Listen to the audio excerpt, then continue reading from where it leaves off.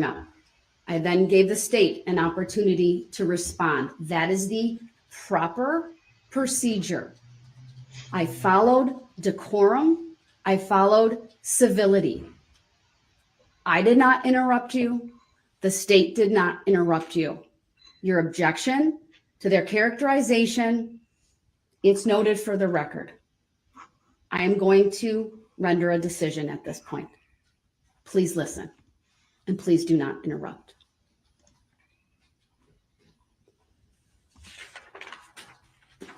As I indicated, the defendant spoke for about 50 minutes, raising a litany of complaints and issues and theories regarding his view of how this case has proceeded.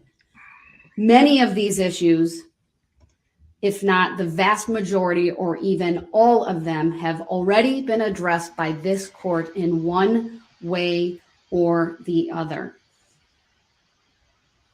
Looking at, for example, his complaints about change of venue. It is true this court denied the change of venue motion. The court made a record at that hearing. I stand behind that record and that decision. The arguments made regarding that decision, which I would note he has yet to file an interlocutory appeal challenging that,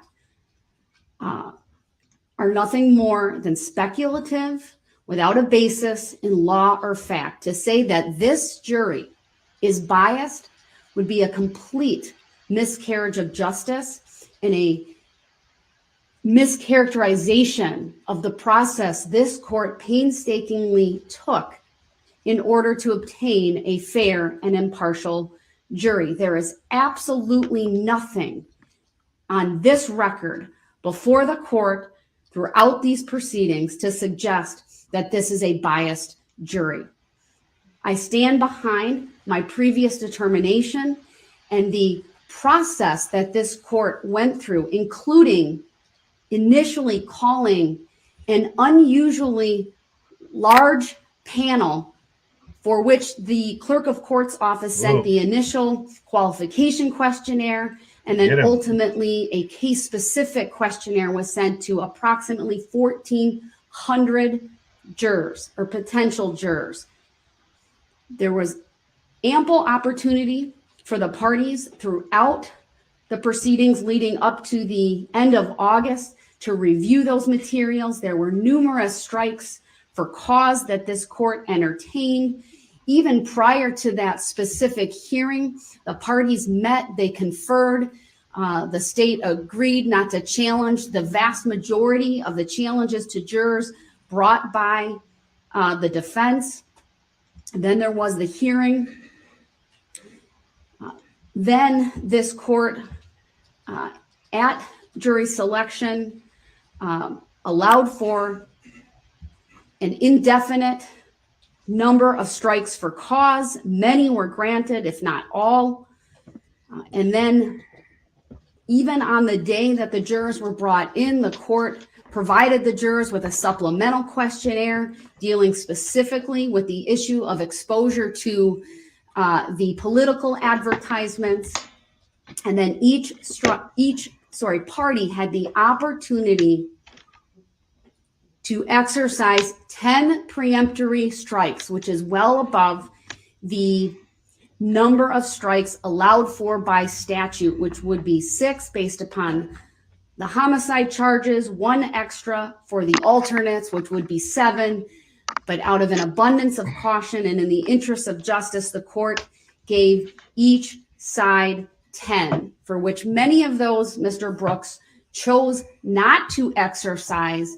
And then pursuant to state law, the clerk of court chose names to strike by lot. Again, there's nothing on this record before the court to suggest that this jury that we have is anything but fair and impartial. And I take issue with the characterization that they are anything but. They've been diligent, they take notes, they are attentive. They come to this court as the case law says there's a presumption that they come to the court without bias, and it's through the jury selection process that the parties and the court ferret out that bias. Many of the jurors who were brought in were struck for cause. Many others were not. But ultimately, we have a fair and impartial jury. As I listen to the litany of issues and arguments and complaints raised by Mr. Brooks, I would note that they are all unsubstantiated, conclusory allegations and assertions without an adequate basis raised in law and fact. There's been several misstatements by Mr. Brooks regarding either the record that's been made, items that's been provided to him, or the basis for the court either sustaining, I should say, or overruling objections, for an example. There's been a mischaracterization of his rights that he claims to have. As I have stated repeatedly, your constitutional rights are not absolute when you're in a criminal trial, meaning your First Amendment right is not unfettered. It is frankly no different why the case law is very clear. You can't yell fire in a crowded theater. No one has a First Amendment right to do that. In a criminal case, the parties have an obligation to follow not only the Constitution and the statutes that are applicable, but to follow criminal procedure, the rules of evidence. That is what circumscribes the rights that a defendant or the state has in a criminal trial. The issues you raise, for example, regarding subject matter jurisdiction are baseless, they're frivolous, and they're not anything this court needs to address further. The fact that you now are asking questions about whether this is admiralty court or a military court or a court of competent jurisdiction is frivolous. This court has jurisdiction over the criminal cases brought before it by the state of Wisconsin. In this particular case, these are allegations that criminal conduct occurred in the city of Waukesha. The city of Waukesha is within the county of Waukesha. This court sits as an elected official in the county of Waukesha to hear these types of cases. That is clear. The only argument I don't know if you guys have been listening to his rant, that but I had to rush to get here could to jump on this, discern but man, through the course of those 50 minutes was Mr. Brooks's request that this case be dismissed for lack of subject matter jurisdiction. And as I have just indicated, this court has jurisdiction. It's not been raised. Let me rephrase that. The issue has not even been raised properly. There's never been a written motion. There's never been even an oral motion that would comport with 80201, which requires that the basis for the relief being requested be stated with specificity and be based in law and fact. The vast majority of the points that you raise, sir, are issues that you can raise on appeal. It is true. You have a right to an interlocutory appeal. I would not be the judge to decide any of those issues. So the fact that you complain about what I do, it's noted. The record is going to be very clear. All right. I have a court reporter who's taking down the record of everything that is said and done in this courtroom when we are on the record. And so I don't have to all the time say it's noted for the record because we're on to you. Give it to him. Or to note it. I don't always do that, but I'm not required to do that. You raise issues concerning, I guess, plea bargaining. I have never been made aware that you would want to change your plea in this case, and that you're not aware of the state wanting to do that. That is the first time any such issue has been raised, And I see it You as knew a he was doing it, though. distraction We talked about this and yesterday. as simply a statement made by you as part of the litany of things that you are not perhaps pleased with. As far as my conduct in this case, I already addressed those issues. I'm not going to revisit issues related to my familiarity with the father of one of the victims. That was done very early on. I made a very thorough record, and I gave the parties at that point an opportunity to address that after they had ample time to digest that information. While it's true you have a right to seek substitution of judge, it is not unfettered. There was a time limit for that. In fact, it was exercised because a prior judge was assigned to this case, and your attorneys on your behalf exercised that right of substitution. And then that you have the right to seek recusal at any time would be a misstatement of the law. And even if you think that should be exercised or there is a valid claim for that, sir, it's not been raised in the proper way before this court. This trial will keep going. I still expect the basic rules of civility and decorum to be followed. That includes, sir, that when there is an objection to a question that you ask, that you wait for the state to indicate their objection and the basis for it. If I need additional information, I will ask for it. If I don't need additional information, I will rule on it. And I do expect that even if you disagree with that ruling, that you will abide by it and that you will move forward. Whether that's asking a new question, rephrasing a question that you've asked, I do ask that you follow that simple rule of decorum. And that's you not interrupt, and then you follow the rules of procedure. As far as and you don't the throw other a fit, issues right? you raised concerning your right to assistance of counsel, the record before this court over the many days that topic has been raised, even going back to the 2 afternoons of hearings this court held, I will not revisit those. I believe I honored your request to represent yourself as is required by the Constitution of not only the United States of America, but the Constitution of the state of Wisconsin. Which is funny that he that quotes you that made a as his very rights, but he doesn't claim to be a sovereign choice under the jurisdiction of the courts because he's sovereign. Advised and so those aware laws don't apply to him. of all the requirements But he that wants I all those needed to rights. go through under the case law, both case law in the state of Wisconsin and case law from the 7th Circuit Court of Appeals, which not only guides this court, but this court must follow.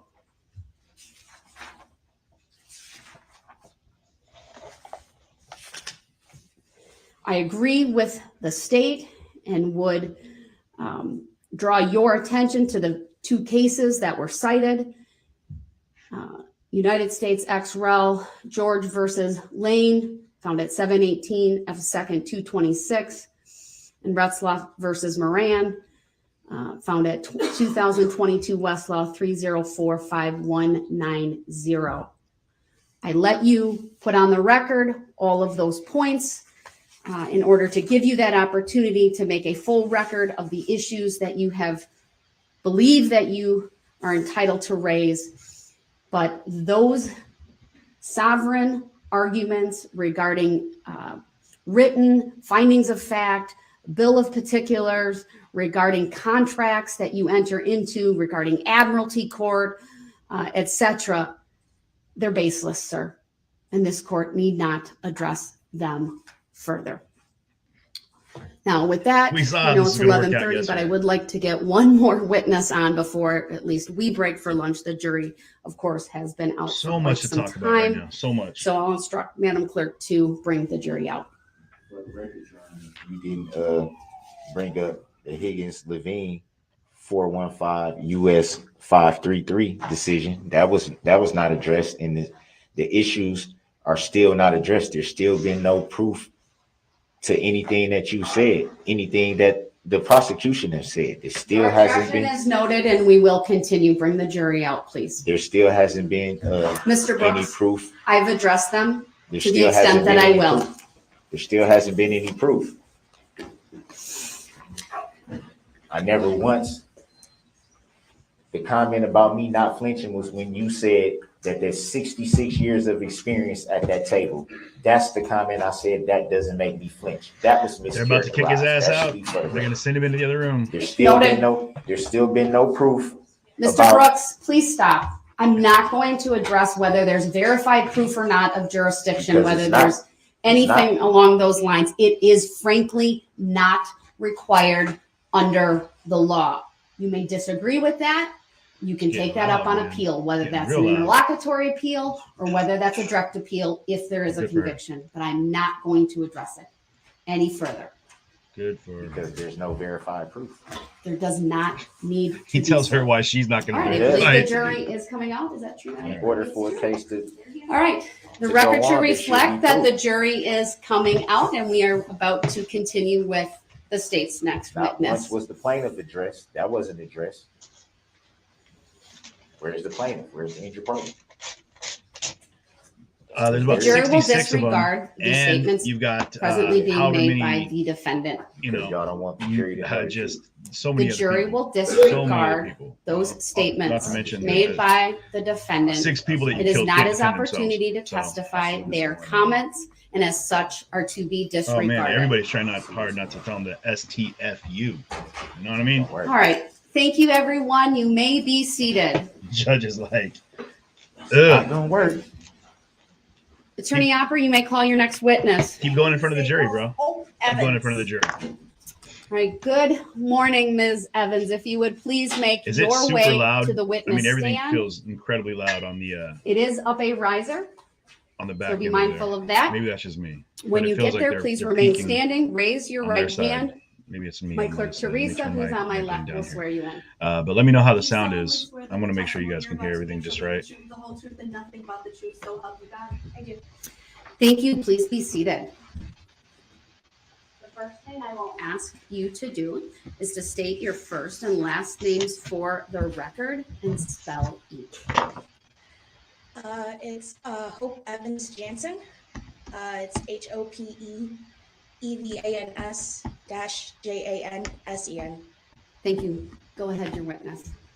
Thank you, Ms. Evans. Ma'am, on the day of November 21, 2021, did you attend the Waukesha Christmas Parade? We did. And you came with your family, is that correct? Yes. Yes, sorry. That's okay. Thank you. Just for the court report, if you could say yes or no. And was one of the people that was with you your daughter? Yes. And what was her age at the time? Her age at the time was 10. Okay. And was there a time when she was recording the events that were occurring during the parade? She pretty much recorded the whole parade. Okay. And were you present when this was happening? Yes. Standing right next to her, basically? Sitting next to her. She was on my husband's lap. Okay. And you could see her using a device to record the parade. Yes, ma'am. What type of device was it? An iPhone. And was that her phone? Yes. Okay. And during the parade, were you present when the dancing grannies were struck by the red SUV? Yes. And that get captured by your daughter on her iPhone? Yes. At some point in time, did you turn that recording over to the Waukesha police? Yes. And prior to doing that, did you alter the content of the recording in any way? No. Was the recording that you turned over a true depiction of the events as you saw them unfold right in front of you? Yes. Like to display Exhibit 139 to the witness only, please. Go ahead. And ma'am, it should be on the screen in front of you. We're going to just play it for just a few seconds first to make sure you can look at it and Share the stream if identify you guys this, would, we're talking about please. the same video As we we're moving to provided in day this 6 case, of the okay? actual So trial yes, here we'll play about of three or 4 Darrell seconds Brooks worth. Jr., or the sovereign citizen that goes by the symbol All right, does that for look the poo familiar to emoji, you? which Yes. is what I think we're Okay. going to go for Is on this this the one. recording that your daughter captured that afternoon? Yes. And same recording that you turned over to the Waukesha police? Yes. All right, move to admit number 139 and permission to publish. Objection. Exhibit 139 is received. Permission to publish is granted. The objection is overruled.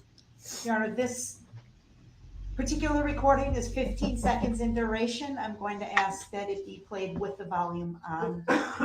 Go ahead.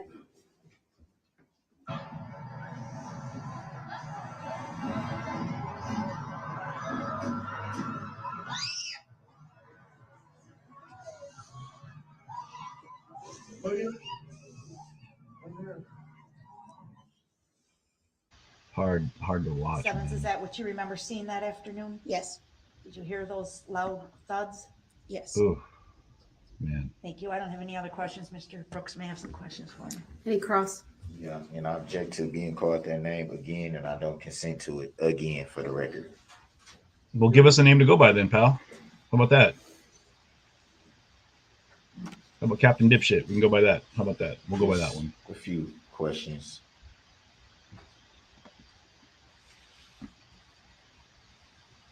Do you recall about what time you arrived at the parade that day? No. Before it started. Do you recall how long you were there before the parade actually started to get underway? Not really. I don't recall.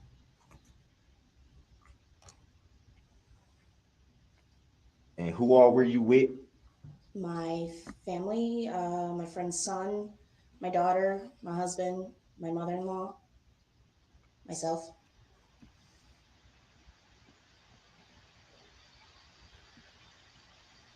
During the parade, were any of you or your family injured?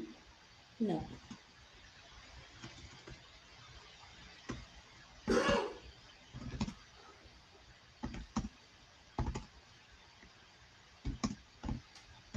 Do you recall seeing a vehicle approaching?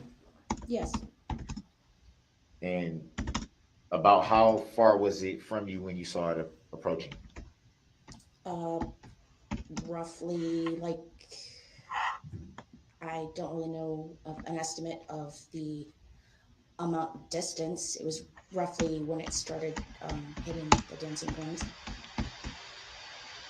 Did you see the vehicle strike anyone before that point? No, the crowd was rather large at the parade. Do you remember the large crowd? Do you recall it being pretty loud at that point?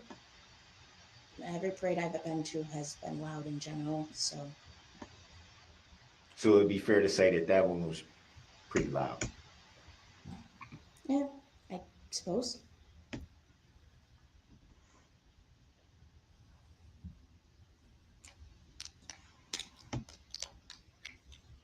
Do you recall what you did when you saw people being struck?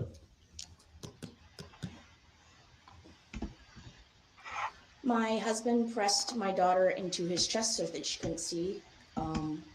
I passed her to somebody behind me, and then I got my mother-in-law up to go inside of the karate studio that we were sitting in front of, as well as the young man that was with us. And do you recall how long you were in the karate studio? No, Was it briefly or? we were in there until we were told that we were able to leave by the police. Did you hear at any time a report of shots fired? No, Did you hear any shots? It was loud and chaotic. I can't say for sure if I heard shots or not. So would it also be fair to say that if a horn may have been blowing, you wouldn't have heard that either? I would have heard a horn. We Good weren't for you. that far from where the vehicle came through on the road. Good for you. So it'd be fair to say that you think you would have heard a horn, but not shots. That's what she just said. No, you said the report for shots fired. I don't know if shots were fired further down the road or if I didn't hear any shots when the car went past. No, I'm not asking We'll ask a better question. when past. I'm saying the question was at any time. So I should have been more clear. Yeah, you should have been. At any time during that moment. I don't believe I heard gunshots. I've never heard a gunshot before, so I can't really say yes or no. So it'd be fair to say you wouldn't really know what a gunshot would sound like. Correct.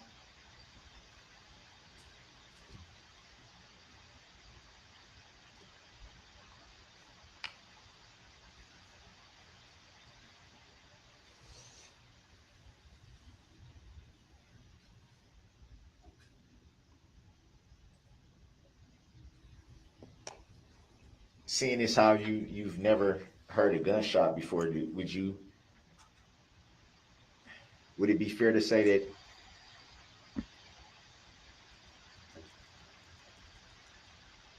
it might be really loud? I wouldn't know. I've never heard a gunshot, so I wouldn't be able to guess. Do you recall if it was any music? We'll just give him a playing? sign like Prince. It was a parade, so Well, there was music at some point. coming from any of the vehicles in the parade? I don't recall at the moment.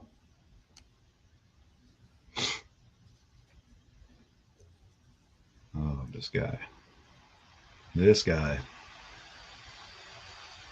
And again, I'm sorry that I'm late, guys. I had family business I had to handle this morning. And here we are. It's been back and forth with the judge and he for basically all of his rights Do of you recall about what time you and your reciting his family rights that left were the violated, parade? but we'll go over some of that later. No. Share the stream if you would, please. You recall Oof. making a statement to law enforcement at any time during the incident? No.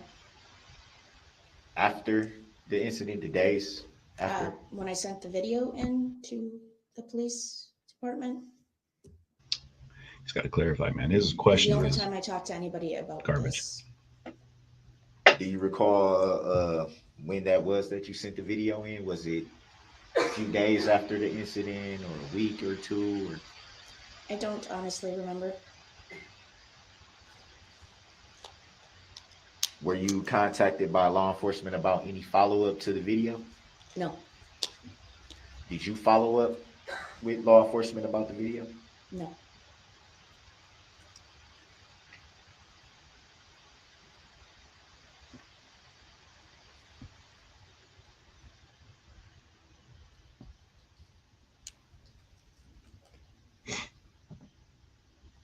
And I'm assuming at some point you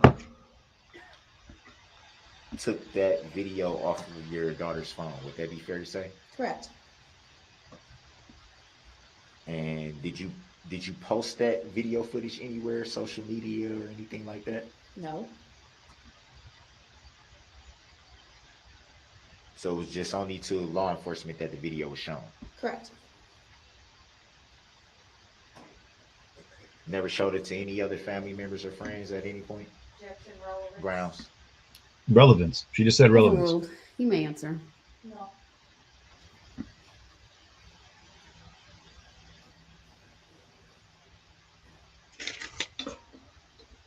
I'm having a connection issue with my mic here.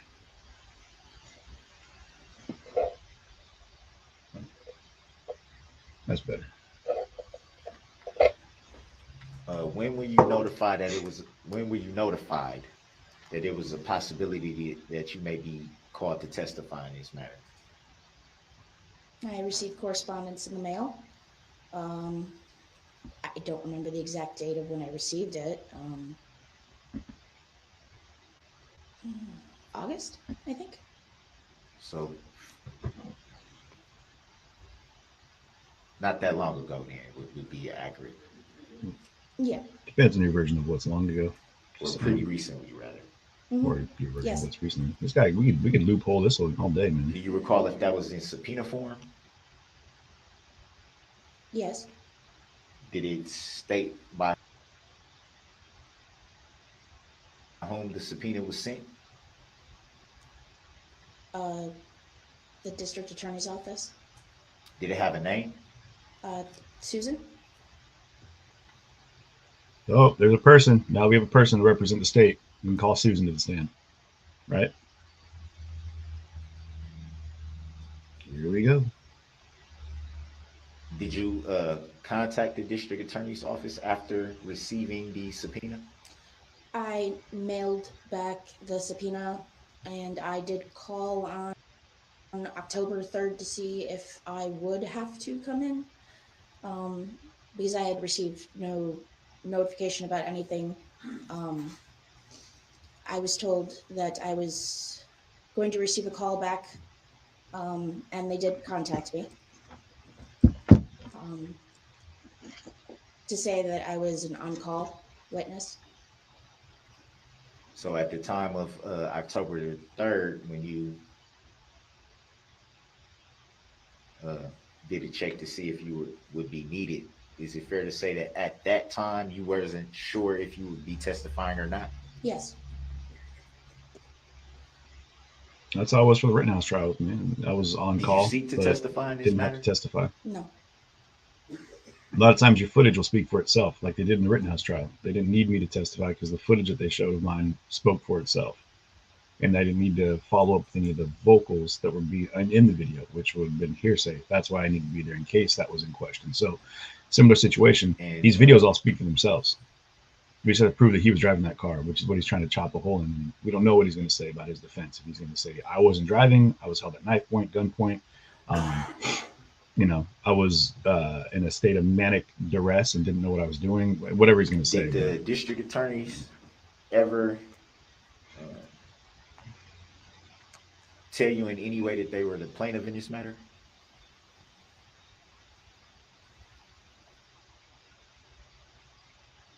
Those words were never spoken to me. He's doing this weird cut out, cut in. So if he keeps doing that, well, I'll probably correct it at break. So I'll just have to switch over my feed. Are you aware of any plaintiff in this matter? Grounds? Irrelevant. Grounds. Sustained. Irrelevant. He keeps saying grounds, but they're saying Grounds it. for the sustain, Your Honor. But because you're Next wrong. question, sir.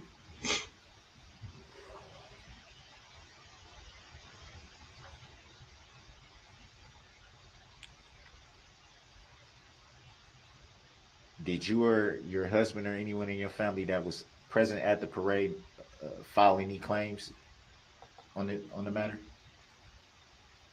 With who?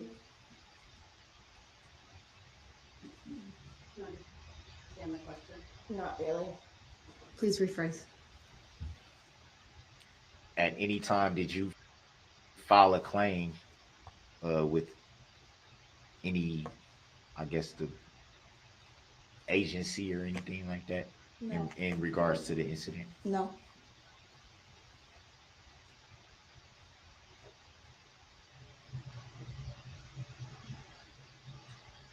Did any information that you obtained in regards to this incident have a complaint with it? Grounds. Sustained is to the form of the question. Have you ever seen any complaint related to this incident? Grounds. Sustained is to the form of a question. Do you know of any complaint with this incident? I'm not sure I completely understand the question on that. What kind of complaint? I mean, He's trying to get them to help corroborate his approach on this case, which is ludicrous, man. Yes, I said movables. All right. And for those of you guys that are just joining us, we got some interesting things that we found yesterday and issue things that have come out from charges today. in relation to this incident? Sorry, Grounds. I did not understand what Mr. Brooks just asked, Your Honor. I believe he said the issued charges. I object to that on relevance grounds, Your Honor. Grounds. Relevance. Overruled, she may answer. She'll say the objection and then the reason for the objection. The fact that he keeps saying grounds. I haven't really been keeping up with the news media on the trial. So no, I haven't seen a list of the charges. I was referring to He's trying to set it up for an appeal. You had That's all he's doing. received anything The from whole his whole Attorney's approach. Office about the charges issue. No.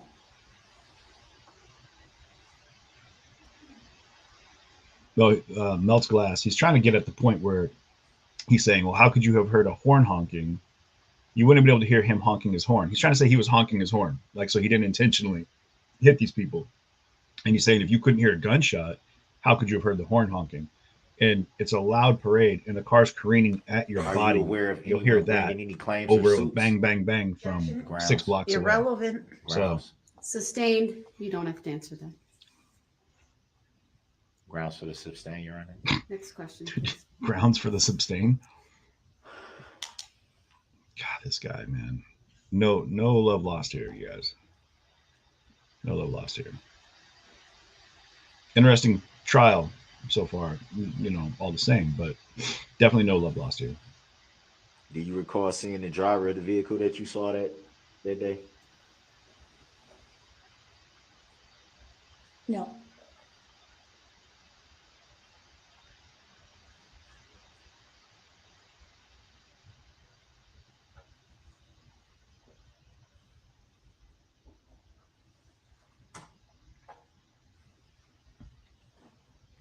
Could you see if anyone else was in the vehicle that you saw?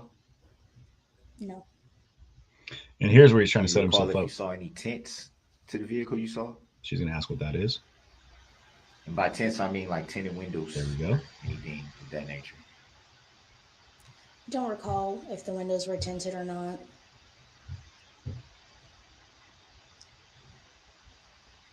Do you recall where the vehicle traveled after it passed you? No, my priority at that point was to get everybody inside and make sure they were safe. So you didn't observe anyone struck after what you saw initially? Correct.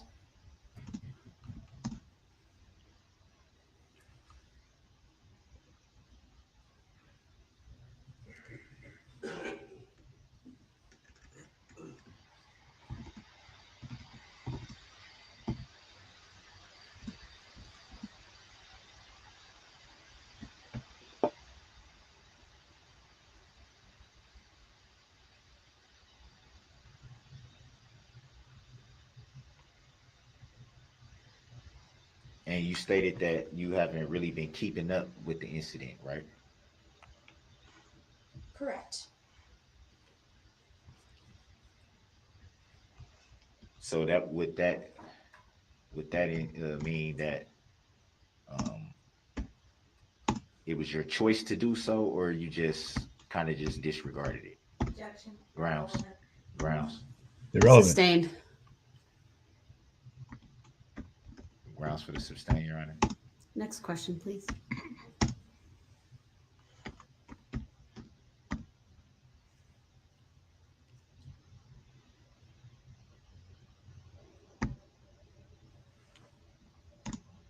After turning in the video to law enforcement, did you keep the video at that point? Objection as an answer. Grounds. Overruled. She may answer. The video is no longer on my daughter's phone. There's a copy on my phone that is still on there in case I needed to resend in the video. It has not been accessed since the day I sent it to the police. So pretty much just keeping it just in case. Correct. Have you viewed it since turning it into law enforcement? Objection. Grounds. Relevance. Grounds.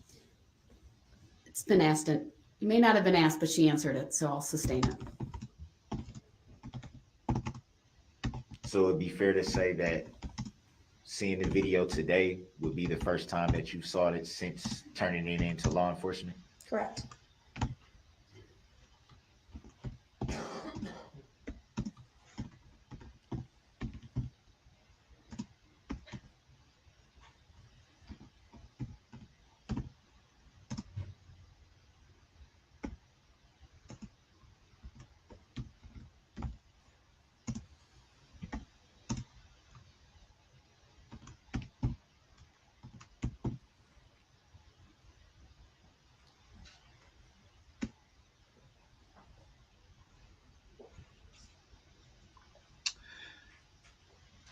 Man, his contradictory nature of his whole approach on this is just mind blowing. That he does have an idea of what he's trying to accomplish, but he just steps all over his plan clarity, all the time.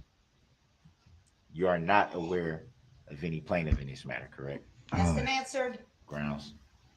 Asked and answered. The objection is sustained. Is that an objection? You don't Yes. need to answer that.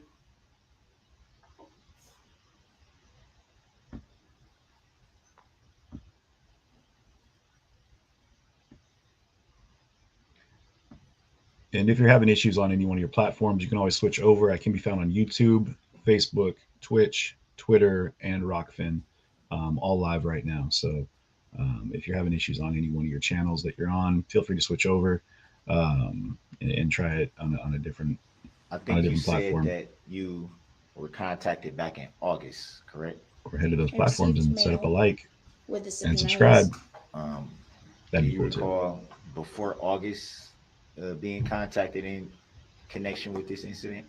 Objection. Grounds. Repetitive, irrelevant. Grounds. Grounds. Sustained. Grounds. Grounds for the sustain, Your Honor.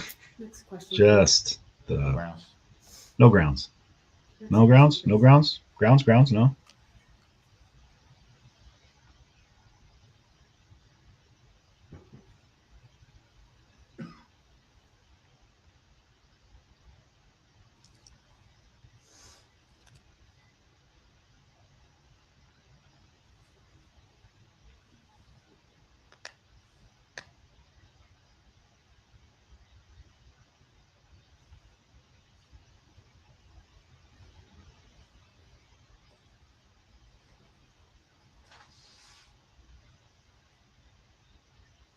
Would you consider yourself an injured party in this incident? Objection. Grounds. Repetitive, irrelevant. Absolutely. Grounds. We all are. Sustained.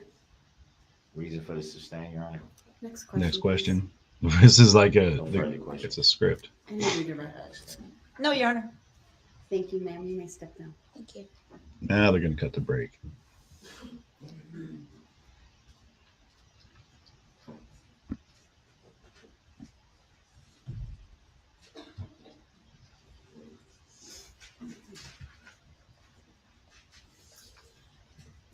It is just before the noon hour, so this will be a good opportunity for the court to break for lunch. I will say between an hour and 15 minutes, at least for the jurors. So all rise for the jury, please.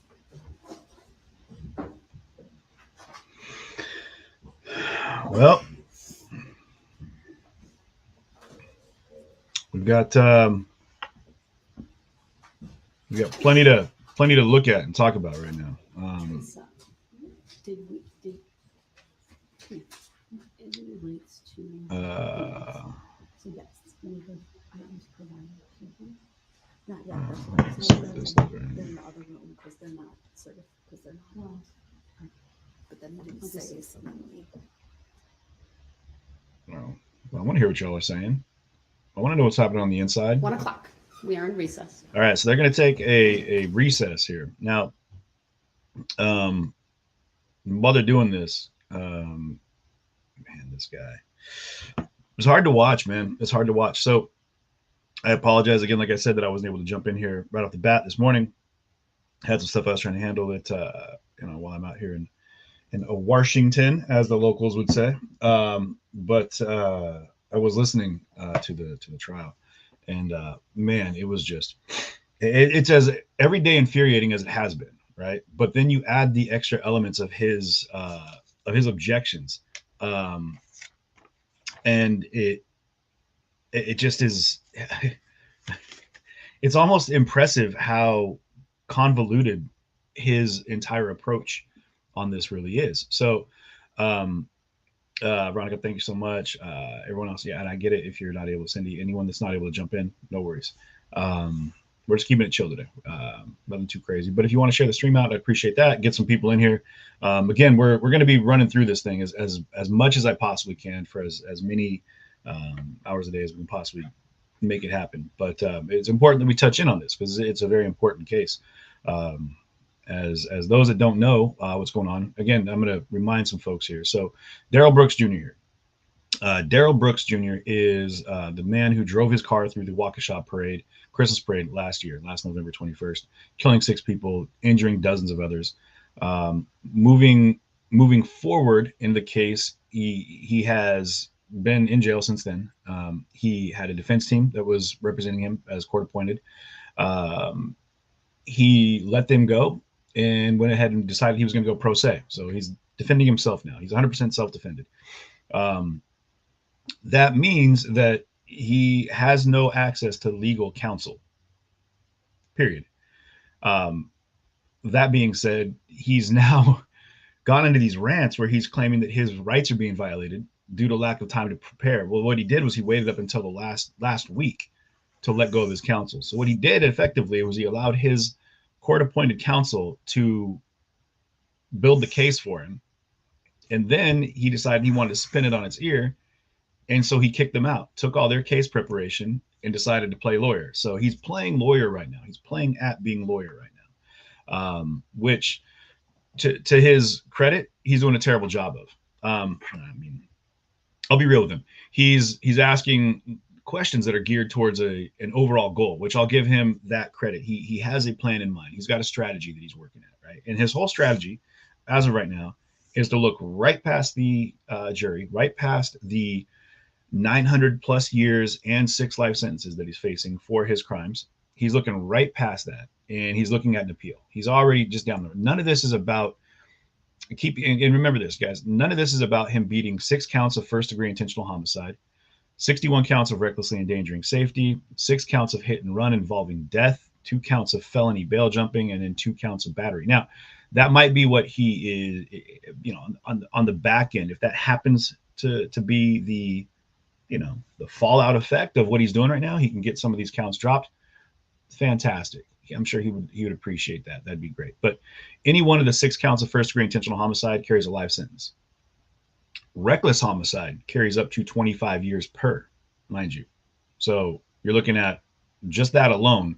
If he gets 6 counts of that, you know what I mean? 150 years on that one. So even if they downplay from first-degree intentional homicide to reckless homicide by recklessly driving your vehicle through a crowd and killing 6 people, including an 8-year-old, then you get hit with 150 years for that one. 61 counts of recklessly endangering safety.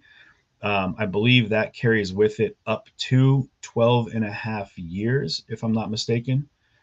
6 counts of hit and run involving death. That carries up to a 25-year penalty. Again, another 150 years there. Bail jumping and battery, whatever. But you combine all those charges together, and he's looking at over 900 years and 6 life sentences. So we're just looking for any of those to stick. Now, that's what we're looking. That's what the people will say, the plaintiff in this, which he's trying to discredit the plaintiff as even being a real entity. He's trying to say that the plaintiff doesn't exist. There's no such thing as the state of Wisconsin.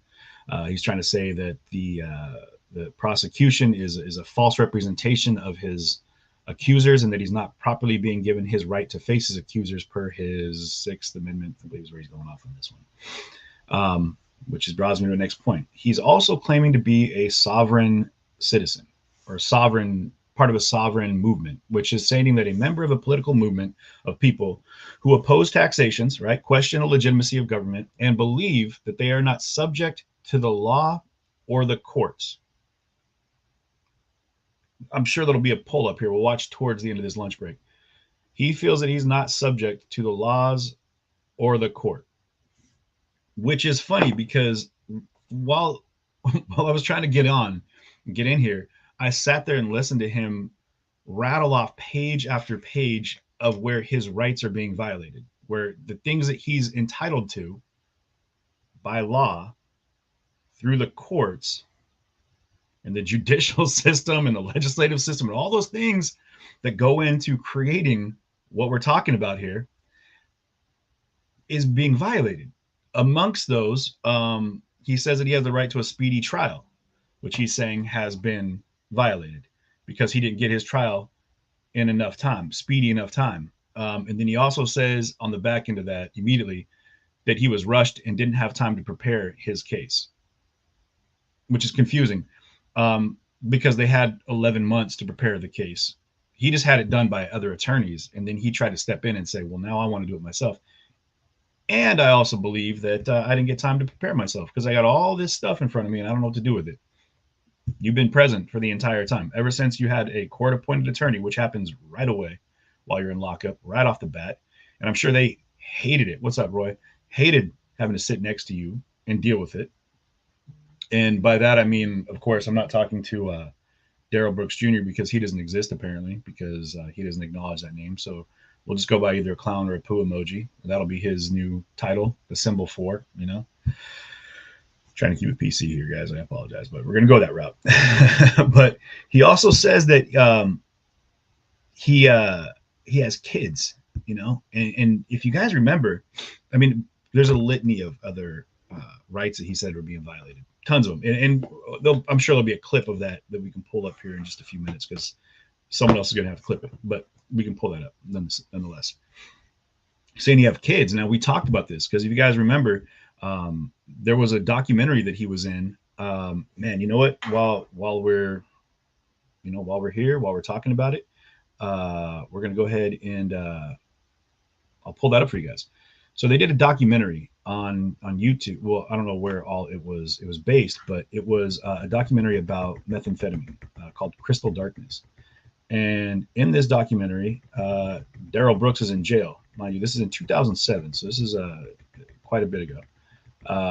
And in that documentary, they interviewed Darrell Brooks while he's in jail, which is wild. So that is here we go, right here.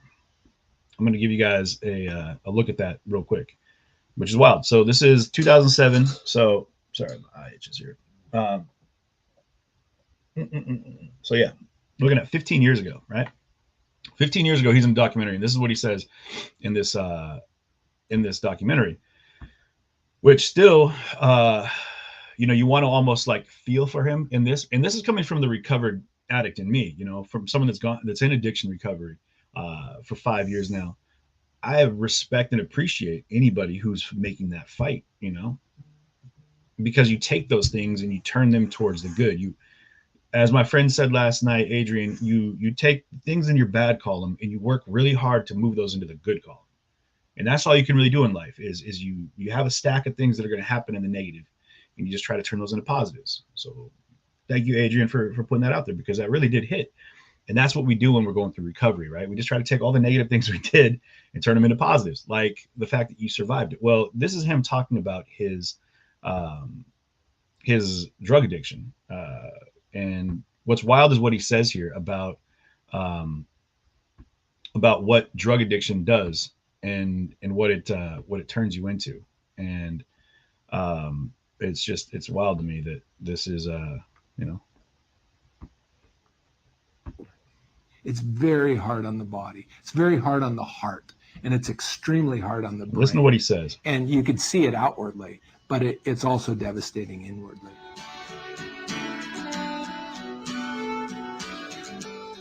Darrell conducted this interview from jail. About, I got this beautiful kid who's going without my time. I thought I would just be this wonderful father, this be greatest dad ever. The vision is just like, I'm gonna give him everything that I didn't have. But then it's like reality set in. You actually become the drug. Listen. not even human being. Basically, that's how I felt. Like I wasn't a human anymore.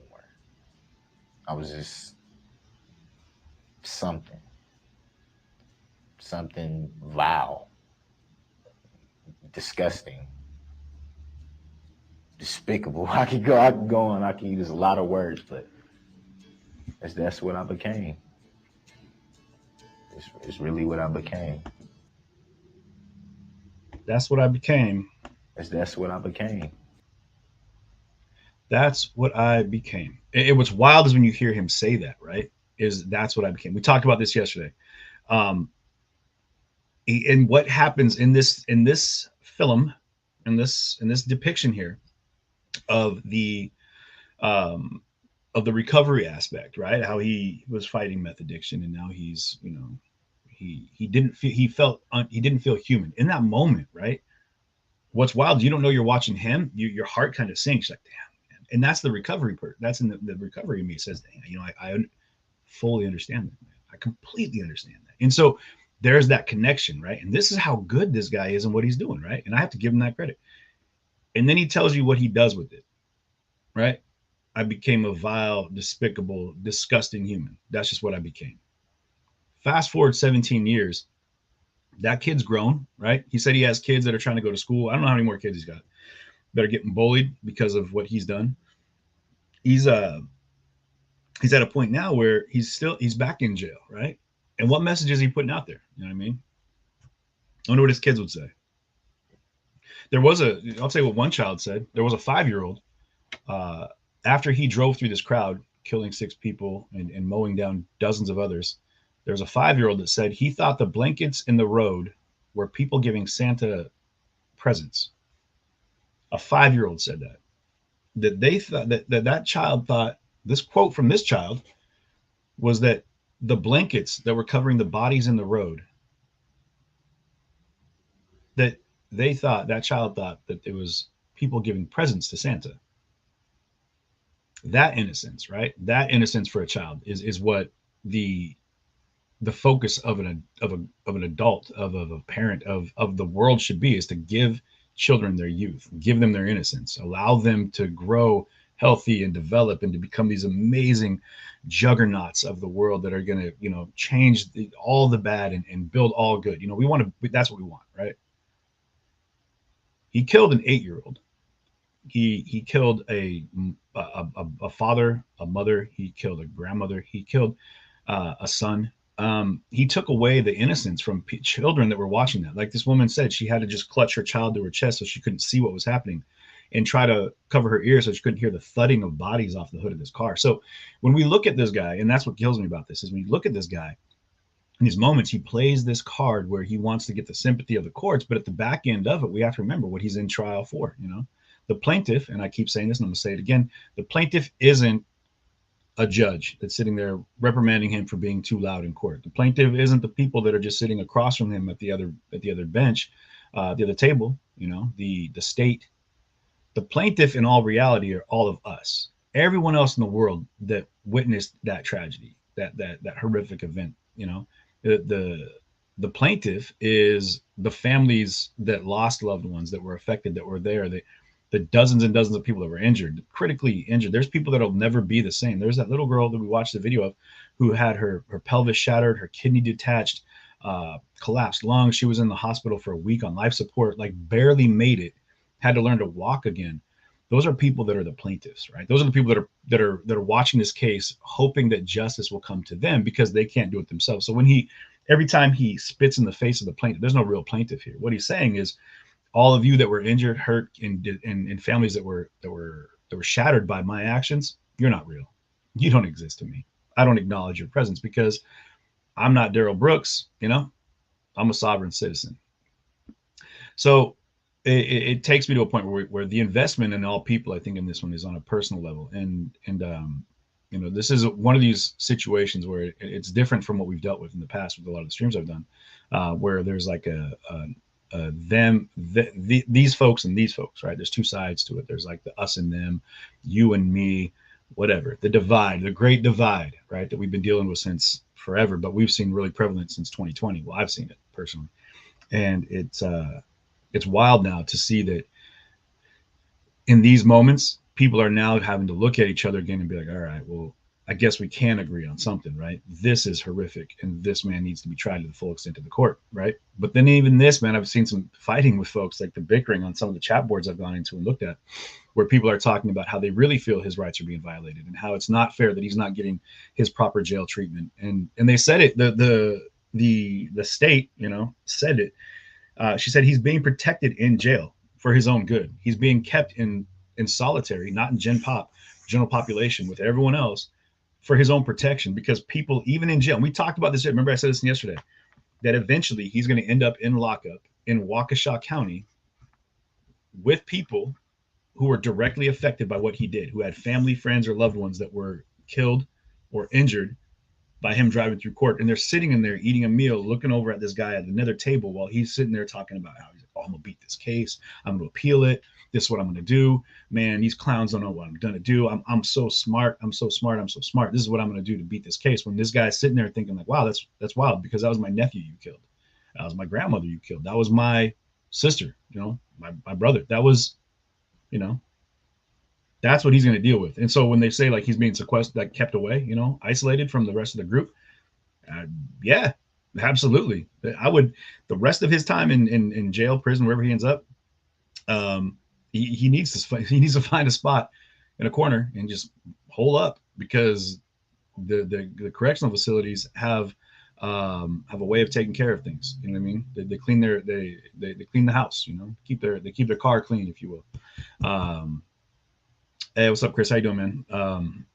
Yeah, and a lot of love going out to the family of Joe Masterson, the tow truck driver that was killed while working just this year. Actually, it was this year.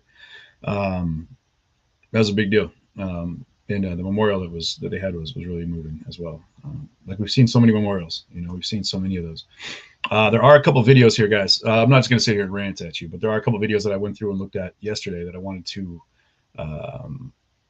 show you, and I'm going to go ahead and pull those up real quick.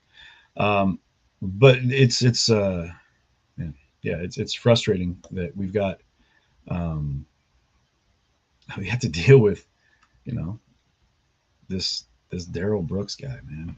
It's just, and it's only for, and I guess it's on, you know, on a personal note, is the fact that it's so defiant.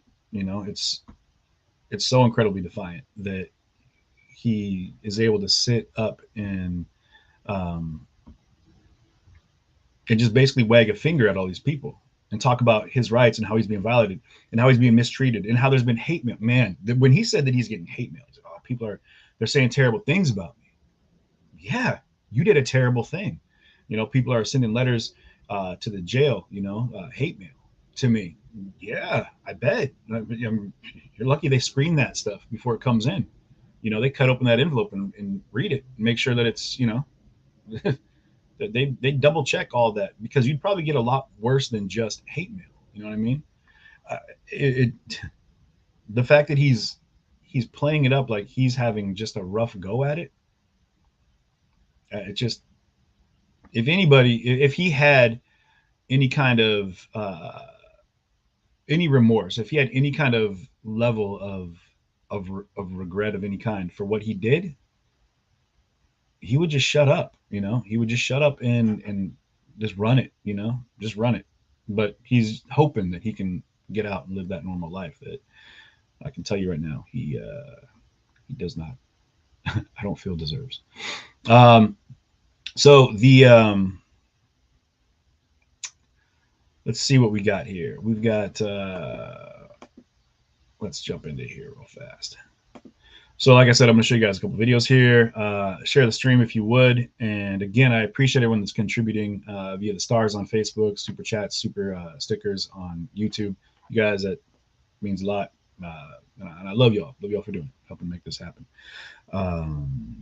Present that here. Let's share that screen there. Sorry, normally I would have my setup, but it's been in I've been in commute, so I don't really have my full set layout here. But But that's okay.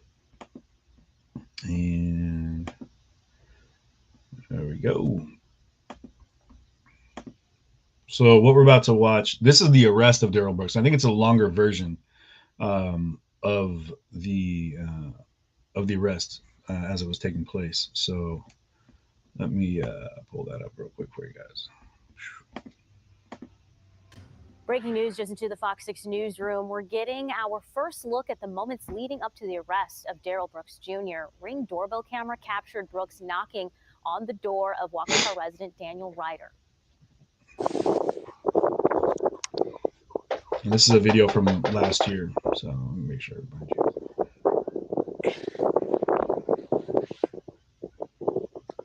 Hey, I called an Uber and I'm supposed to be waiting for it over here, but I don't know when it's coming. Can you call it for me, please?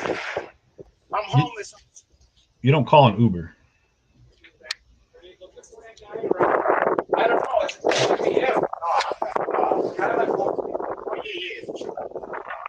He's using the guy's phone. And he keeps saying I'm homeless. My ID. And then he's saying I left my ID in there. The guy must have called the police at that point.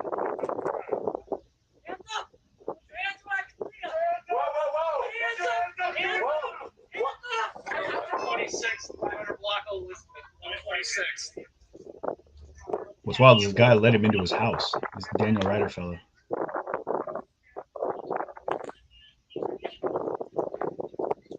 Hey, do you know this guy? Absolutely not. Okay.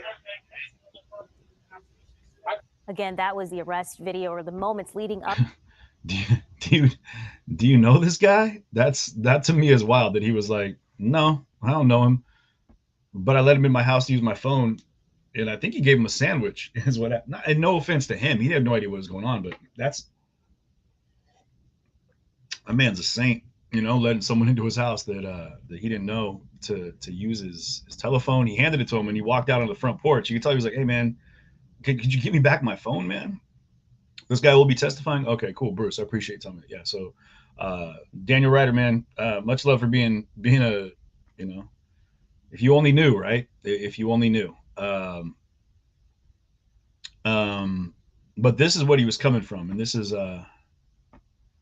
what the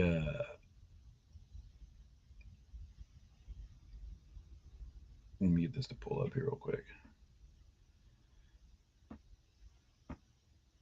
And this next video we're going to show you is actually from the parade attack. What's wild is how he tries to downplay that it was a, he, of course he says, yeah, it was a terrible thing, right? Yeah, it was terrible. And then he's trying to say how they're calling him a terrorist and all these things, and he's having issues with the names that he's getting called. Like, well, I mean, did you or did you not do the things that you are saying you did or did not do, or that guy Darrell Brooks did? But it says warning graphic content, so I think it's been edited out because it is available online, and usually they will have pre-screened that, so we're not going to have to worry about seeing anything graphic. But the sound was scarring, is what one of the eyewitnesses says here. So, sorry, 1 second, my bad. Okay, what happened? Jaden Singsime was recording. Let me pull it back here. And yeah, make sure you guys can hear this. So, Mom, get over here. Are you okay? What happened? Jaden Singsime was recording video when a speeding vehicle plowed into a Christmas parade in Waukesha, Wisconsin. It happened so suddenly and so quick, and the truck came out of nowhere, and all of a sudden you just hear the sound of people getting hit. The sound was crazy. The sound was scarring, and so was the image of it. His mother tried to help the wounded. I'm a nurse, and my mother-in-law was saying, can you go and help people? Can you go and help people? So I went out there. The first gentleman we saw on the ground had people by him. He was alert and oriented, awake.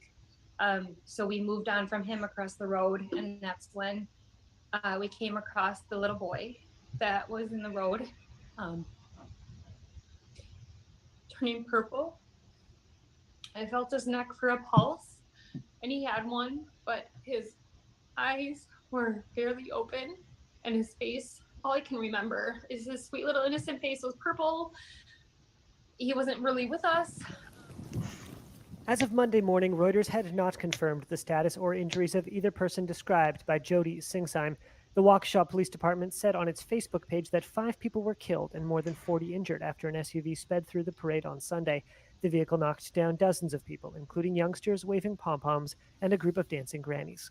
It's Waukesha.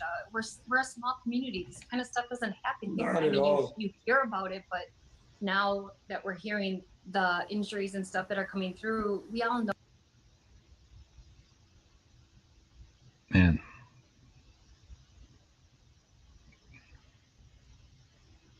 I mean, yeah, the world is plugged into our town. I mean, everyone's watching now. You know, the whole world is watching this now.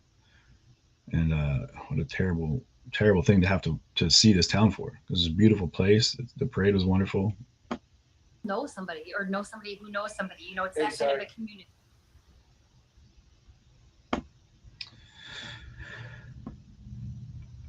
Yeah.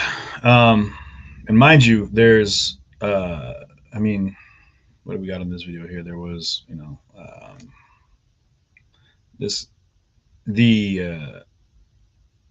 so some people said they thought about changing venue, but in all fairness, like you're tried in the county in which you committed the crime. You know, Rittenhouse, with all of that publicity and with all of the, you know, the world attention. I mean, that was huge, much like this, you know, different reasons, but massive, and so much controversy over the Rittenhouse trial, but it still took place in Kenosha County, right there in Kenosha.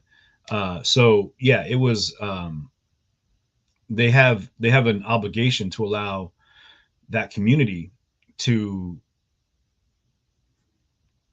be the courts for the things that happen within the community. And that's, I think, important, because once we start changing that up and giving people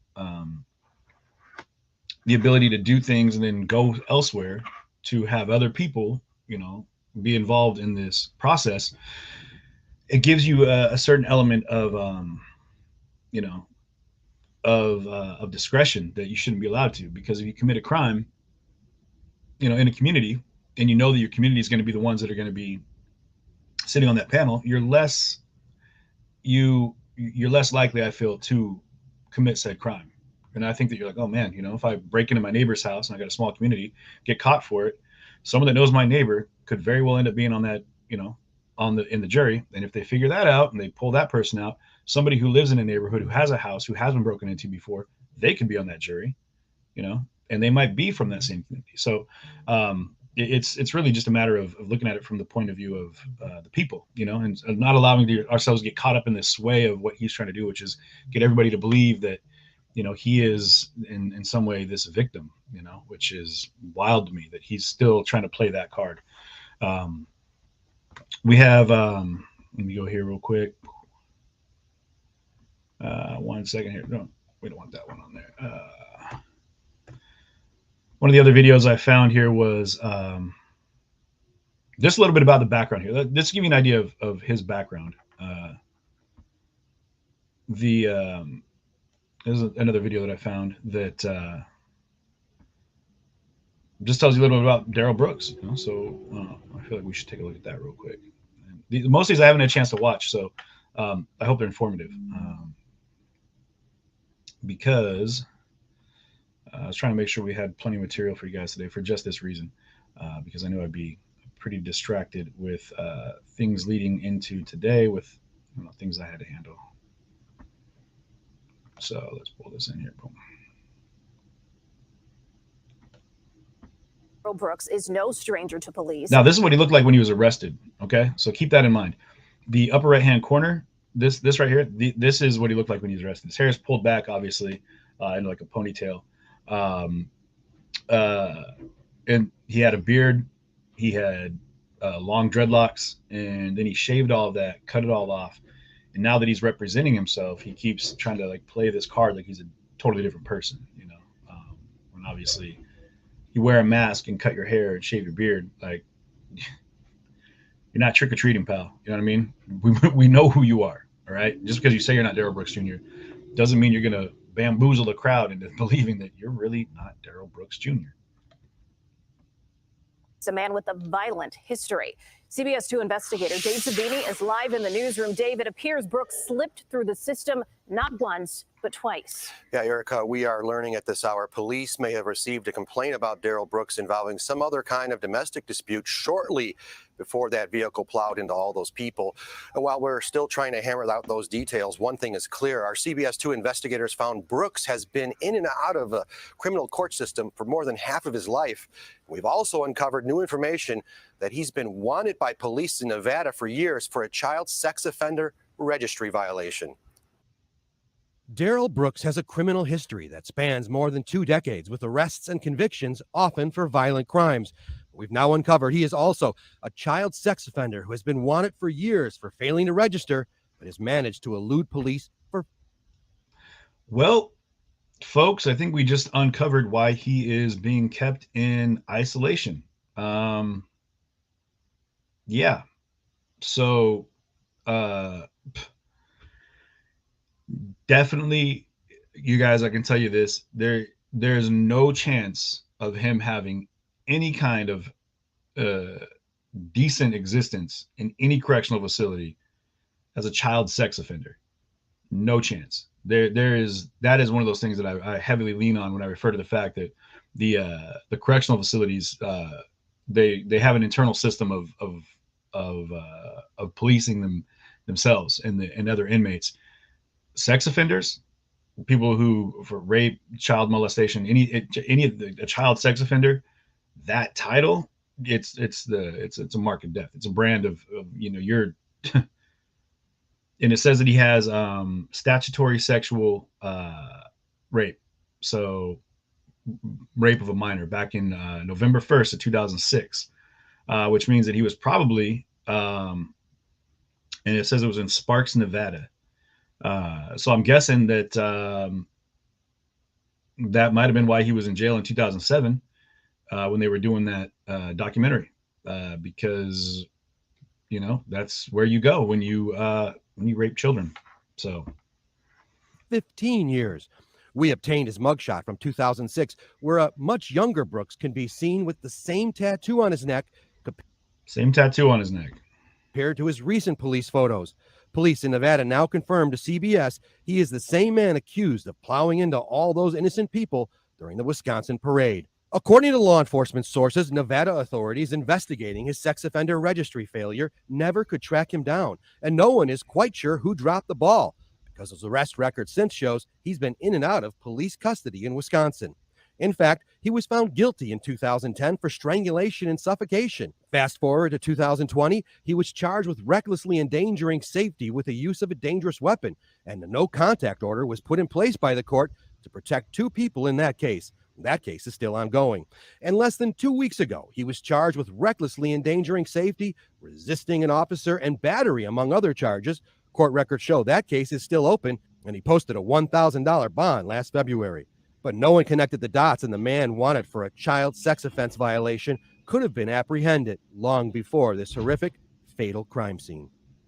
Now, according to sources, Brooks's child victim in Nevada was 15 years old. He was 24 at the time. As far as his most recent Wisconsin domestic abuse case from earlier this month, he is accused of running over a woman with a vehicle. The Milwaukee County District Attorney's Office is saying it is conducting an internal review into how he was able to get out of jail on so many low cash bonds. In the newsroom, back to you. A 15-year-old. So he is an unregistered sex offender who raped a 15-year-old child in Nevada in 2006. This is news to me. I didn't know. So this is what we're dealing with. We're dealing with that. So, oh man, that just like legit gave me like goosebumps of just rage, man. Like that this guy has the defiance to sit up there and talk. I have children. You have children. Okay, let's. Man, this guy. I have zero love loss. Like I said. But at this point, it's hard to even like muscle through, and I'm sure it's hard for you guys too, muscle through watching him be this defiant POS that's sitting in front of the courts, you know, just drawing it out, and then having to put these victims in front of him so that he can personally question them. That, to me, that right there is, and I understand that it's due process, and I support the judicial system, and the method of the court. But what I can't sit behind, Tanisha, thanks for jumping in here, appreciate it. What I cannot sit behind is the fact that these people have to endure him again. Like, it's bad enough that they had to deal with him from the front of his car and through a windshield, but now they're having to look at him with nothing but space between him while he's wearing a suit, clean cut, and objecting on grounds of what to everything that the state says, when they're just asking him questions about the horrific experience they had. Like, this woman's talking about clutching her child and trying to hide her from the horrors that were happening in front of her. And he's asking her, like, well, are you sure you heard a car? You couldn't have heard a car honk? You know, you couldn't have heard a horn from a car when it drove by, when it was plowing through people, over the sound of bodies bouncing off the hood of my car? You didn't hear a gunshot? Are you sure? I mean, if you couldn't hear a gunshot, how could you have heard a horn? You know, when someone's honking at you and then you never heard a gun, and it's happening 6 blocks away, which is where it was when he was exiting the parade after he had drove multiple blocks down. And we'll show you the parade route here in a minute, so you have an idea of what I'm talking about. But what he did was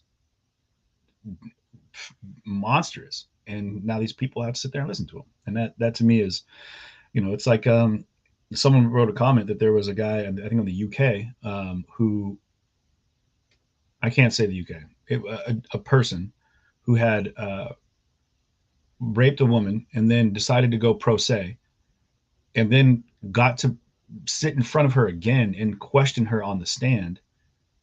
And it all came down. He was just doing it because he got off on it. It was just his rocks that he was trying to work in. And I'm just, man. He did not fire a gun. Texas Patriot 1966. No, he did not fire a gun. One of the officers on scene fired 3 shots as the car was driving through the barricades at the very end of when he was exiting the parade route. And I'll have the videos for you of all that, guys. I'll make sure to get that put together so you can see exactly what I'm talking about with all of that. So you know what I'm talking about. But he didn't fire a gun. But we're not sure if he's not going to say that someone in the car had a gun pointed at him. You know, maybe that's what he's going to go for. You know, maybe he's going to lean on the fact that he was, you know, forced to do this. You know, that somebody else, the mastermind behind his, you know, stupidity and, again, craziness is, you know, the real monster here. Let me see. This is a little more about who Darrell Brooks is. We're learning stuff together here. I didn't know that he had like all these other charges, and I definitely didn't know that he was, you know, he's an unregistered sex offender for raping a 15-year-old child. And if that doesn't just give everybody the, you know, not that anybody was on the fence about this guy. Let's be clear about that. Now this is from, let me see which one we got here. He also is a rapper. I don't know. I don't know if any of his videos are still online, but I tried to find one. This one is from One Focus Films. Darrell Brooks Jr. He goes by BLAS Business. I think this is his video. This is a rap video by Darrell Brooks, I believe. And I'm not going to watch the whole thing, honestly, because I'm not even trying to give views. You know what I mean? But I'm curious about, you know, this is apparently him being a rapper.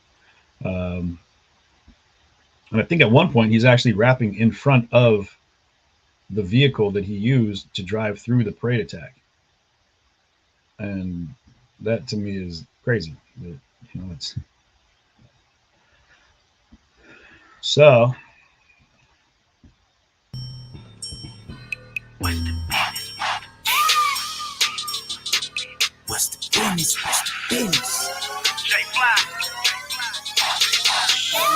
phone jumping off the chain like what's the business? I'ma pull up with the yay like what's the business? Eating lunch with the blood like There's him in Las Vegas. Pull up with the yay. Talking about pulling up with the cocaine. what's the business? AR double drum like what's the business? AR-15 with 2 drums of bullets. What's the business? What's the business? What's the business? What's the business? Well, his business in Las Vegas was apparently attacking children.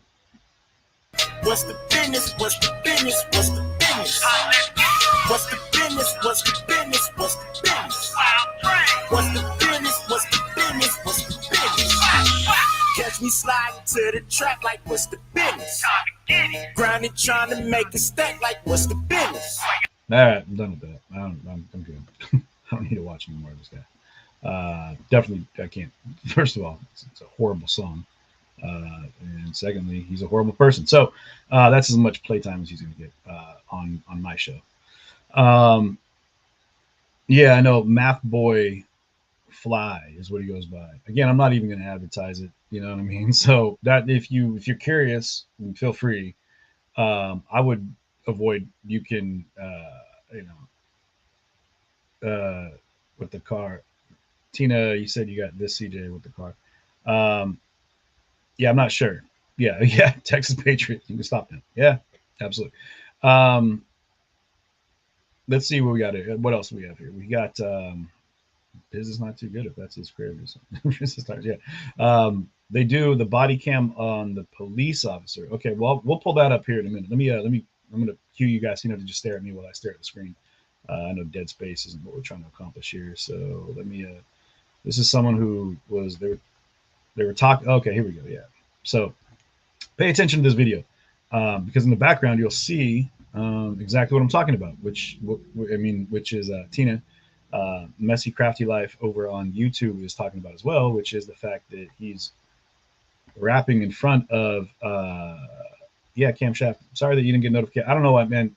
I've been dealing with shadow bans, and a lot of that's been why I kind of just backed off a lot of the streams because nobody was getting notifications that I was live. But I'm sure that out of the thousands and thousands, 70,000 people that we have as followers here on our show, the fact we've only got a couple hundred in here right now at the most is let me know that a lot of people aren't getting notifications. Just saying. This is where we're at with this guy. This is from the Telegram. Let me see who did this one. Yeah, the Telegraph from last year. So yeah, this is just the day after this is put together. So again, I haven't seen this. I don't know what it is, but we're about to watch it together and see what's happening. So behind him, this is him rapping, right? With the dreadlocks, the whole nine. Behind him, there's that red SUV that is in the and that's what happened, So here we go. But yeah, there it is, red SUV. Got a low worth about a half a ticket. Now I swipe the Vinci, got him looking at me different. I can't be venom when I kiss him. Yeah, kidnap you and miss it. Yeah, hit him. I was in the slums, any weather. I was still trapping, sliding on the hurt. They putting cameras on the lights, playing like you stupid dog. You know what I do to you. Hit me from the cell, told me get the cake. That's the Ford SUV that he drove through the crowd in, just to be clear. I was in the slums, any weather. I was still trapping, sliding on the hurt. They put cameras on the lights, playing like you stupid. Sorry, keep tapping on know what I do to you. Hit me from the cell, told me. Again, that's the Ford, and I'm pretty sure that anyone with a better, with more technology here, could actually even zero in on that license plate, no problem. Clear that up and pull out what the license plate says as improving ownership. Maybe he's going to say that this guy with the machine gun here is the one who was forcing him to drive through said crowd, but I don't know. Get the cake on, wearing up them bowls, selling coke around the digi, playing with them bloods, they gonna pop you like a... And that's that same SUV. That's the same SUV.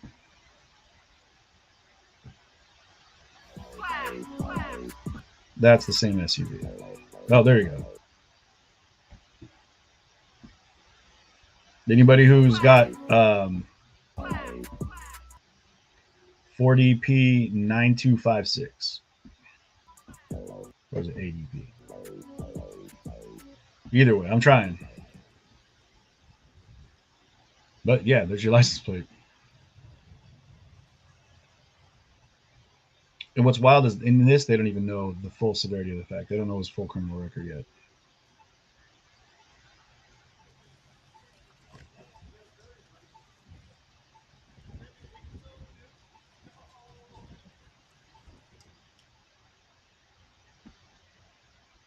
So yeah, I mean, it's no secret that he did what he did. You know, that's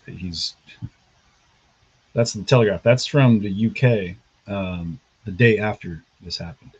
The world's paying attention. I mean, it's not like the world's ignorant to what's going on. Yeah, they match the plates, Tina. There you go. Debbie Martin, you're right. There's more than enough.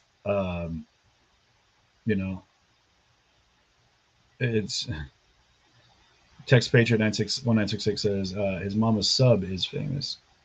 Oh, SUV, yeah. But yeah, Lori, you're right. He should not have ever been released. That's where, I mean, I'm confused as I'm curious how much time he did for the rape of a minor. You know, it seems like that's something that should carry with it some pretty heavy penalties. I'm going to pull up another video and I'm actually going to look it up and see what we're looking at. Or anybody in the comments, if you want to pull up the Nevada state statutes for statutory rape in 2006, see what the penalties are for that. If in the comments, let's go ahead and jump in and let some folks in the comments do that. And we'll figure that out together. But and then this is one from the Breakfast Club, Power 105.1. I'm not sure what it is, but we're going to take a look at it. And Charlemagne the God, this is the host of that show. Let's let us see what they got to say. And while we're doing that, we'll pull up a little more information so we can talk a bit more. We have about 14 more minutes until they come back from lunch. And I'm glad we had a chance to do all of this because we're learning a lot right now. And when we come back, hopefully some more folks will jump in here. We will let people know, like, yeah, that this guy is not just this person who drove through the parade. He's not just a, just released on bond for $1,000 for, a previous assault from, just days before. He's also a convicted, unregistered sex offender who is,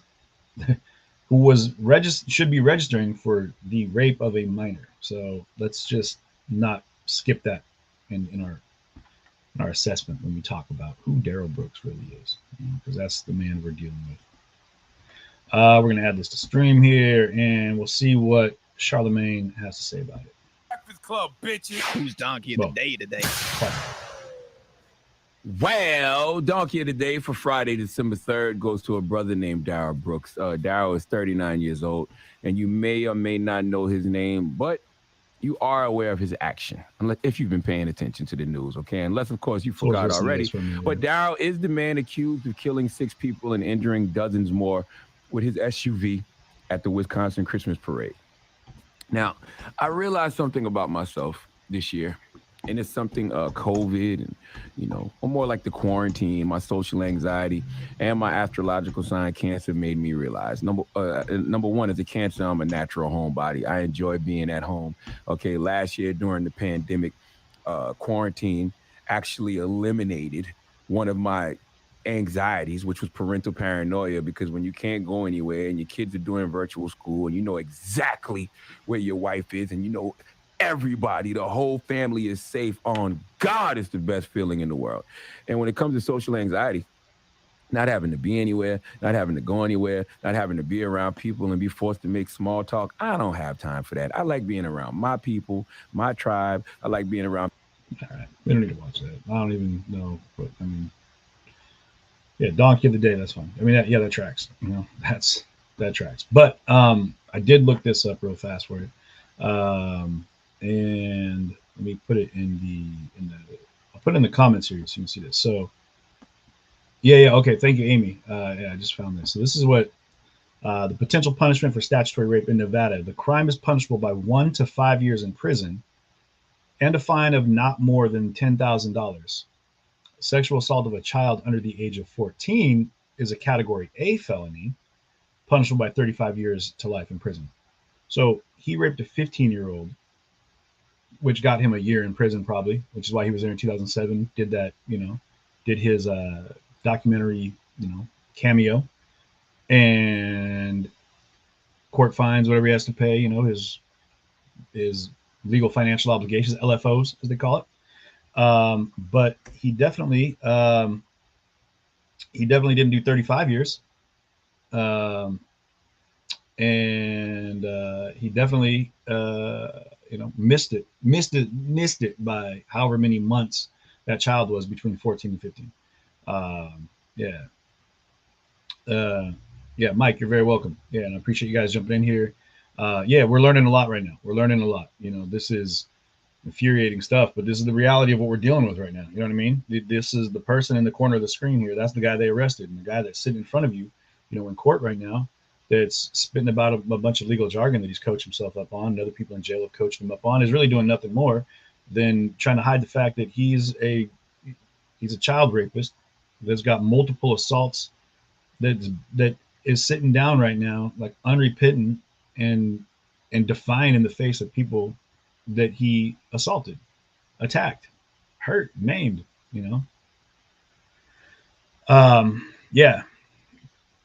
Yeah, a slap on the wrist. It blows my mind that there's I don't know how this is even a thing, that there's there's a variation on your penalty for the rape of a child. I mean, a child's a child, and 14 is a big difference between 15. I remember being 14. There was no difference between being 14 and 15, other than the fact that I was in a high school and it terrified me just as much as the thought of going to said high school was when I was in junior high at 14. No, it wasn't even that. Yeah, that's however it worked. I was a kid in middle school, barely.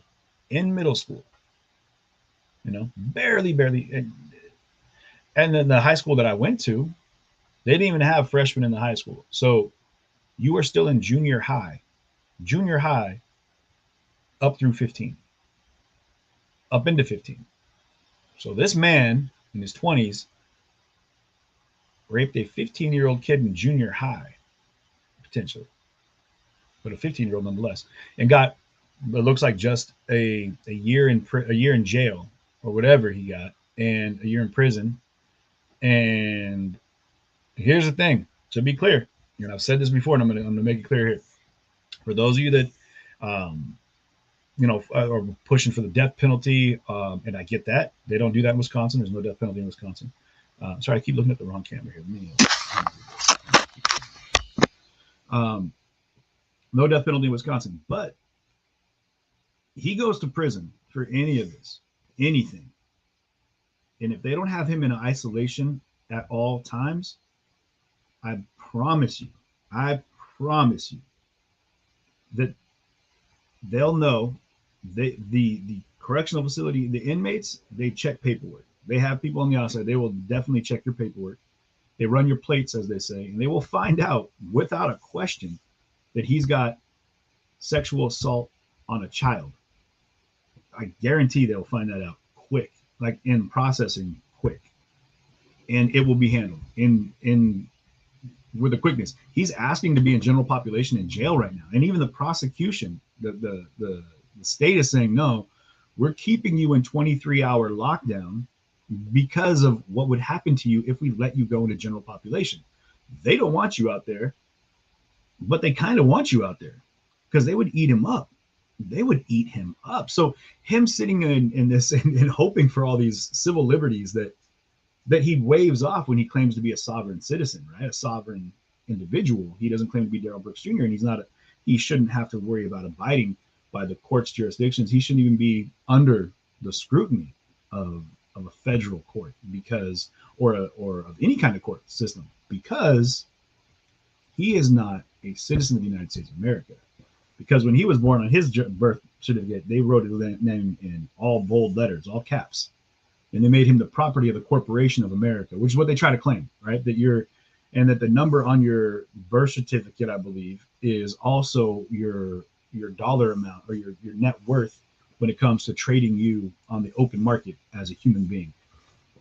You guys can dig into the sovereign ideology, and at the same time, we can talk a lot about the flat earth. And honestly, I would love to have somebody come on the show that is sovereign and explain it. I would love to hear it. So if you know anybody, or if you yourself claim to be sovereign, please email me, CJ@CJTV, and let's do this. CJTV.live. Put it in the comments here. I would love to have you on here because I definitely know that we're all curious. What exactly does that mean, man? What does it mean? Where does it go? Also, the flat Earth as well. Anybody that's into the flat Earth, I'm curious. I got a friend that's into it. But anyway, that's neither here nor there. So where is FOMO? I'm trying to sovereign citizen. Yeah. So okay. Well, I don't know what he's claiming. Is he claiming to be a sovereign citizen or just to be sovereign? And FOMO TV on YouTube is saying there's a difference between the two. If that's his case, then the Constitution doesn't apply to him. Why does he keep quoting it? Exactly. Texas Patriot 1966. So that's where he was claiming that he didn't have the right to a speedy trial. He's not getting rights of access to all these different things. Marilyn, hey, thank you so much for that contribution. Much love. I don't have like a button I can push in. Yeah, but you're a flat earther. Don't lie, Texas. Don't lie. Texas, if you are, email me. Let's set it up. I'll bring you on the show. I definitely want to talk about it. There'll be a different segment that we'll do. But Marilyn, seriously, thank you for that. Over on YouTube, means a lot.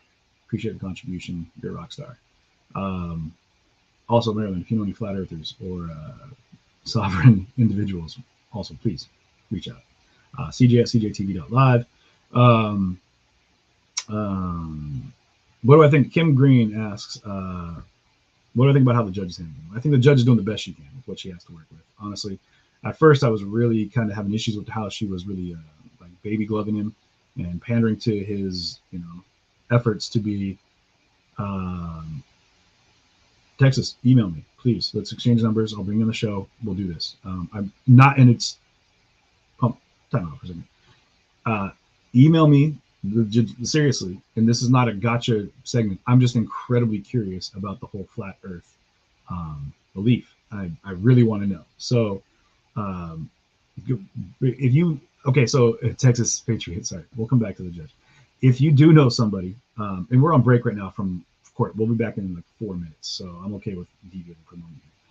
If you do know somebody, or you have someone who's willing to come on the show and talk about it, hit me up and we'll break it down. Because I definitely want to know what that belief system is. And I know my buddy was talking about it. It's very biblical in his beliefs. And yeah, but Texas, hit me up and we'll chat about it. Email me.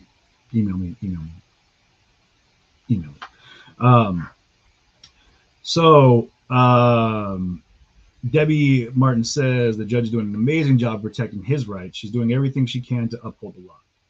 I have to agree with that. What she's having to do in this case is above and beyond what I believe anybody would want to do, which is she has to, and I'm saying this now, and it was a little harsh to begin with, so I apologize, but she has to pander to this guy. She has to play in to his nonsense because she has to cross her T's and dot her I's. She has to make sure that the letter of the law is followed to the utmost because he's pushing for an appeal. She knows the game he's playing. He's not playing to go to he's not trying to take it to the box in all reality. I don't even think he really cares whether or not this trial goes to the jury or not. Well, thank you, Patricia. I appreciate that very much.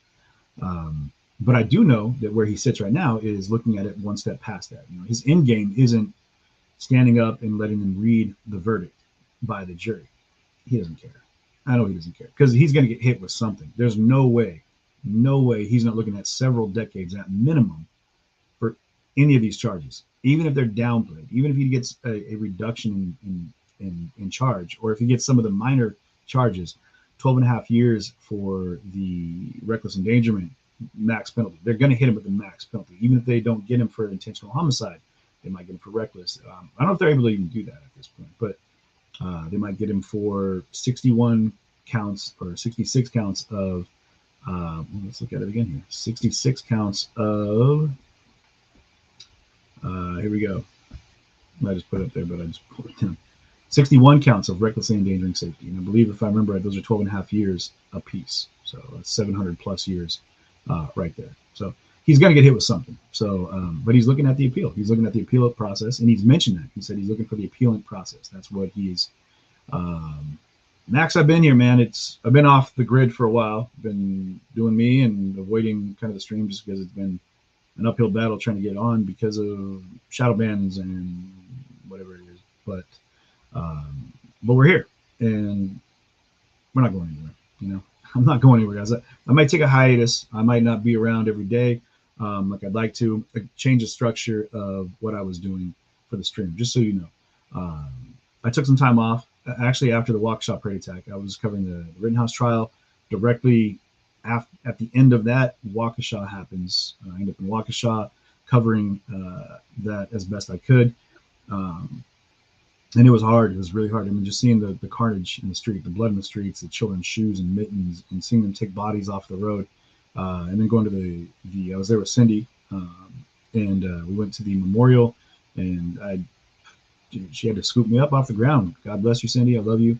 I couldn't handle that anymore. I mean, just all the things I'd seen, I had to walk away and got down behind the building and just kind of had a breakdown. It was, so I can't imagine what it's like for the people there in Waukesha, which is why I said I have a deep connection with these people and what they're going through. As I sat there and was able to cry with them and hold candles and at the memorial service, and it's very real. It's very real. And all of this for me has been very real. All the things that I cover have been very real. It's very much the empath in me. It goes straight into my soul, and it's really hard to ferret out what I can and cannot allow.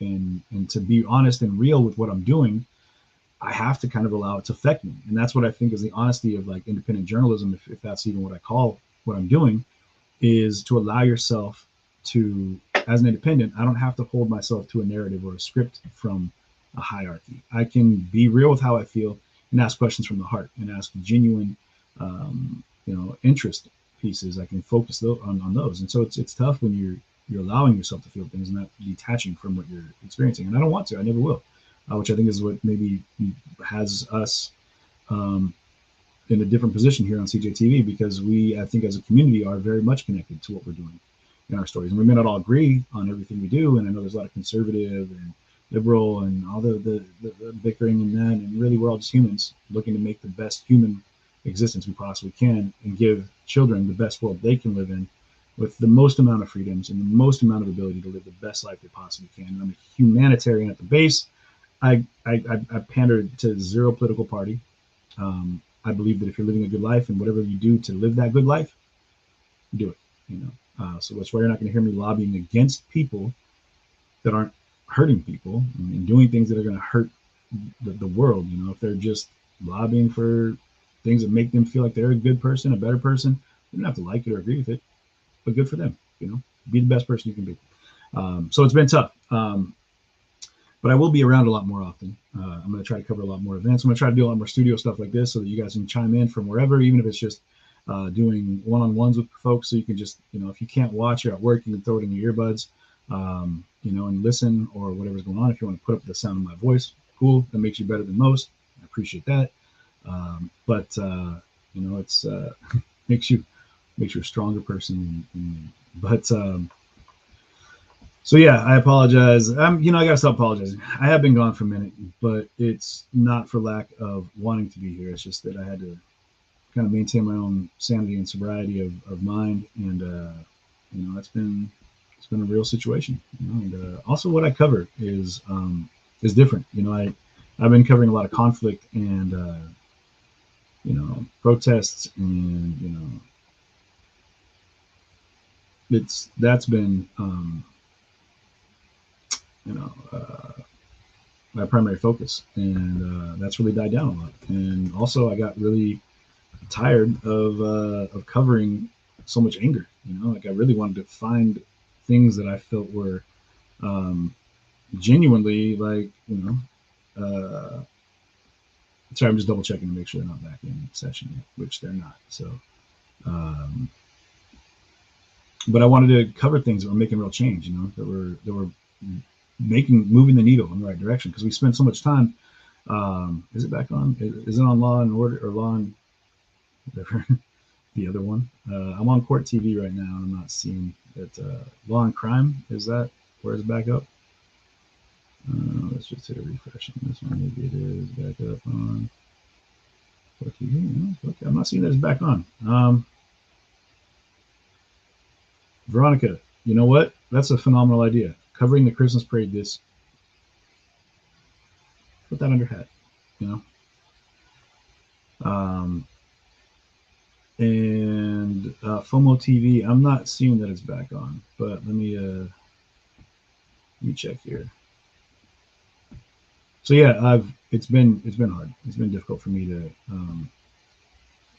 cover everything that I've been covering and not let it, you know, affect me in a big way.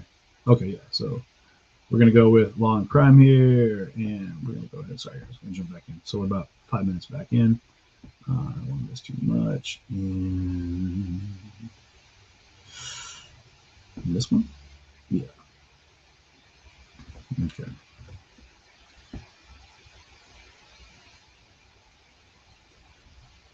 Okay, they're back in, but I don't see that. I don't think they have volume yet. So I don't think they're fully back in yet. I think they just brought him in. I don't think.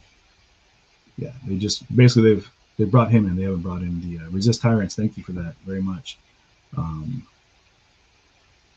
stare too long into the abyss, man. Solid, legit. And I know where you're at with that. That's yeah. You know, they say never lock gazes with the devil, and I think that when you're doing what we're doing here and seeing the things we're seeing, it's hard not to, because I want to move towards the light, you know. And like I said, I really want to focus my attention on positive growth, on finding things that will make change, or just opening up our thoughts. You know what I mean?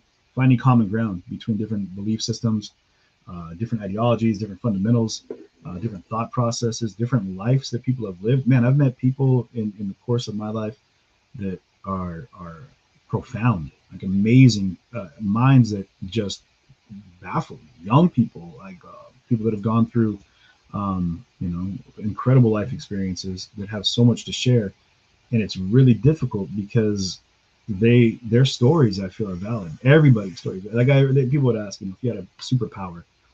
What's up, Tamara? How you doing? If I had a superpower, like if I was, you know, supreme ruler of the cosmos, you know, it'd be that everybody kept a running, like memoir, you know, of their life, and there was like the library of life, and you can meet somebody and then go to this library and check out their memoir, you know, and see what they're all about. You know, you can see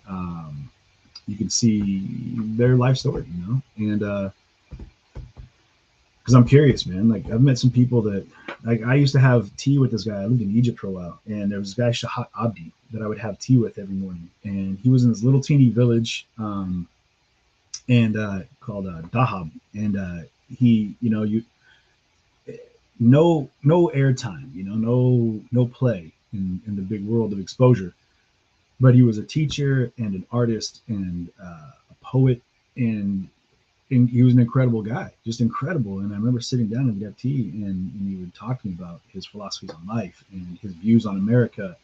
And just what's wild is I voted for an American president from Egypt because of the conversations I was able to have with him and some other people in morning tea, because of their views that they were able to share with me about American politics, about foreign relations, things that I was fully ignorant about. And I was able to absentee ballot because of this this deep, immersive, like, education that I got from a man in the Middle East, you know, sitting down in Egypt. And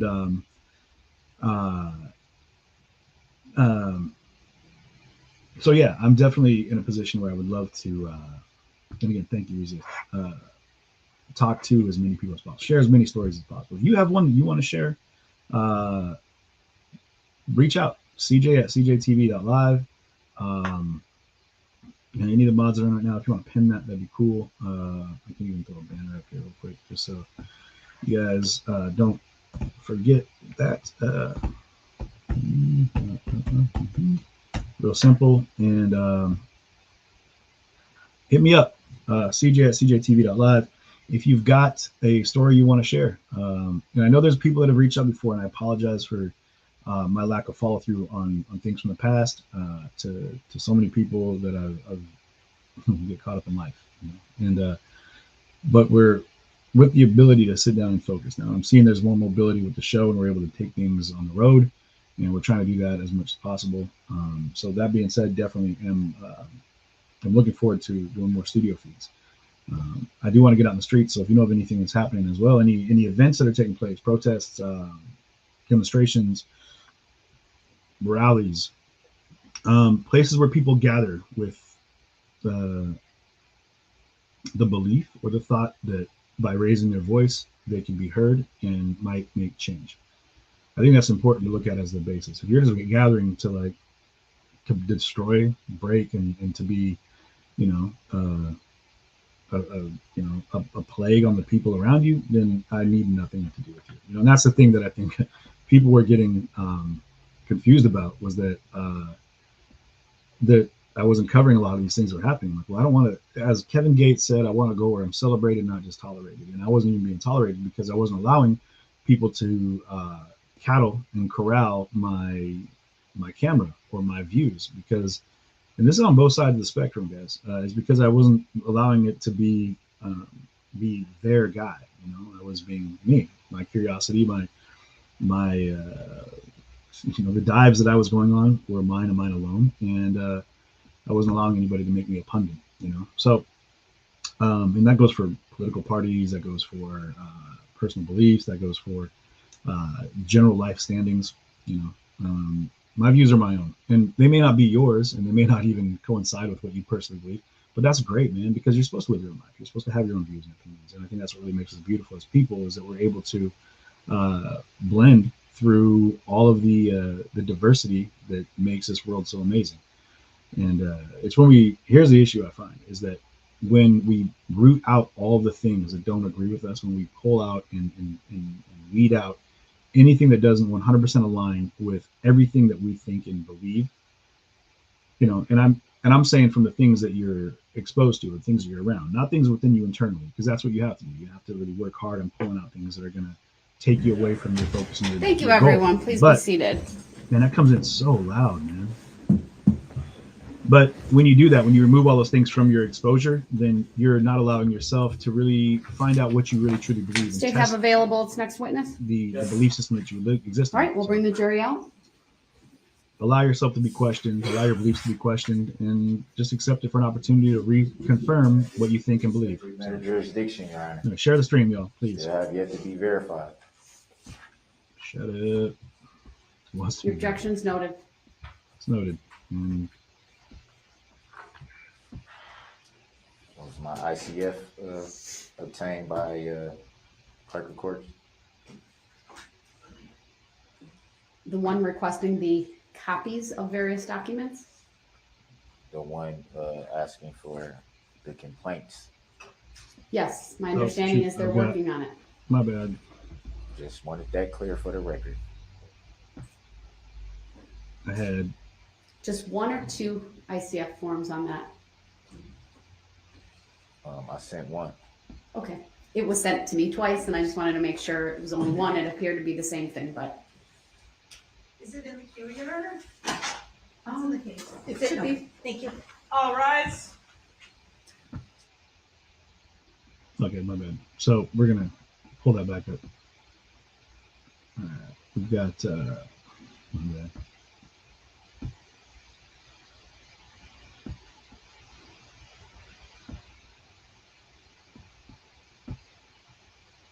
And we're gonna refresh that one. There we go. Okay, now we're in there. We're good. And we're up. Here we go. Again, share the stream. I know folks are in here, they're out of here. They got things to do, they don't have things to do. But got time. Jump in, be a part of it. All right, thank you, everyone. Please be seated. State may call its next witness. State calls Master Trooper Mike Smith. Come on up, Trooper Smith. When you get to the witness stand, which is to my right, up one riser. If you would please remain standing, raise your right hand, and my clerk, Teresa, will swear you in. Do you solemnly swear that the testimony you're about to give shall be the truth, the whole truth, and nothing but the truth, so help you God? I do. Thank you. Have a seat. Madam Clerk, I'm giving you previously received 54. Right, sir, the first thing I will have you do is to Just like state Stephen your Colbert. first and last names for the record and spell each. First name is Michael, Michael. Last name is Smith, Smith. Thank you. Go ahead, your witness. Thank you. How are you employed? With the Wisconsin State Patrol. What's your job title? I am a reconstructionist with the Technical Reconstruction Unit. How long have you had that position? Wow, I that's joined intense. the TRU when it was originally formed in 2008. I've been doing full-time recon since 2002. We had a unit formed based on the need for a reconstructionist that did this type of crash investigation all the time. That's all we do. A normal trooper has traffic enforcement duties. We just have strictly crash recon duties. That's all we do. How long have you worked for State Patrol? I was hired in 2000. Can you describe for us your educational background? Yes, I have a 2-year associate's degree in criminal justice, and then multiple training in the crash reconstruction field through the State Patrol. So I'd like to get into that a little bit. Can you tell us what kind of training was required to become a reconstructionist for the State Patrol? Yes, I've had over about 2,000 hours of training. That training has been done at our State Patrol Academy. We bring in schools like Northwestern, Texas A&M, IPTM, which stands for the Institute of Police Technology and Management. They come in, they're college level courses. They teach us obviously over a series of weeks. We also have specialty instructors come in for specialty fields in accident reconstruction, which can be vehicle versus pedestrian, vehicle versus motorcycle, CMB crashes, lighting studies, and a bunch of other ones. How many accident or crash scene reconstruction analyses have you completed as a reconstructionist with the State Patrol? Well, since about probably 2004, I would say till now, I average probably over 100 a year that I respond to. And these are serious crashes. They're not just, somebody driving into a mailbox. This is a criminal or possibly injury case involving criminal charges that we respond to. But probably on average over 100 a year for the last, since 2004. Did you conduct a crash reconstruction analysis in downtown Waukesha from an event that took place on November 21st, 2021? I did. When did you begin your work on that analysis? I worked with detectives from the City of Waukesha Police Department. On January 30th of this year, we actually went out to the scene to conduct a time distance analysis. Where did you go at the scene? We went to the Curry Insurance Company, which was the cameras that we decided to use after viewing all the videos. That was the best, as far as what I'm concerned, to use in a time distance analysis. It was the clearest. It provided certain things that made it necessary for me to do an accurate time distance analysis. What are some of those certain things you referenced? What we look for and what we've been trained to do is, first of all, we look for a stationary camera, one that doesn't move. So when we are viewing the video of the incident and we are, again, recording new video with the time distance analysis, that camera is in the same exact spot. That's the first thing we do. Secondly, we want to have at least 2 fixed reference points to actually see where a vehicle in this case is entering the first reference point and where it hits the second reference point. So those need to be really clear for us to get an accurate distance. And from that point, then we want to actually time or make sure the timing on the video software is accurate.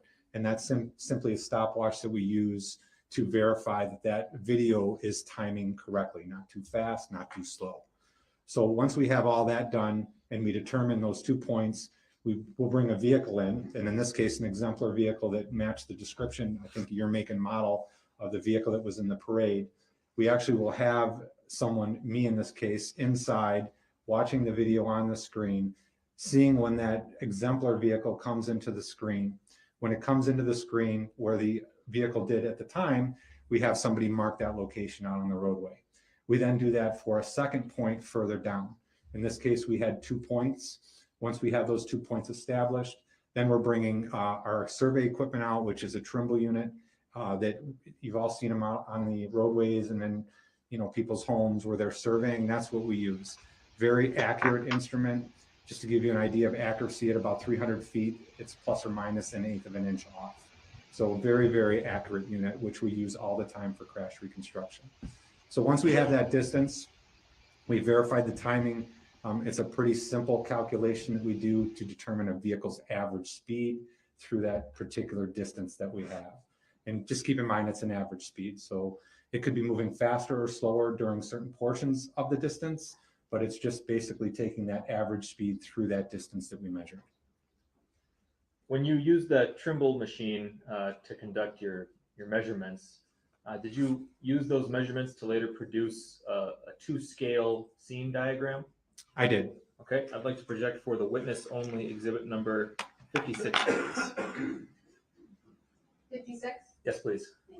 Go ahead, show the witness. Do you recognize the diagram on the screen in front of you? I do. What is it?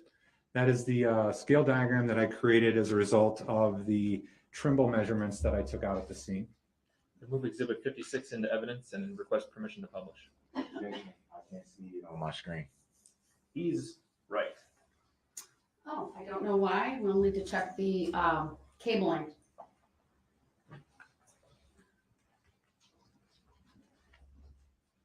I can see it on mine. What exhibit was that? 56.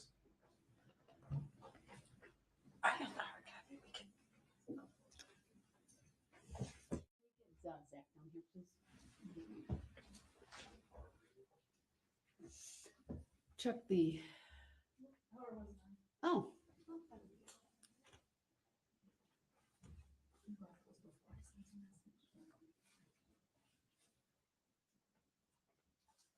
Let me know when it's on the screen in front of you, sir.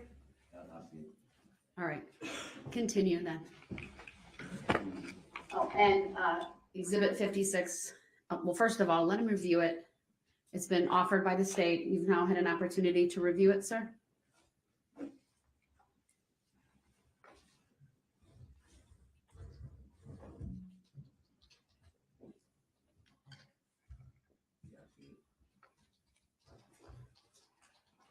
All right, exhibit 56 is received, permission to publish is granted. Go ahead. Okay, could you please walk us through what we're looking at here?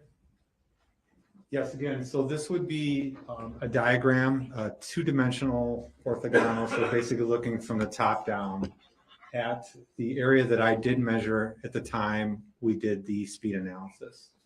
Obviously, it depicts a vehicle at a starting point and a vehicle at an end point. The vehicle at point A represents where that vehicle came into that east camera that was located at the Curry Insurance Company.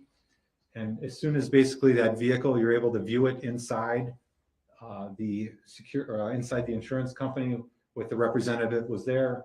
I basically told that vehicle to stop. We marked that location on the roadway, and then we continued down to the secondary point, which I determined was the crosswalk. And we marked at that point once the exemplar vehicle reached that. And that's how we got that distance of 141 feet, roughly 3 inches. Okay. And what do you do with that distance once you have that measurement? So once we have that measurement, that's one part of the equation that we need. The equation that we need, just really explain it briefly, comes from Newton's laws of motion. Force equals mass times acceleration. It's part of Newton's second law.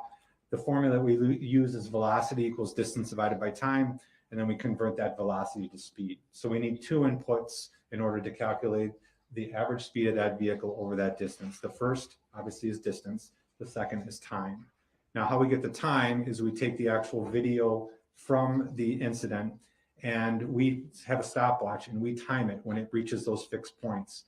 And we do about 20 iterations, and we average those 20 iterations out to get a time. And that's the second part of the equation that we need in order to get that velocity or speed. Once we have that time, In this case, it was 2.7 seconds. We round up and increase that time to the nearest whole number, which was 3. Why do you round up? I'm sorry to interrupt you there. That's fine. We round up always to give the benefit to the vehicle, because obviously the longer it takes to travel that distance, the slower the speed will be. So we always round up to the next number. If it was 2 seconds, we'd round up to 2.5. So it's about every half-second interval that we round up to. So now that we have the distance of 142 feet roughly and the time of 3 seconds, not 2.7, we came up with the speed of the vehicle, or average speed of the vehicle during that segment, of 32 miles an hour. 32 miles an hour as an average speed from point A to point B as they're depicted on this diagram? Correct. Sustained is to the form of the question. Please rephrase. The jury will disregard the last answer. Could you please explain for us, again, summarizing what average speed you calculated and over what distance? Yes. So the average speed, very simple. We marked point A, we marked point B, we had that distance, we had that time. The vehicle speed between point A, or the average vehicle speed, let me reiterate, was 32 miles an hour between point A and point B. You mentioned an exemplar vehicle earlier. Can you maybe explain for us again the purpose of using an exemplar vehicle in your analysis? Well, when I worked with the detectives from the city of Waukesha PD, we wanted to find an exemplar vehicle just due to the type of case this was. They were able to easily locate one that was very convenient to use, matching the description, I believe the year, make, and model of the car that was in the actual parade. So we decided to use that. Realistically, you can use any type of vehicle because you're just basically looking for that object coming into that frame of reference. But just for court purposes, I think it's a little bit easier to, show the jury that, hey, we used a vehicle that was similar or the same. And in terms of this case, you used a 2010 red Ford Escape? Correct. Okay. Do you happen to know the curb weight of that vehicle? Yeah. Overruled, you may answer. So explaining what curb weight is really quick, that's the weight of the vehicle as it comes off the assembly line. So it doesn't include fuel, it doesn't include any personal items, it's just right off the assembly line. This particular 4x2 vehicle was 3,368 pounds curb weight. Okay. And to clarify, does curb weight have anything to do with your speed, average speed analysis? It does not. Okay.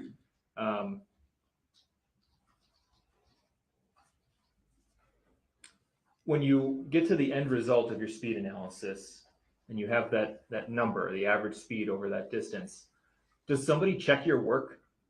Yes, absolutely. Part of our protocol in the TRU is we have to have all of our reports peer reviewed.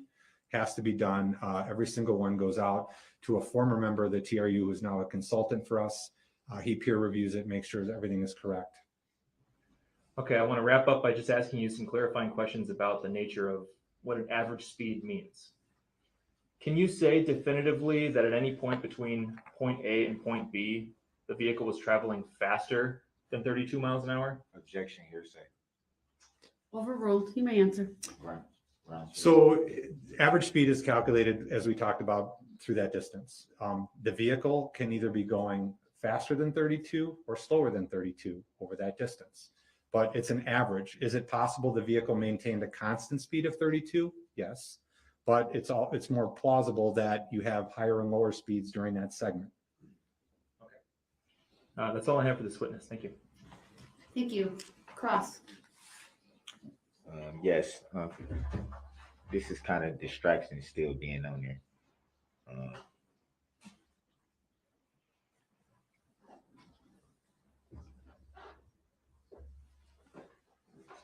From your testimony, it seems like you've been doing crash reconstructions from quite some time. Is that fair to say? Yes, sir. Around 2004, I believe you said? I was in the program from about 2002, but really started getting into full recons about 2004. You need a little bit of training first before you can actually go out and be on your own. You stated that you worked with detectives in the process. Do you recall who that was? Yeah, that was Detective Casey.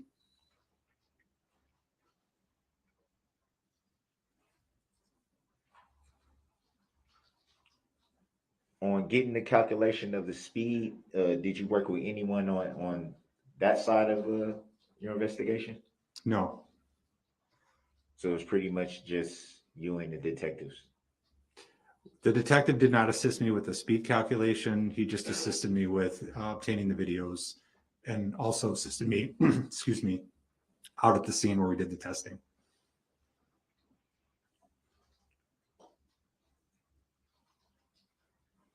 I think the exhibit showed the building that had the camera. Do you recall which streets that were along the parade route? Yeah, that was in front of Curie Insurance on Main Street. And the point A and point B, did those start from a cross street, or was it just the main?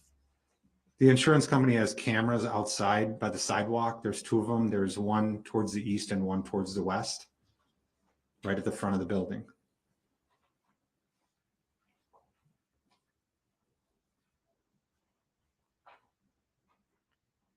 You made reference to the distance traveled in feet. Correct. I think it was 141. Correct. 141 feet, 2 inches, a little bit over that. And you made a reference to the average speed.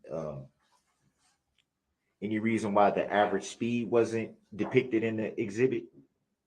That's just a calculation that we do that's included in the report. I don't normally do that in the diagram.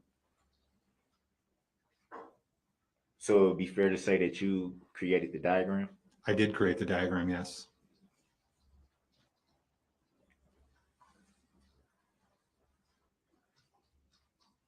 You said normally you don't put the speed calculation in the diagram. Would it be any reason for that? It's in the report. It's not necessary to put it in the diagram. Have you ever done that before?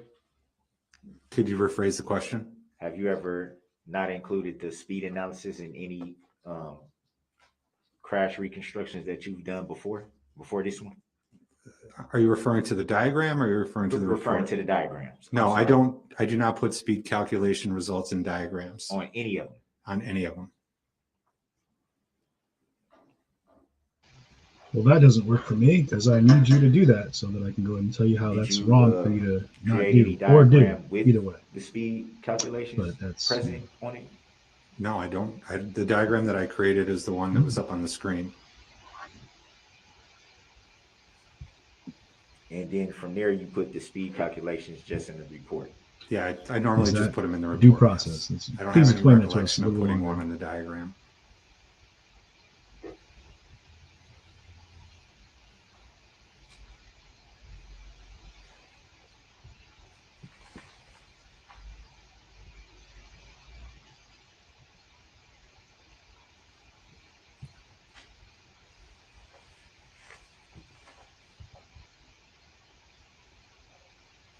Would it be fair to say that it may be a little bit difficult to locate what you analyze for speed if it's not in the diagram? No. Doesn't mean he doesn't know. He doesn't put it. So if you wanted to know the calculation of the speed, you would have to read the report. Correct. Would it be fair to say that it might be easier to find if it was included in the diagram? My diagram is included with my report, and that's all one unit, so it is in the report.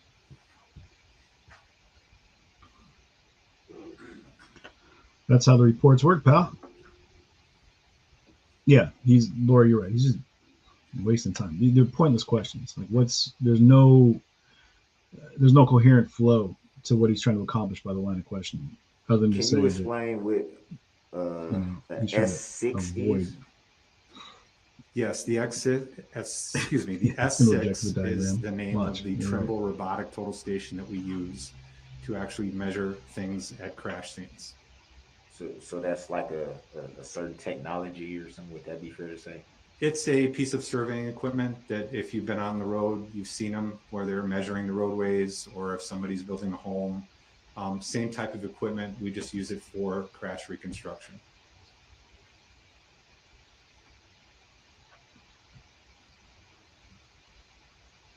What's happening, Kara? Thanks for joining us. Share the stream if you would, please. Especially anyone out in the Kenosha, Waukesha, Wisconsin And area. Anyone out there? PRISM? Share it with your groups. Is that Let's get the in numbers up. direct relation to the electronic distance measuring system? Correct. The total station is one part of the equipment that we use. The PRISM is the other. The total station communicates with the PRISM through an electronic digital measuring system, which is a laser. The two pieces are needed in this case to collect the measurements that I collected. Not a necessary component to using the equipment, but we normally do use the PRISM when taking measurements. What's a PRISM? And that PRISM's pretty accurate, you would say. Well, the unit is accurate. What about the PRISM? Yeah, it's all accurate. The unit itself is very accurate. At 300 feet, it's about 1/8 of an inch either way, plus or minus. In your opinion, is it safe to say that 1/8 of an inch is a lot? And is the CAD the diagram that you created? That's the Could you program. rephrase the question, please? CAD program, right? Is the CAD is that software related to the diagram that you created? It is. CAD program. In what way? The computer-aided design software program that we use is a tool that when we transfer the measurements from the Trimble total station, we transfer that into the computer-aided design program, and that's how we create our diagram. So, like a drafting program, you know, it's a CAD program. But, yeah.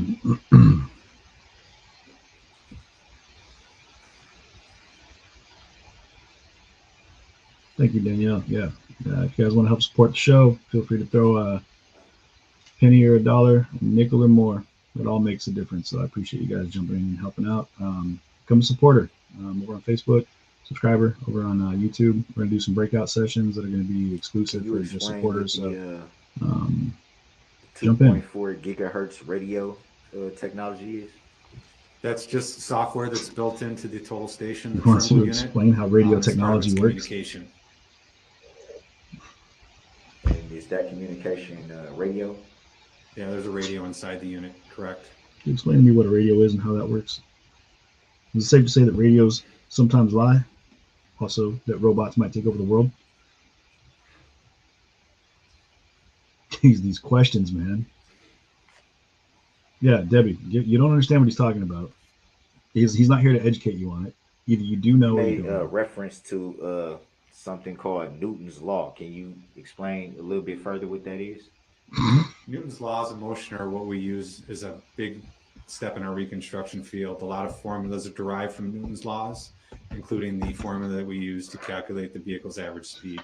Sir Isaac Newton obviously invented the laws of motion. We all learned that in high school, and that's part of the process. It came to the formula that I used to calculate the average speed.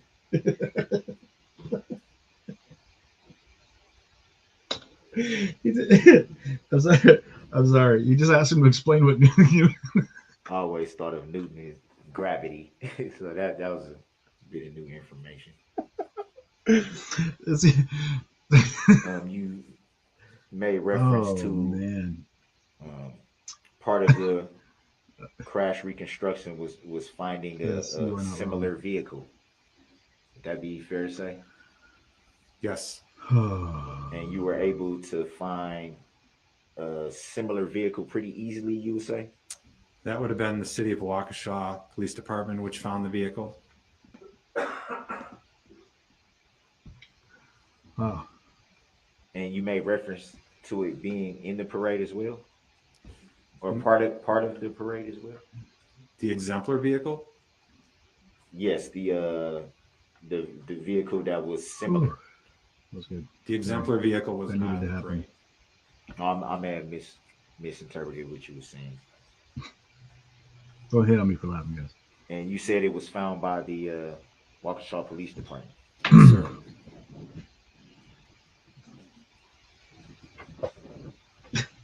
Do you recall if that part of your investigation and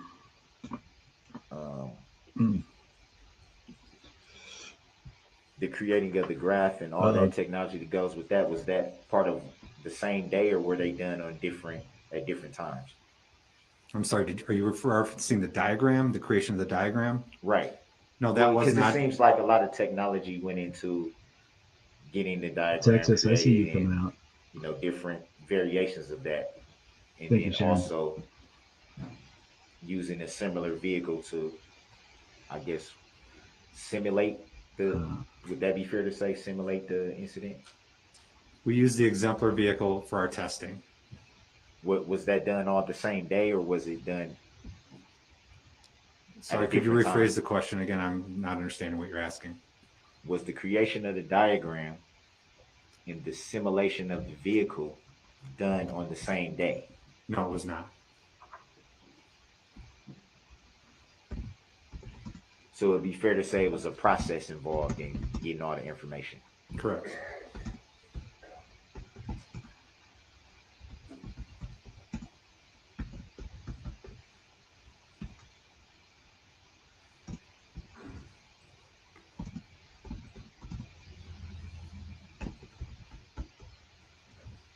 And you stated that that was done around January 30th, around that time? The testing was done on January 30th.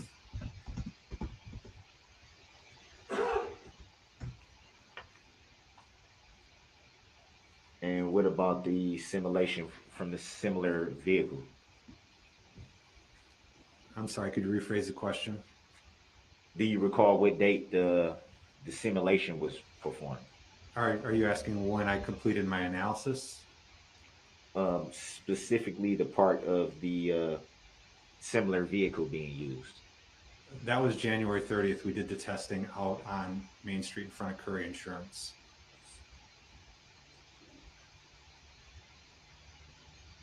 So what part of the process was done at a later date? The diagram, the calculations, the time distance analysis.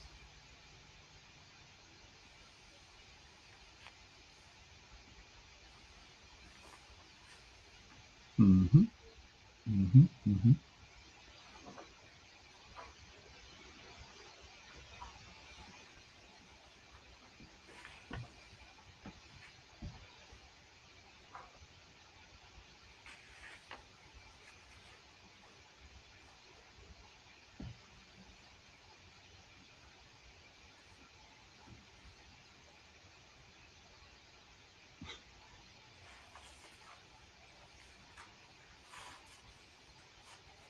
Do you recall the date of the second part of the investigation? Are you referring to when I completed my reports? Yes. No, I don't know what day that was. Was it sometime after the January 30th date? Correct.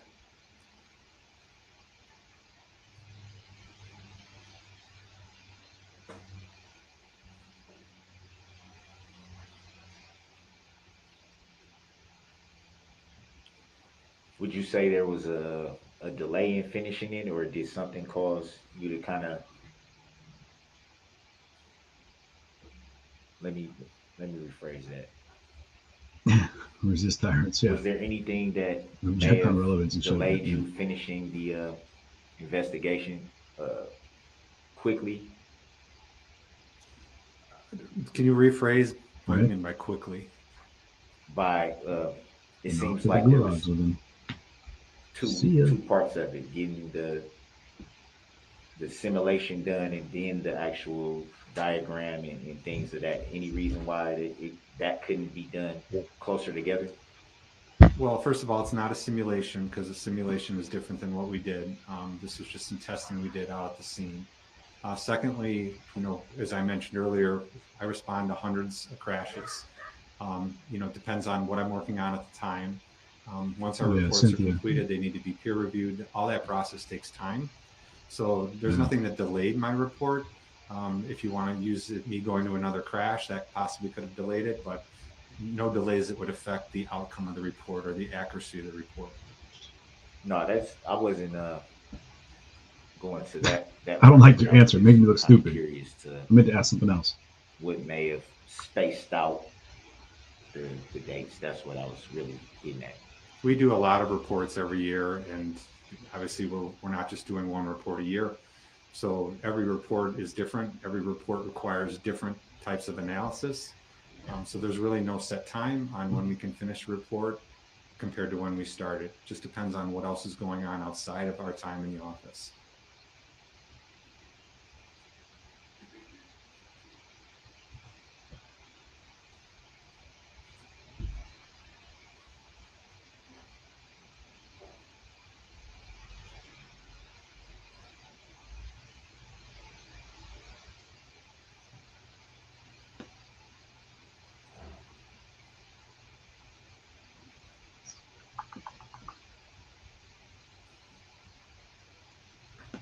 No further questions. Can you redirect?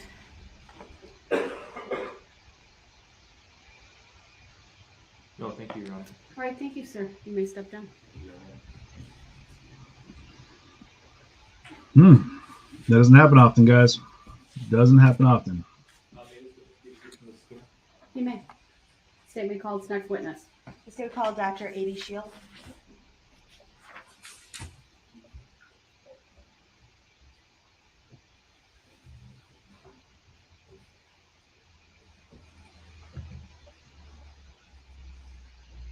So he looks like he's got a dossier on each witness that the state's calling, and that was what his defense attorneys had set up for him before he let them go, so he can go pro se and defend himself. So they've got this whole case that's built, right, and it's in these boxes, apparently.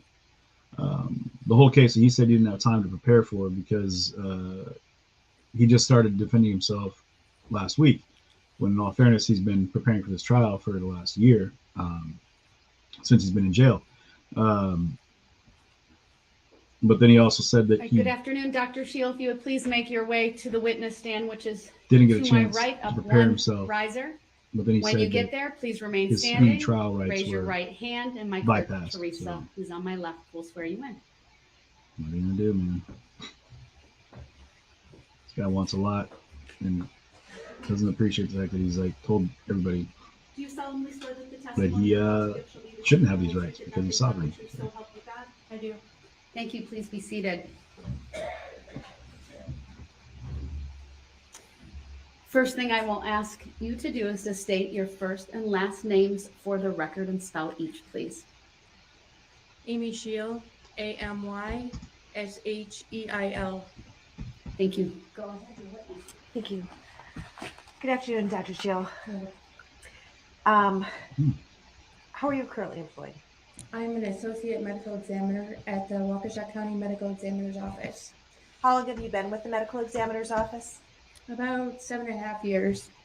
What are your duties at the medical examiner's office? My primary function is to determine cause and manner of death.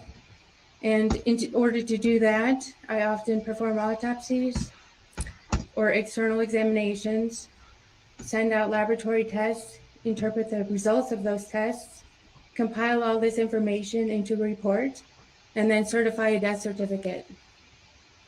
And is that report, what is that report called? An autopsy protocol or autopsy report.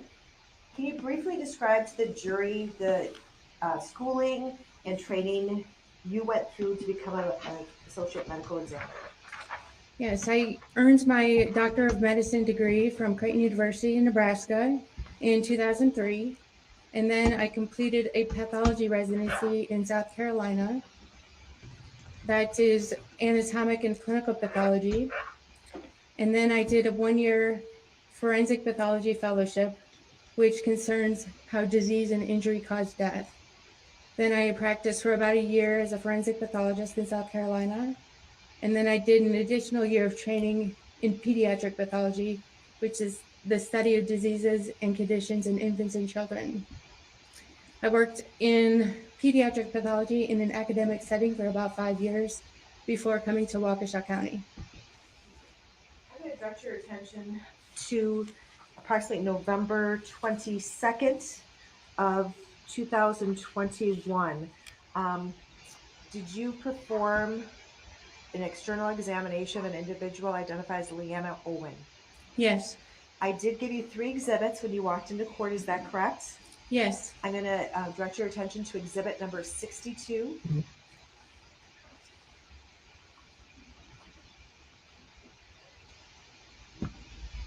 see that in front of you? Yes. Is that the autopsy protocol for Leanna Owen? Yes. And can you just state for the record how many pages that autopsy protocol consists of?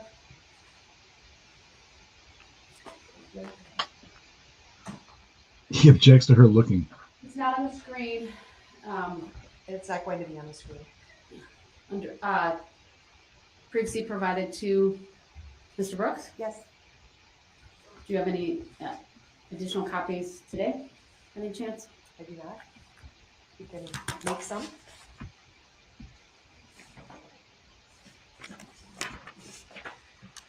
You don't have that in your materials, sir? Do you have the autopsy protocol in your materials? No. You can provide that to Madam Clerk and we can make copies as well.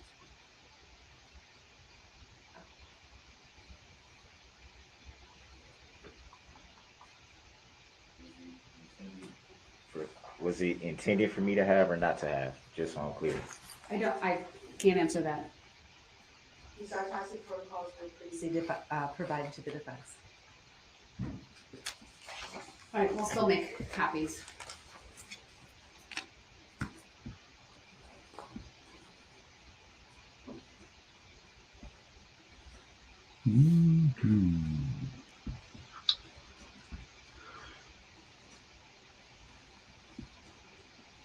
Okay, well, they're going to make some copies here.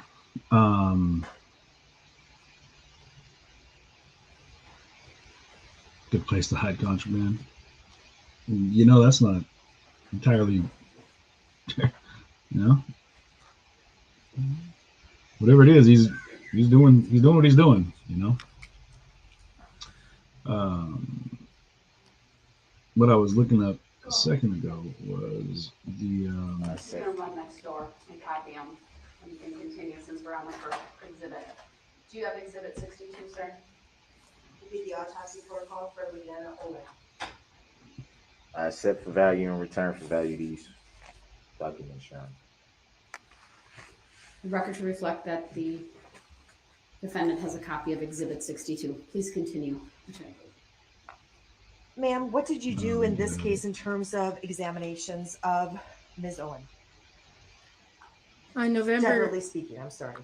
okay, on November 22nd, I performed her external examination, which involves documentation of all her clothing and jewelry, her identifying features such as stature, body weight, hair color, eye color, any scars, tattoos, and then we proceed with documentation of injuries.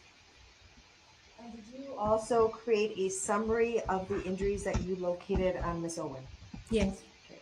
I'm going to show for you on the screen in front of you what's been marked as State's Exhibit 163. If you can tell me when you can see that on the screen in front of you. And I did provide Mr. Brooks a copy of both the autopsy protocol as well as the diagram that's going to show on your screen. Since it being called that name, Your Honor, for the record. No one's talking to you. Shut up.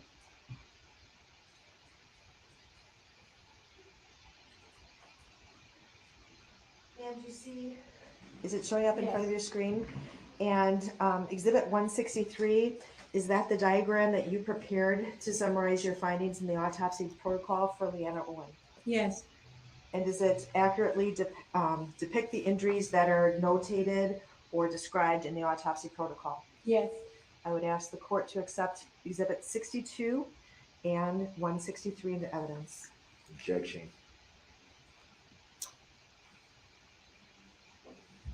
The objection to both, each objection is noted. They're overruled. Exhibits 62 and 163 are both received. Permission to publish are, I believe only 163 is what you asked me for, is granted.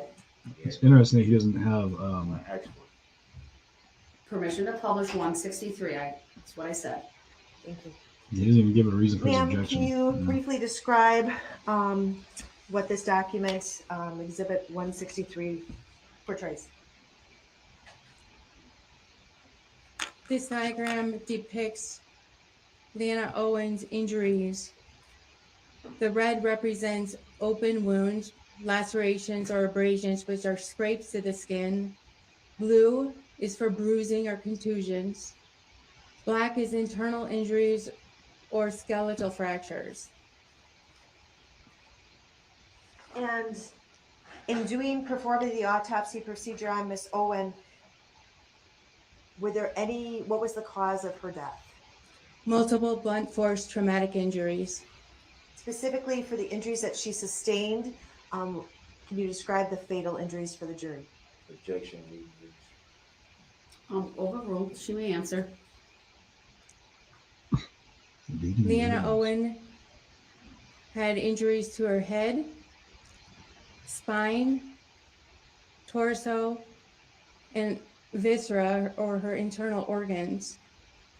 The combination of all these injuries led to her death, but she did sustain isolated injuries to her upper cervical spine or her neck spine, and aortic lacerations. The aorta is the largest artery in the body. That would have been fatal within seconds to a couple of minutes.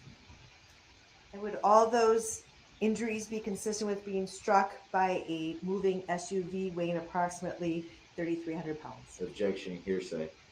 Overruled. You may answer. It's your profession. Thank you.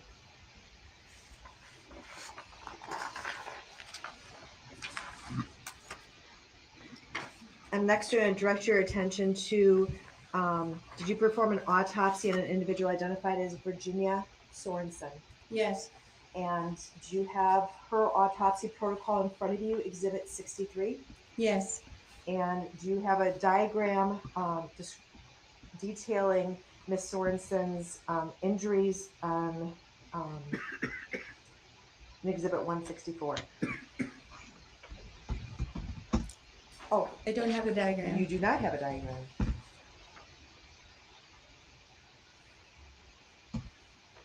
Is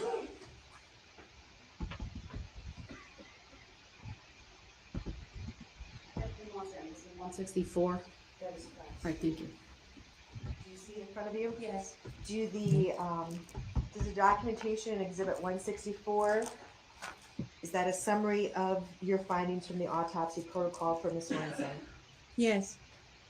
I would ask the court to admit Exhibits 164 and 63 and publish 164. Objection. Obviously, 164 is on the screen. Has Exhibit 63, the copy, been provided to Mr. Brooks? Correct. The autopsy protocol for Virginia Sorenson as well as the diagram contained in 164 have both been provided to Mr. Brooks. Objection. I don't consent to that name, nor do I agree to it. All right. Exhibits 63 and 164 are both received. Permission to publish 164 is granted. Let me know when you see it in the screen in front of you. Yes. Okay. Again, ma'am, the injuries that are detailed in Exhibit 164 that's showing on the screen, was that exhibit created as a result of your findings in the autopsy protocol for Ms. Sorenson? Yes. And can you describe for the jury what injuries you discovered? Well, first of all, strike that. Did you perform an external and an internal examination of Ms. Sorenson? Objection. Leading the witness. Overruled. She may answer. Yes. When did you perform those? November 22nd, 2021. And during the autopsy, what injuries did you discover on Ms. Sorenson? Virginia Sorenson had blunt trauma to her head, neck, torso, and right leg. Were you able to determine a cause of death for Ms. Sorenson? Yes, multiple blunt force traumatic injuries. And can you describe for the jury which injuries were fatal injuries? Virginia Objection, witness. Overruled. Virginia Sorenson also had a high cervical spine injury with laceration of her brainstem. She also had lacerations to her heart, either of which would have been fatal. And is that consistent with being struck by a moving SUV weighing approximately 3,300 pounds? Objection, hearsay. Overruled. It's science, fool. Yes. You explain Newton to you again? You know? One of those things is inertia. As an object traveling in a certain direction will continue traveling unless acted upon by an opposite force, which is how things work. Which is how this works. When your vehicle is traveling at a high rate of speed, Finally, it'll keep Dr. going Shields, until did it you hits perform an a autopsy human being on and kills Jackson them. Sparks? And then it slows down Yes. a little bit until you hit the And gas and did keeps speeding you up. create an autopsy This guy, protocol man. after your examinations of Jackson Sparks? Yes, And did you perform or did you create a diagram which displayed the injuries on Jackson Sparks? yes, Do you have in front of you Exhibit 64, which is an autopsy protocol for Jackson Sparks? yes. And I'm going to display what's been marked as States Exhibit 165 on the screen in front of you. Objection, I'm confused. Objection, I'm Or- confused. They reference both. Okay. 64 is the protocol, 165 is the diagram. Okay, I was a little confused. And for the record, the state did provide Mr. Brooks with a autopsy protocol for Jackson Sparks as well as a copy of Exhibit 165, which is the diagram. Ma'am? Objection, I do not consent to that name, nor do I know that individual, for the record. Please continue. Thank you. Ma'am, does Exhibit 165, the diagram in front of you, accurately show the findings that you made during the autopsy of Jackson Sparks? Yes, I would ask the court to admit States Exhibit 64 as well as States Exhibit 165 into Objection. evidence and publish Exhibit 165. Objection. Overruled. Exhibit 64 is received. Exhibit 165 is received. Permission to publish is granted.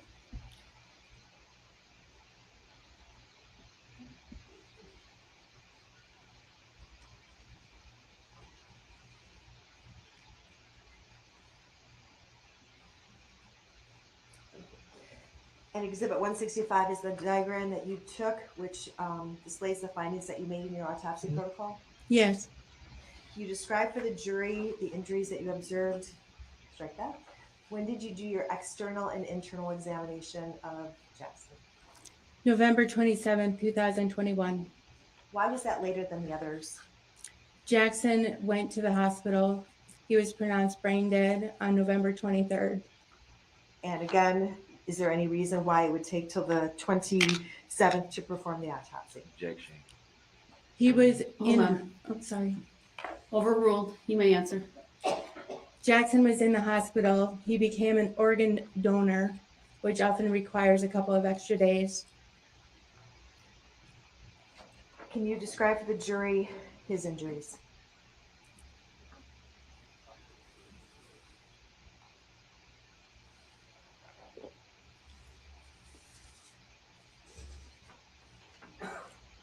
Jackson had bruising around both of his eyes. He had a large bruise to the left side of his forehead. He had undergone a craniectomy where the neurosurgeon removes a portion of the skull to relieve pressure on the brain from brain swelling. That's the large oval depicted on the left side of the skull in the diagram. He had trauma to his brain. He had bleeding around his brain inside his skull. He had multiple bruises to his brain. He also had a separation of his skull from his cervical spine. And he had 2 rib fractures on the right side. What was his cause of death? Complications of craniocerebral injuries due to blunt force trauma to head. And what injuries of those were fatal? His head injuries. Would that be consistent with it being struck by a moving SUV weighing approximately 3,300 pounds? Yes.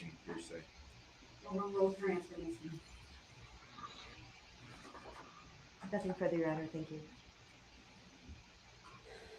Cross-exam. 1 second. Note here, I'm reading as I'm listening to this list of Darrell Brooks's charges that he's gone through and how he slipped through the cracks of the courts. He didn't just get convicted of a statutory sexual assault. He impregnated this 15-year-old girl, and I'm not exactly sure if this is the girl that ended up in Kenosha or in Waukesha with him that he beat up, just the day of the parade when he killed 6 people. But I mean, he's been in and out of the system multiple times. I mean, he's got between over a dozen convictions. But in 2010, he was charged in Wood County with felony strangulation and suffocation. 2006 was the statutory rape of a 15-year-old girl. He had stuff when he was 17, earlier stuff, resisting arrest, THC possession, whatever. And obstructing a police officer in Milwaukee County. Again, he was getting, following year, after he returned to Wisconsin after the sexual assault, somehow in Manitowoc County Court on a 2005 resisting charge, even though Brooks had fled the state and gotten himself convicted of serious child sex crimes, Court Commissioner Raymond Grigg inexplicably set bail at just $100. Brooks predictably posted and then failed to show up for another hearing. Another bench warrant was issued after Brooks was convicted. Judge Patrick Willis sentenced Brooks to just 2 days in jail and ordered him to pay a fine, of which course he never did. Do you have any questions for this witness? 1 second. With the felony strangulation and suffocation in 2010, after no contest plea, Judge Todd Wolf sentenced Brooks, who had faced more than a decade of prison, to just 3 years probation and 90 days in jail. Brooks, the following year, was for the third time charged with resisting an obstruction officer in Milwaukee. Pulled him over, prompting the officer to believe Brooks would have tried to run him over. And although he was still on probation, Wood County case had several prior convictions for resisting arrest and several times failed to appear to prior criminal charges. Court Commissioner Cedric Cornwall freed Brooks on a $1,000 signature bond when he was eventually convicted after a plea deal. Judge Nelson Phillips sentenced Brooks to just 37 days in jail. The conviction did prompt authorities in Wood County to revoke his probation, but Brooks was sentenced to just 11 months in jail for strangulation with a prior conviction. Decision was made to, 2016, failed to register as a sex offender for 8 years. He initially posted bail, but then failed to appear in court, and at some point skipped. Moved back to Wisconsin. State law requires him to register a sex offender within 10 days of his arrival. He never did. All told, between the ages of 17 and 34, Brooks was convicted of more than a dozen crimes, including several serious felonies such as sexual assault, but served less than 1 year behind bars.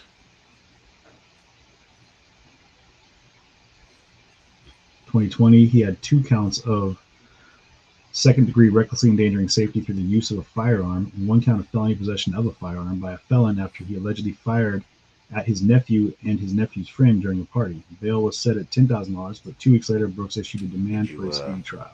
For the court enclosures and COVID, they were able to grant him this. Judge Davis Fice lowered his bail to $7,500 in February 21. Speedy trial request still unable to be granted, and Fice lowered bail again to just $500. Brooks posted 3 weeks later and walked free. The following month, Brooks was in court in Waukesha County on a child support case. Ended up doing any more autopsies beside those 3?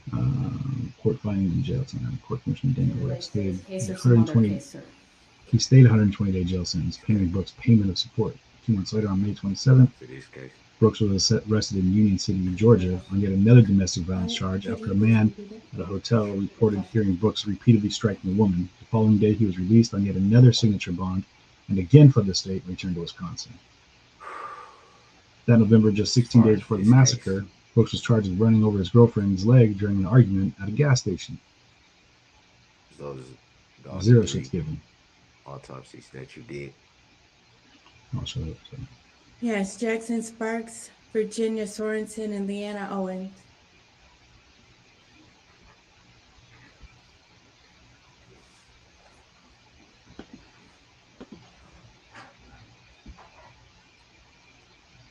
Hopefully this comes up as a hyperlink for you guys, because I'm gonna go and put this so you guys can read this article yourselves.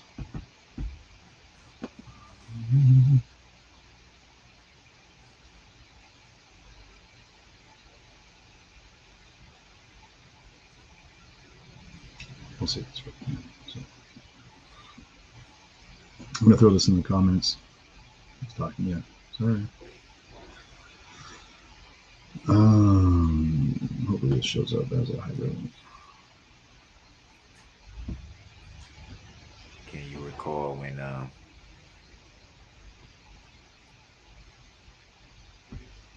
Well, you can cut and paste this either way, but it's on. can you recall when they were brought to the hospital?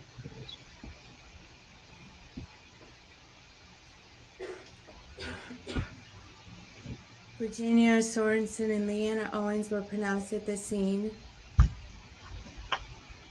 Jackson Sparks was transported to the hospital.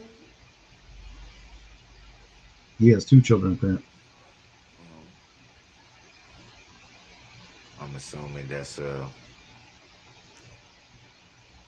Waukesha Memorial. He was transferred to Children's Hospital of Wisconsin.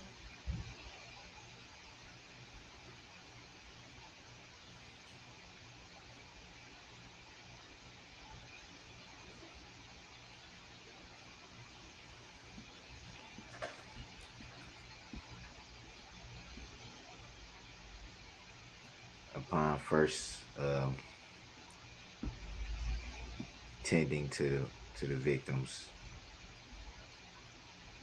Victims, remember that. You're saying it. were you in the knowledge of what happened?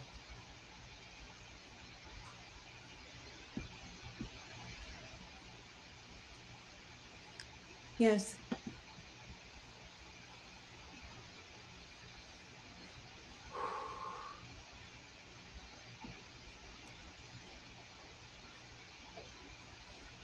And that knowledge was given to you immediately? Could you please repeat?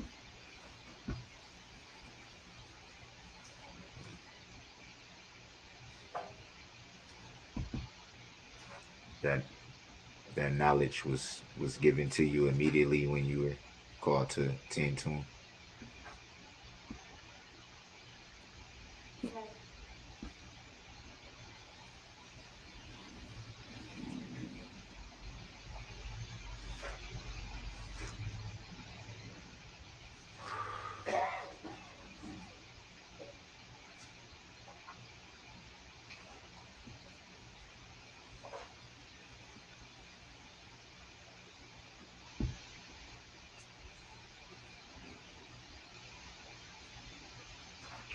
Were you called to attend to any other victims of the incident, or just the 3? Jackson Sparks, Virginia Sorenson, and Leanna Owens. You didn't tend to anyone else? Browns. Asked and answered. Those are the grounds. She may answer. No.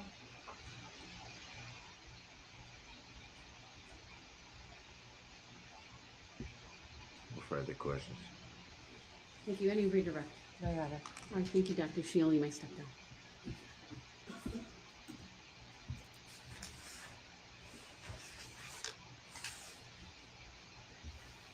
May I have the exhibits, please?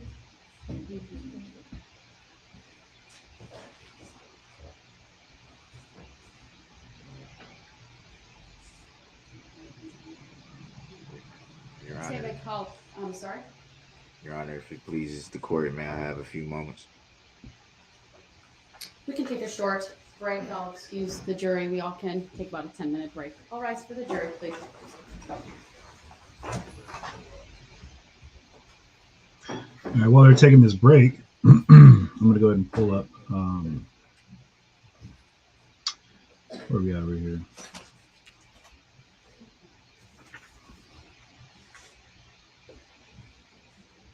Okay.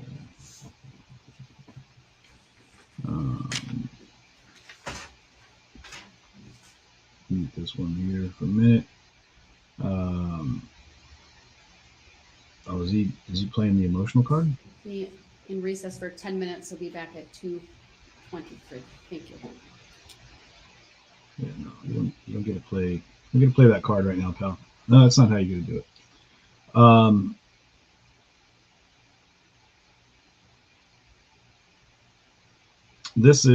Here's a video that I feel is something to watch here real quick. Let's 1 second here. What was up? Yeah, I mean, it's hard to watch him do anything. Honestly, it's hard to listen to him speak. It's hard to tolerate anything he's doing right now, which is yeah, and yeah. So here's another video that's we're gonna pull up here, take a look at while we're in between, and see what. So this is out of the article that I was looking at, and they're talking about his arrest record. I mean, all the things, and like I said, I was reading that, and it's extensive. It's wild that, like I said, 99 when he was 17, substantial battery charges, Class C felony, punishable up to 15 years. He pled guilty though, got a 3-year probation, 6 months in the House of Correction. While on probation, convicted of second offense of possession, sentenced to 50 days in the House of Correction. Almost as soon as he was released, he was convicted of resisting an officer. It's a Class A misdemeanor, punishable by 9 months in jail, despite the previous convictions a month earlier. From the substantial battery conviction, he got 20 days in jail. Apparently not seeking like he got enough consequences in that. He was again charged with resisting arrest in 2005 in Manitowoc County, where he was freed on a $300 signature bond and failed to appear for the hearing. After the bench warrant was issued, Brooks took off to Nevada, where he's convicted of a 2006 sexual assault on a minor who he got pregnant. And remarkably, he served just 14 months in prison and was released in 2008. So did a little over a year for raping a minor. That's where he did that little stint in the documentary that I showed you guys. Following year, he returned to Wisconsin and was back to Manitowoc County in 2005 in court for the 2005 resisting charge. Even though Brooks had fled the state, got himself convicted of a serious child sex crime. I've read this. He got set bail at $100 and ordered him to pay a fine, which of course he did. 2010, Brooks was charged in Wood County on felony strangulation and suffocation, and he did. He was facing up to 10 years in prison to just 3 years of probation and 90 days in jail. Brooks then was charged with resisting or obstructing an officer in Milwaukee County.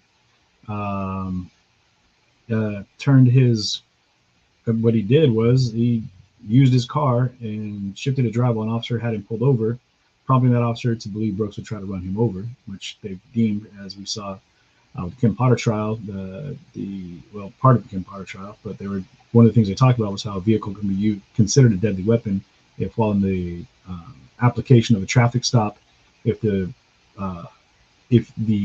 suspect and or person in control of that vehicle tries to drive away while the officer is with the doors open or in the vehicle or reaching the vehicle or part of an investigation, I guess you'd say, with that vehicle, that could cause severe bodily harm and or kill said officer.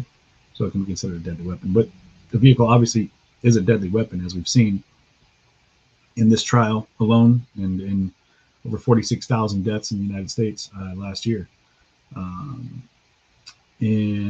So the conviction did prompt authorities, however, after probation. So here we go. Prompting officer to leave Brooks run him over. He was still on probation in Wood County case and had several prior convictions for resisting arrest and had several he had several failed appearances on prior criminal charges. The court commissioner freed Brooks on a $1,000 bond again. When he was eventually convicted after a plea deal, the judge sentenced Brooks to just 37 days in jail.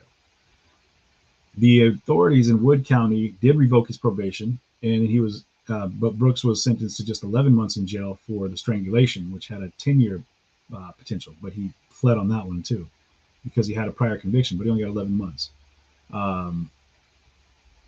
In 2016, Brooks was charged with failing to comply with the Nevada Sex Offense Registry for 8 years. He initially posted bail, but then failed to appear in court, and at some point skipped town, moved back to Wisconsin, and state laws require him to register as a sex offender within 10 days. He never did. All told, between the ages of 17 and 34, he's convicted of more than a dozen crimes, including several serious felonies such as child sexual assault, but served less than 3 years behind bars. In July 2020, Brooks was charged with 2 felony counts of second-degree recklessly endangering safety through the use of a firearm when, like I said, he shot at his nephew and his nephew's friend at a party. Bail was set at $10,000, but after 2 weeks, Brooks issued a demand for a speedy trial. This is during, of course, COVID. The Rona kicks in, and now people are getting let out of jail because they don't have room for them all, or they're not safe, and they're not able to get to trial quick enough to avoid breathing in the deadly virus. Because of the courtroom closures, they weren't able to get the speedy trial since he put that in play. His bail went from $10,000 to $7,500, and then was dropped to $500. Posted bail 3 weeks later, walked free. Following month, Brooks was back in court for a child support case dated back to 2004. He had refused to pay child support, and while the Waukesha County District Attorney's Office asked for a contempt of court finding and jail time, the commissioner at the time stayed a $120-day jail sentence pending Brooks' payment of support. So we have to guess if he actually paid support. I'm guessing no. And I'm wondering if this is child support he's paying for the child that he raped and got pregnant at the age of 15 back in Nevada. I don't know. We'd have to find out, dig a little deeper. But it's one of the 2 children that he has. I know that much. 2 months later, on the 27th of 2021, Brooks was arrested in Union City, Georgia, like I said, on another domestic violence charge after someone heard him in a hotel beating a woman up. He posted bond again and fled the state, came back to Wisconsin. That November, just 16 days before the massacre, Brooks was charged with running over his girlfriend's leg during an argument at a gas station. He faced felony counts of second-degree recklessly endangering safety. Recklessly endangering safety, like I said, I believe that's up to 12.5 years of prison. And bail jumping, as well as misdemeanor charges of resisting or obstructing an officer and domestic abuse, battery, and disorderly conduct. His 2020 shooting case was still open, but Assistant DA recommended just $1,000 cash bail. The court commissioner agreed. Brooks posted that and was released on the 16th, just 5 days before the killing spree, before mass murdering 6 people. Same day, he appeared before Waukesha County Court Commissioner David Herring for a child support non-payment. Prosecutors demanded that Brooks be immediately jailed, but Herring issued a stay and released Brooks on his own recognizance. No payment, just saying, hey man, you promised to do good and do what you're told to do. We'll let you go right now. No harm, no foul. Didn't have to pay a penny to secure his release. Just walked out.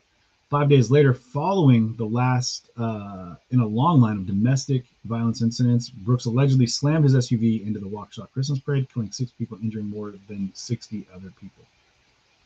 5 days later. 5 days after that happened. Oh, man. So that's what we're looking at. The article is interesting. There's a lot of information in it. And as part of that article, we got this one here, which is this. We'll see what this is about, and we'll go this route. And no, we're not back yet, so we're good there. And I appreciate you guys rolling with me on this one. I have this one here, boom. And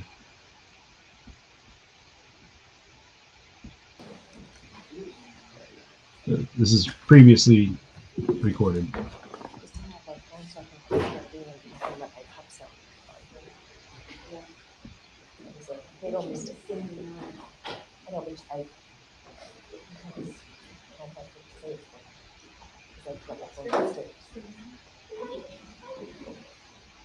So that could like cross off for people that are already meeting. Oh, yeah. Okay, that will take. And then, and when you, she's talking about. Okay, and then anyone you okay. And then she would go to that. Oh, perfect.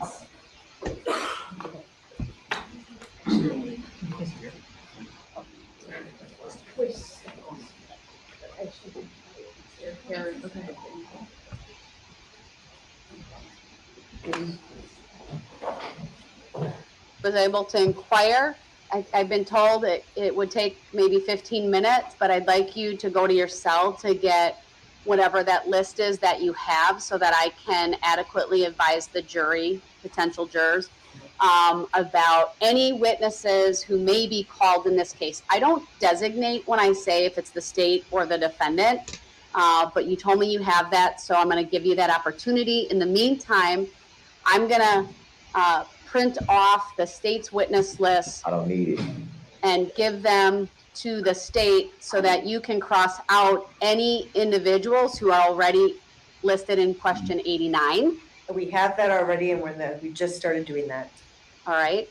And then what I plan on doing is once I finish with all of the questions and the follow-up of this group, I will bring, and then we'll discuss if there are any additional strikes for cause, okay? Once I get through that, I'm going to bring in all of the jurors. So I'm going to do an audible. We'll have to, I know the press has been here. You'll probably have to be in one back row together. There is the press room, the jury assembly room, if there's not enough room.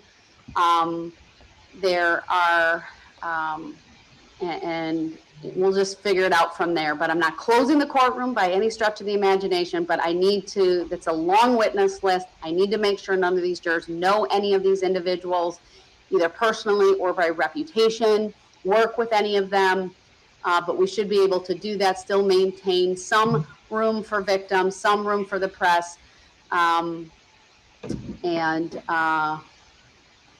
we'll go from there. And Your Honor, just one other quick thing. I know that you asked the defendant if he had any questions that he wanted you to ask. I would just, the issue that he's brought up with being deaf in one ear, I'd also ask if he has any questions of yesterday's panel that maybe he's unclear or didn't hear anything, although he didn't notify anyone he was having trouble hearing. He was answering questions in the other room without the headphones on. Actually, he was given the headphones. It took him a minute before he even thought to put them on. But just to see also if he has any questions, obviously he's got to follow the Supreme Court rules, but if he wants to ask the jurors any questions, either from yesterday's panel or today's panel, any concerns that he may have about any of them. I would agree that that's a note. He does not have the headset on here. I can't realize that was in this courtroom. But Mr. Brooks, you're advised that if there are any follow-up, we will have in the court. That is when I reference going back to your cell to get the list. Sorry, guys, they're back in. So this one is not what I thought it was. So my bad. But we're going to jump back in here and you guys back.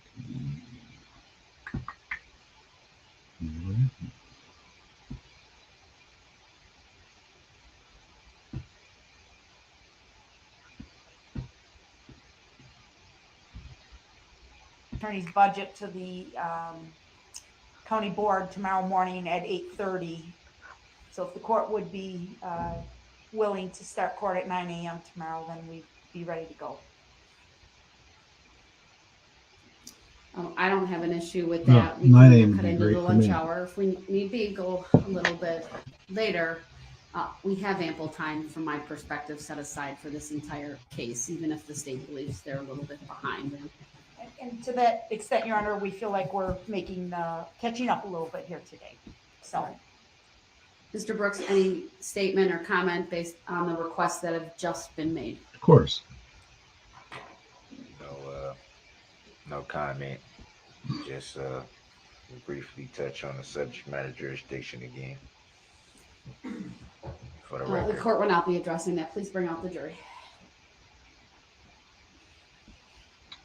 I use the term mass murder, and I want to go ahead and specify why that is. Mass murder, and I keep refreshing this. Mass murder is the act of murdering a number of people, typically simultaneously or over a relatively short period of time and in close geographic proximity. The FBI defines mass murder as murdering 4 or more people during an event with no cooling off period, quote unquote, between the murders. And a mass murder typically occurs in a single location where 1 or more people kill several others.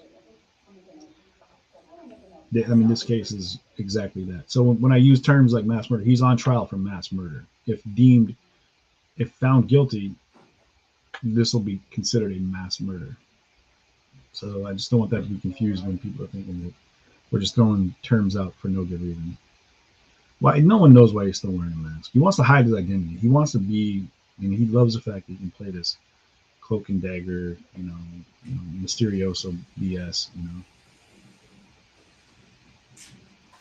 There's probably high smiles too, because he's probably smiling 90% of the time when people are talking about what he's done. Like, ha ha. Maybe not. Could just be saying that. Either way. He is pro se again, representing himself in Brooks.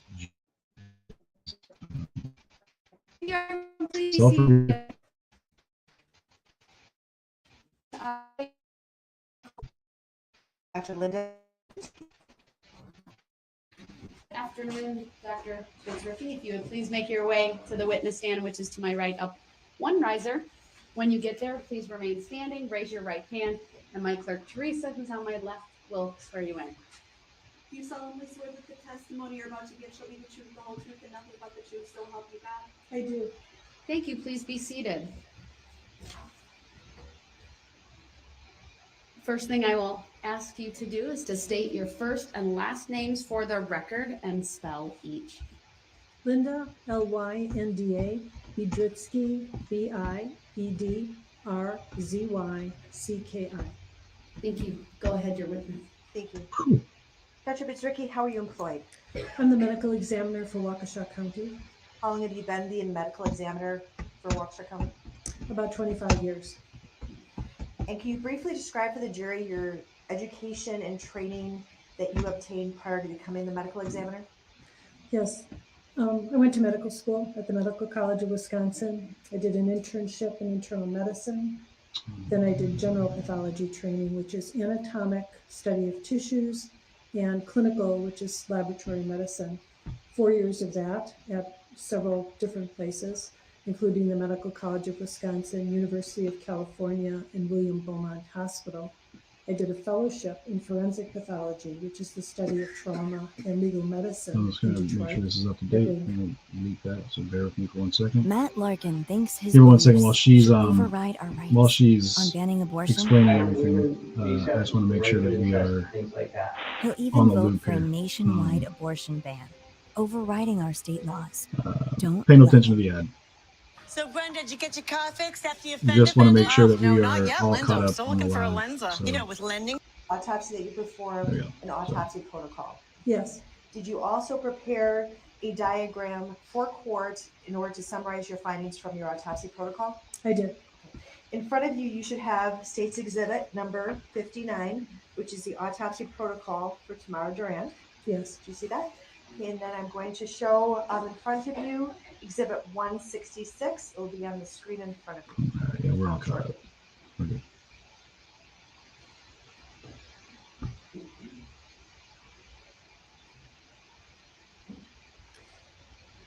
Ma'am, in looking at the screen in front of you, is that your diagram that you prepared for testimony today, which shows your summary of the autopsy protocol, the injuries to Ms. Durand? It is.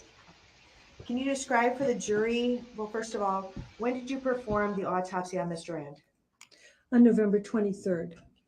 And were you aware that this was as a result of an incident that occurred in downtown Waukesha on November 21st, 2021? Absolutely. Overruled. Her answer may stand. Did you go to the scene on November 21st, 2021? I was there. Okay. What were your findings with regard to Ms. Durand? She had two groups of injuries, I like to say. One is from the impact of the car with the body, and these injuries include the marks on her hips that you can see on the posterior. And I'm just going to ask the court, I apologize, permission to admit Exhibit 166 and 59 into evidence and permission to publish 166. Objection. The objection is noted. It is overruled. Exhibits 59 and 166 are both received. Permission to publish 166 is granted. I apologize. If you can start over with that testimony, they didn't have the diagram in front of them. There are two groups of injuries, which is typical in a pedestrian injury. One is from the impact of the car with the body, and the external evidence of that are the marks on the back of her hips, which I indicated their heights between 34 and 38 inches, the abrasions and bruises, the red and blue marks. And those points of contact resulted in fractures of the pelvis on the right, which is indicated with green or dark lines across the pelvis on the skeleton picture. So the car struck her hip, broke her pelvis. The other injuries that are characteristic of pedestrian injuries are the small abrasions on her toes on the right. You see little red marks on the toes. She did not have the shoe on the right foot. The impact of the car with the body pulls the foot out of the shoe. This is very characteristic of a pedestrian injury because of the force and velocity of that impact. The second group of injuries is when the person strikes the ground after that impact, and that's reflected by the laceration or red mark on the back of her head, and then reflected by a line on the skeleton diagram across the skull, which is a fracture from ear to ear at the base of the skull, and two fractures in the occipital area or back of the head, which you see in the posterior skeleton, which extend basically to the base of the spinal cord. Internally, corresponding to that impact with the ground, there was subarachnoid hemorrhage or hemorrhage covering the brain, and also a tear at the level of the brainstem from that impact. Also, from the ground contact are multiple rib fractures. On the left, or the upper ribs, there's little marks near the scapula on the left, and mid ribs on the right. You can see the little marks there. And as a result of the impact that caused the fractures, there were also contusions of the lung bilaterally on the inside, and hemorrhage, we call retroperitoneal hemorrhage, which is the area around the kidney on the right side. So the two groups of blood trauma. And ma'am, I'm going to give you a pointer. I think it's hard maybe for the jury. I'm having a hard time seeing some of the dots Okay. on the skeletal. Objection. Relevancy it is. Overruled. Grounds for the overrule. Relevant.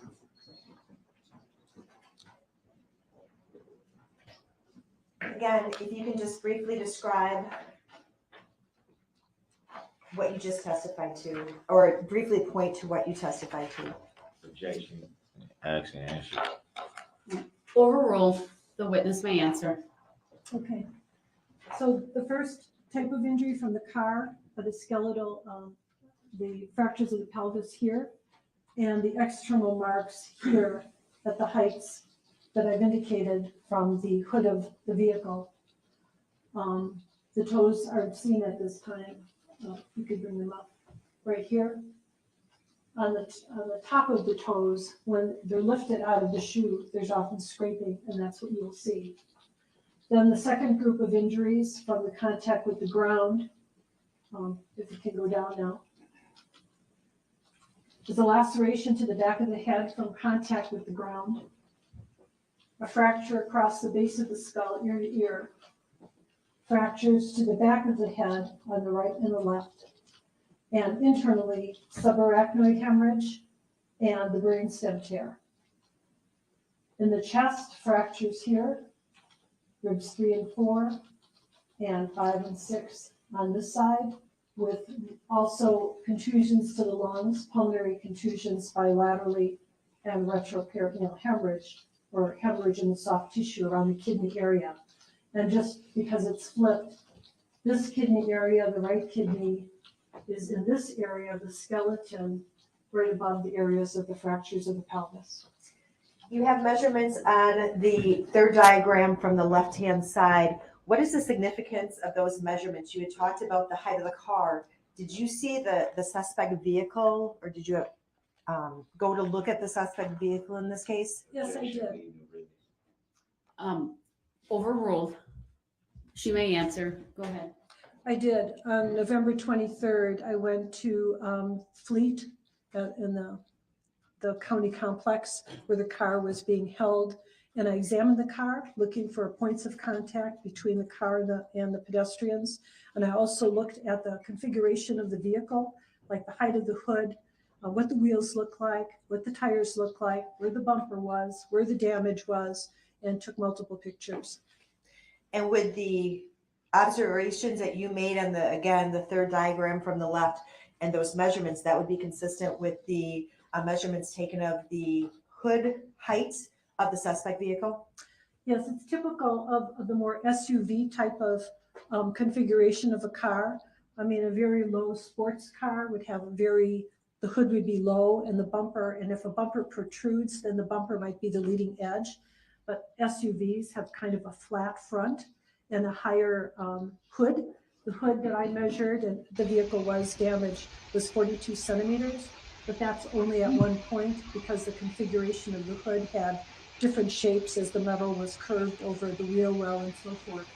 So these measurements, 38 and a half, 37, Thank you, Ruth, are pretty good for those the stars. height of an SUV type vehicle at the point of contact. Appreciate that. with the pelvis. But man, this is tough to watch, man. So I understand that Can you people aren't, describe to the jury the fatal injuries that were suffered by sitting Ms. through. Durand? The head injuries, the brainstem injury was quite severe. That would alone be fatal. The pulmonary injuries and the rib fractures could causing and the could alone causing trauma, but area of injury quite severe in and of itself.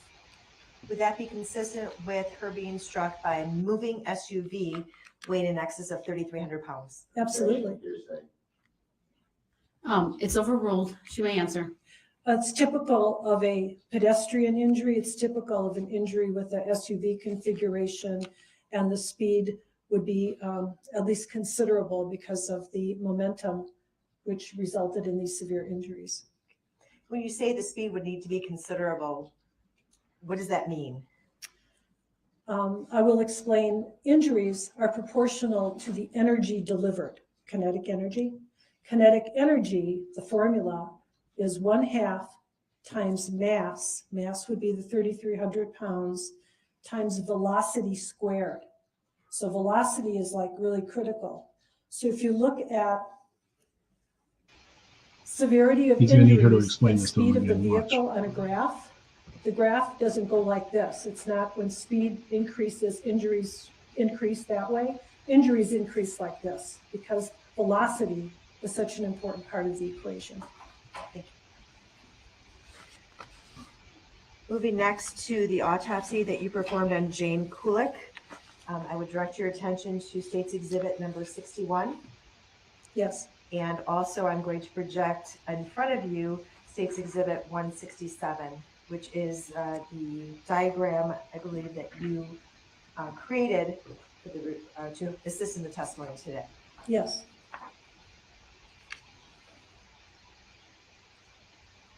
Let me know when you see that diagram. I see it. Okay. And does that accurately depict the findings that you made in your autopsy protocol? Yes.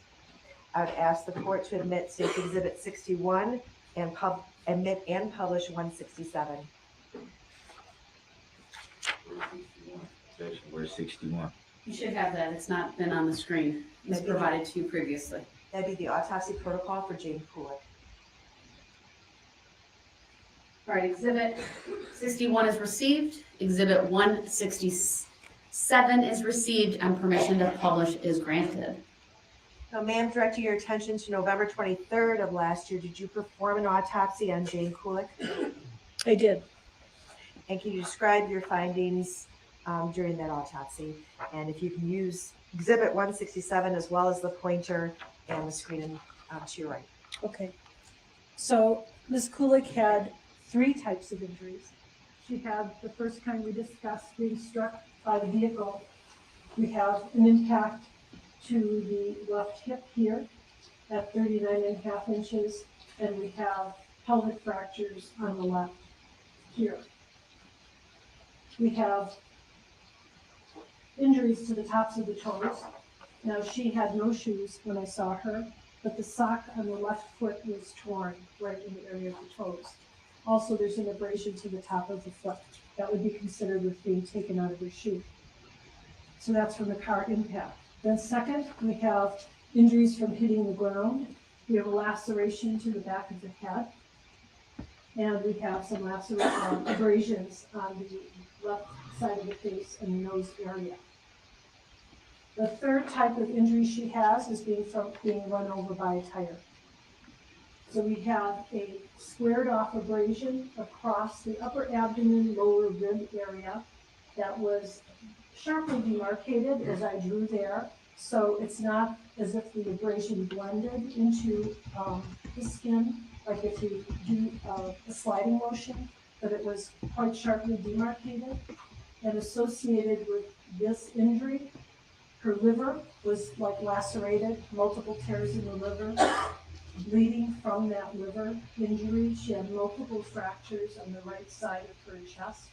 Anteriorly, she also had lower rib fractures posteriorly here. So the pressure of the tire compressed the liver, and it also compressed the part of the chest. The diaphragm on the right was also torn. There's also looked like a tire mark on the lower part of her left leg. There were no fractures under that site. So she had impact from the vehicle, impact to the ground, and then crushing from the tire.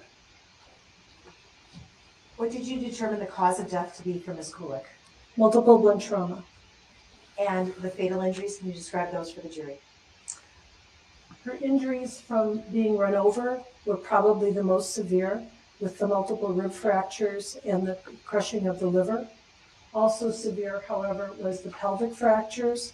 Pelvic fractures, I didn't maybe explain, cause a lot of bleeding because your aorta divides in the pelvis into your iliac arteries. So it's a very big blood vessel, and also your inferior vena cava is there. So if you damage any blood vessels in the area of the pelvis, you're damaging pretty large caliber vessels, and you can lose a lot of blood. So, and also there's bone marrow in the pelvis. So pelvic injuries, especially when they're fragmented, as it was in her case, can be very, very serious. So I would say those were the two. And then the rib fractures, and I didn't mention, she also has pulmonary contusions on the right and hemorrhage in the retroperitoneum on the right. So those injuries, the chest injuries, the pelvic injuries, and the abdominal injuries, each were very serious and could have been fatal individually.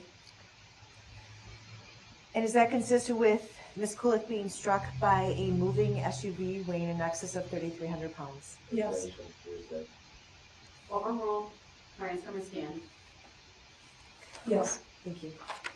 Finally, ma'am, I'm going to direct you to the autopsy protocol for Wilhelm Hospel, which is Exhibit 60. That should be in front of you.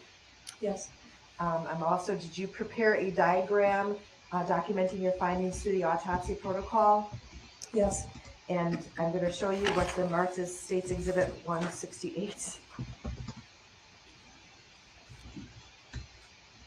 Yes. I'd ask the court to admit Exhibit 60, which is the autopsy protocol, as well as the diagram contained in Exhibit 162. Or 168, I'm sorry. And permission to publish 168. Objection. Noted, it's overruled. Exhibits 60 and 168 are both received. Permission to publish Exhibit 168 is granted. What was the first? What was the first one? 60. And ma'am, did you perform an autopsy on Wilhelm Hospel on November 22nd, 2021? I did. And can you explain for the jury your findings that are contained on Exhibit 168? Yes. Mr. Hospel had similar types of injuries from the impact of the car. He had a very rectangular shaped bruise, 42 inches above the heel to the back of the left hip. And he also had a bruise above, right around the back of the knee, slightly above and slightly below, but extending between 16.5 and 24 inches above the knee. This hip bruise corresponds to the fractures of the left side of the pelvis, right here. He also had foot injuries. Instead of the toes, he had marks to the back of both heels, and that could be because of the type of footwear. Again, he did not, I saw Mr. Hospel without clothing, so I did not see the shoes. They were taken off at the hospital because he had surgery, but he did have injuries that we often see in pedestrians as well, whether the shoes were taken off or just the friction from being struck. Then he had the injuries from hitting the ground, which were lacerations and abrasions to the head on the right side and on the back. And the result of that was a fracture on the right side of the head. But this is kind of also interesting and shows how this injury occurred. The fractures on the right side of the head, but the bruise to the brain and small subdurals on the left side of the head. That's called contre-coup. And that type of injury occurs in a moving head injury. So his head was moving, hit the ground on the right, caused the bruise on the left because of the rebound of the brain striking his skull. So he had injuries from being struck by the car and injuries from hitting the ground. Now you testified, first of all, about the injuries to the back, the second diagram from the left and the height of those injuries. Are there any relevance of the height of those injuries as well as the measurements that you took of the suspect vehicle, which was a red Ford SUV? Yes. When I measured the side of the hood, I got 42 inches. There's a picture with a tape measure showing that. So that corresponds well to the height of this particular pattern injury. And the height of the top of the bumper, because now the bumper is not a shiny chrome protruding bumper, that's kind of a flat bumper that's painted the same color as the vehicle, so it's rather broad, is about 26 inches, which would correspond to a strike to the back of the left leg there.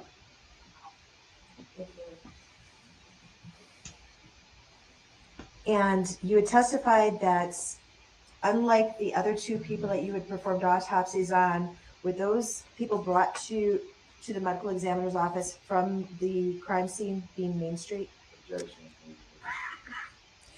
Mr. Hold on, overruled. She may answer. I'm sorry. Miss Durand was brought from the scene, and I saw her at the scene before I did the autopsy. Miss Kulich was brought from Waukesha Memorial Hospital, where she was pronounced, and Mr. Hospel was brought later because he was treated at the hospital. And can you describe, or did you determine the cause of death to be for Mr. Hospel? Multiple blunt force trauma. And the fatal injuries for Mr. Hospel, can you describe those for the jury? Overruled. She may answer. Okay. Mr. Hospel's most severe injuries were related to his pelvic injuries, which he lost a lot of blood. They required to put a coil to try to obstruct the bleeding vessel to stop it from bleeding. It was not accessible surgically. They had to put like a coil through the vasculature. But also the impact here caused an injury to the thoracic duct, which carries your lymph fluid. And as a result of that injury, he also had an accumulation of fluid in both chest cavities of the lymph fluid that occurred during the hospital course, which impaired his respiratory status. So it's an indirect cause of the injury, the accumulation of the fluid, but they both are related to the impact of the vehicle. His head injuries, it's harder to assess because he died. He did present with a change in consciousness, so it's possible those head injuries would have been independently fatal. And would those fatal injuries and the injuries that you've described, would those be consistent with being struck by a moving SUV weighing in excess of 3,300 pounds? Objection. Overruled. Absolutely. Thank you. Thank you.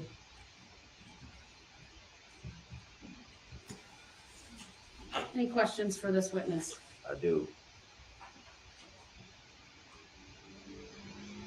Your primary field is in the medical field. Would that be fair to say? Yes.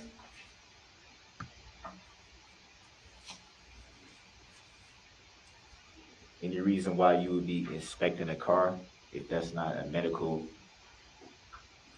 professional thing? The examination of anything that's related to injuries in the people that I later examine is relevant in my specialty of forensic pathology.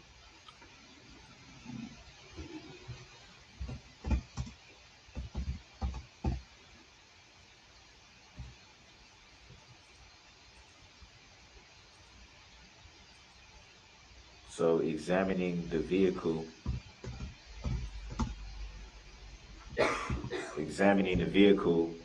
would be important to your medical assessments in what way?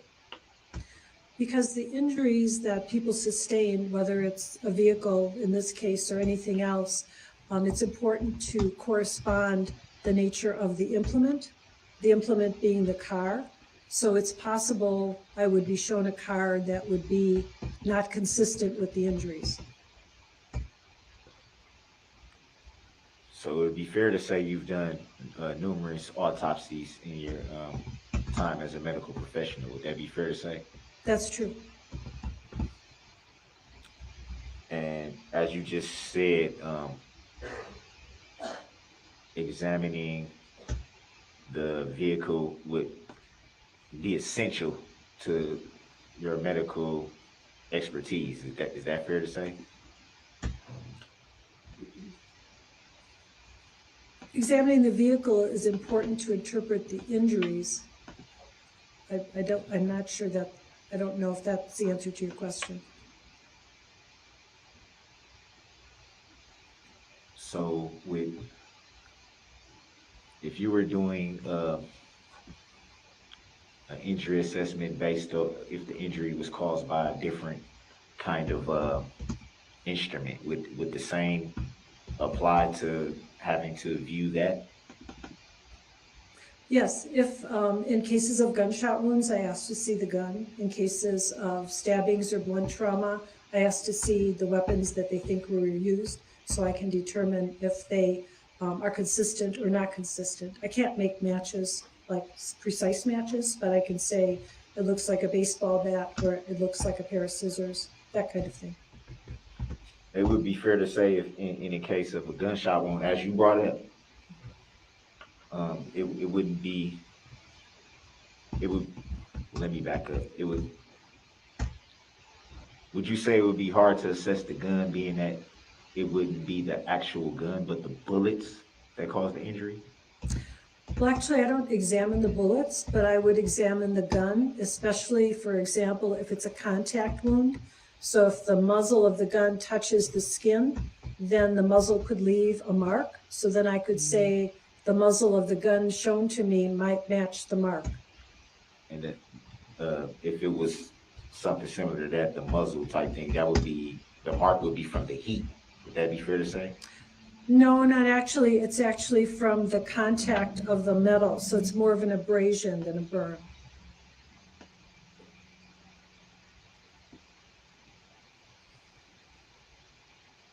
So in a case like in a case like that, what would be the significance of the actual inspection of the gun? Question, I think it's a little bit afield of where we're at. Grounds. Overruled, she may answer, she brought it up as an example. I'll allow a little bit of leeway, but go ahead.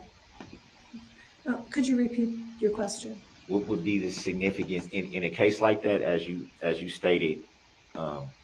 You view all types of instruments, gunshot wounds and things of that nature. What would be the significance of inspecting the actual gun in terms of the injury? Well, I may be able to say that the mark on the skin, for example, is consistent with the outline of the muzzle of that particular weapon, looking at the dimensions and shape. So what if it was used from a distance? Then what would be the essential reason to inspect the gun? Depending on the distance, sometimes the pattern of stippling, like for example, if there's a flash suppression or something used, that can play a role. If it's very far away, then the actual characteristics of the weapon are more general. In other words, the size of the hole, for example, or what might reflect both the size of the caliber of the gun or the velocity. So it depends on, distance does play a role in what I would be evaluating.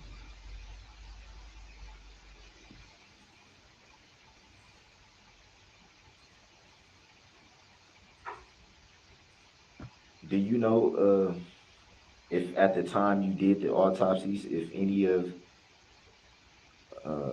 of the victims you performed the autopsy on had any underlying illnesses at that time, any cancers or anything like that that may have been going on at the time that you did the autopsy? Yes, I would make observations of any natural disease processes that I saw at the time of autopsy. Did you observe any? Yes. Do you recall from who that was? Well, Mr. Hospel, he was an older gentleman. He had some heart disease, as I recall, a pacemaker, some coronary artery disease. Ms. Kulich, as I recall, had a large fibroid. That's what I remember. I could look and clarify my memory further, but those are examples. Can you explain to the jury what is a large thyroid? Is that the word you thyroid? Fibroid. I'm sorry. Yes. It's fibroid. A benign uterine tumor. Is that a form of cancer? No.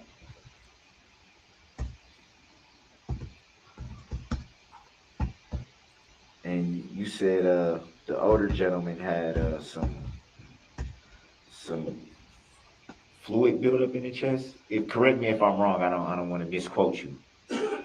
Some type of fluid around the chest area. Correct. And from your recollection, that wasn't caused by the vehicle?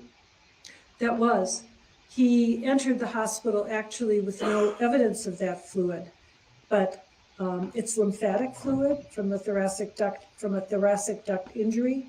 So over the time he was treated, especially with the fluid resuscitation, because of the blood loss, the fluid collected in the hospital as a rupture of that thoracic duct injury and was in the pleural space surrounding the lungs. So that it would be fair to say that came about once he was already at the hospital. That's true. And you said he had a pacemaker. Would that have any effect whatsoever on what might have been going on in his chest at the time? No, and because he was in the hospital, the function of that pacemaker was well documented while he was being monitored. Was it pretty active, still working properly at that time? It was. Even with the loss of blood, as you say, he had a loss of blood. Even then, was it still working pretty good?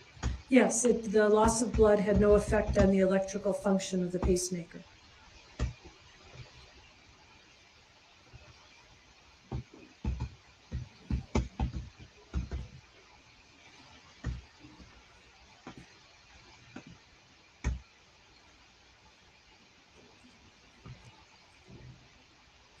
were you at the parade at the time of the incident?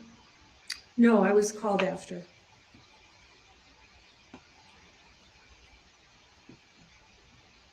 So at the time you were called, did you know any information about the incident?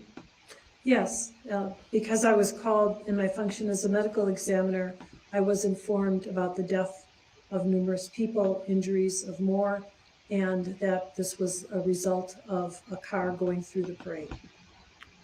Do you recall if it was referred to as a car or a SUV?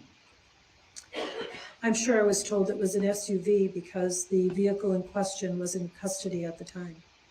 And you were already privy to that information before you arrived at the scene? Either before or at the scene. Do you recall whom informed you of that? It could either have been my staff, who were the first people notified, so they would have reported to me what they were told, or it could have been detectives at the scene who I also interacted with. So it'd be fair to say you don't really recall? Not specifically.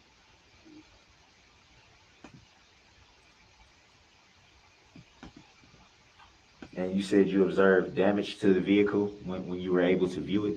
Yes.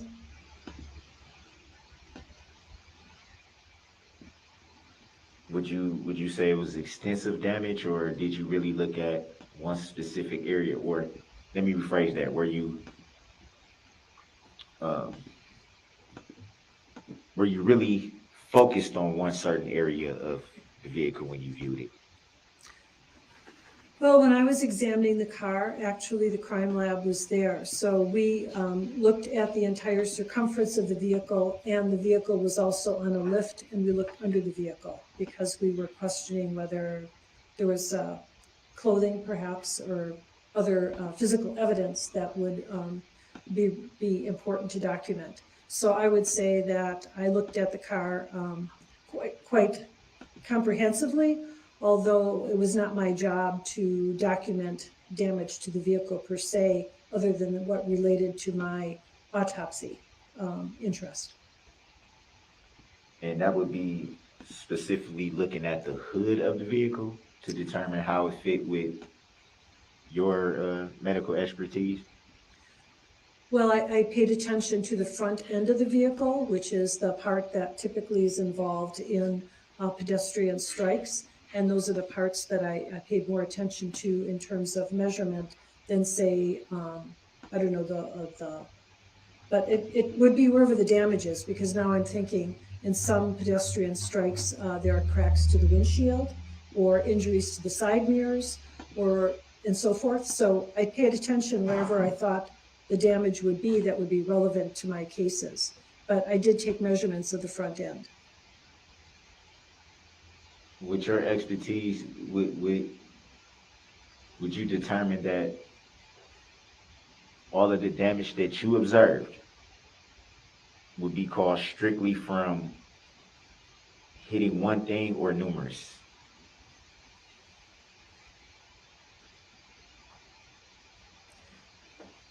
I can say that there were multiple areas of the car that had damage, so it would seem unlikely to be from one impact, because in my experience, it's, you could have a frontal impact, you can have a side impact, you can be rear-ended, but there were dents, if you will, in multiple areas of the car. So from your expertise, that could have came from a number of different things. That's true.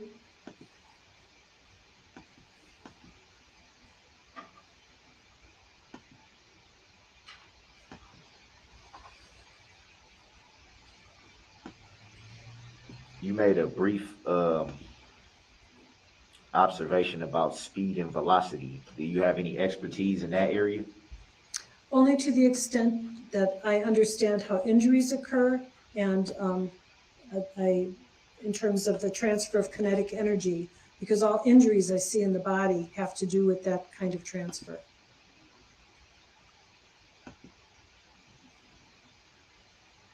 Would it be fair to say that everybody is different though? Everybody is different. So with May, I guess I would phrase the question by saying,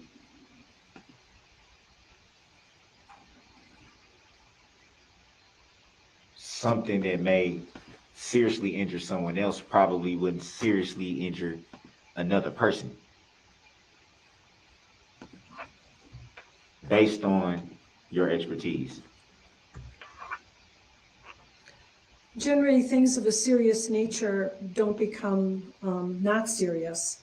I would say that different people might have this, there are differences in people and how injuries. People react differently to getting hit with a car. How different events might injure Come them. on, man. But I wouldn't say that something that's serious in one individual would be minimal in another. Even though there might be a range, it's not going to be okay for one person, but maybe deadly for another. That is not typically how it is. But it can vary. It can vary.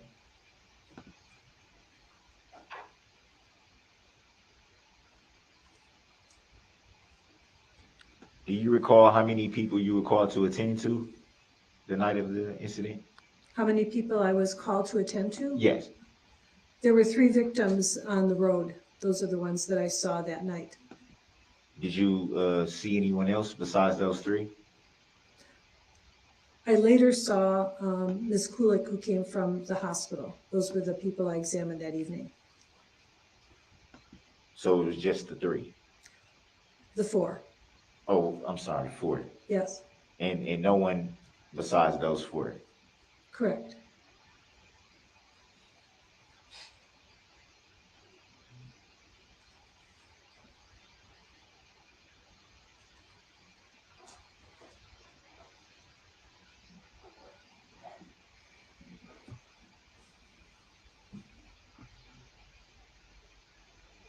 Do you recall being notified possibly to testify in this matter?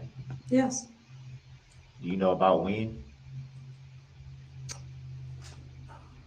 I knew always that this case would end up in trial. I mean, but I don't remember when I actually had a date and time for appearance.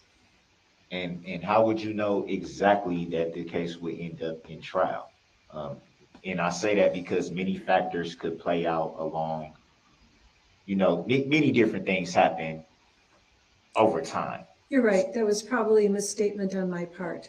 I thought it might go to trial, given the nature of the case, but I did not know for sure. That makes sense, definitely.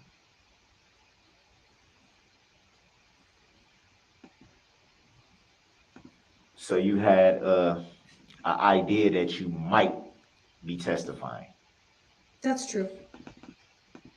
And when did you know for sure that you would be testifying? But you really only know for sure when you're called to court. You get a subpoena and things can still change. So I guess that's the best answer I can give you. Do you recall when you were subpoenaed? No. Was it fairly recent to now, or was it some time ago, a few months? Probably not months, but I don't remember.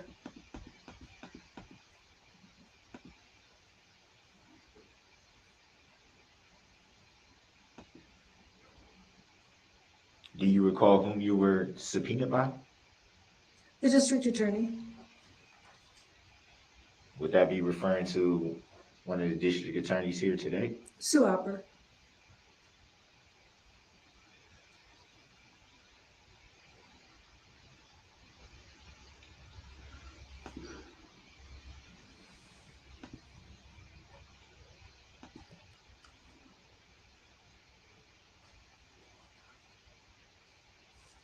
Do you recall what time you arrived on the scene after the incident that night? It was about 10 to 8.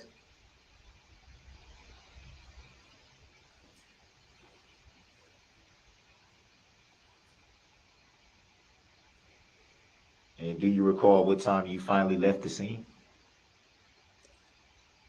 No, I don't recall exactly. Would it be fair to say you were there for quite some time? Probably around an hour or so, and then we continued our work at the medical examiner's office for a couple more hours.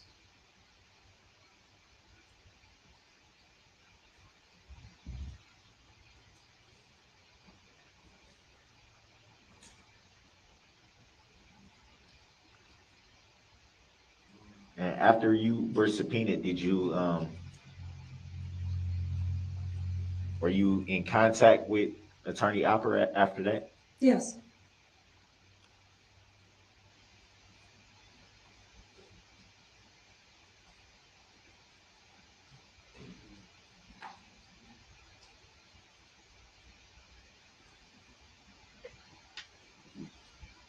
Did Attorney Opera ever state that she was the plaintiff in this matter? Objection, relevance. Sustained. You do not have to answer that question. Grounds for the sustain, Your Honor. You may ask your next question. Were you ever made aware of the plaintiff in this matter? Objection, Grounds. relevance. Sustained. She's not You giving do not any have to ground on answer that. Please ask your next question. Grounds for the sustain, Your Honor, before I Ask your continue. next question. Ask your next question.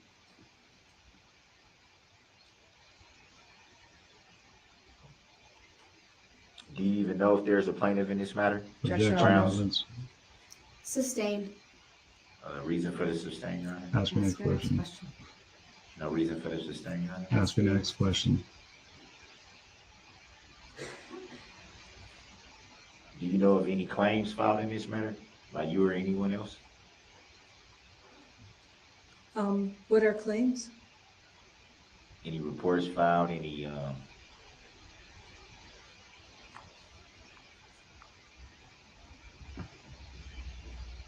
filings made on your behalf or anyone you know? I'm actually not sure I understand that. I would object to it. It's vague. Grounds. Sustained. Vague. Sustained is the form of the question.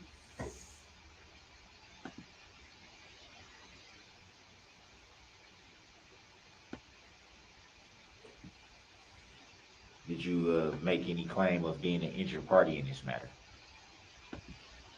No. Do you know of anybody that has? Objection, relevance. Grounds. Sustained. Reason for the sustain, Your Honor. Ask your next question. Relevance. Speculation. Vague.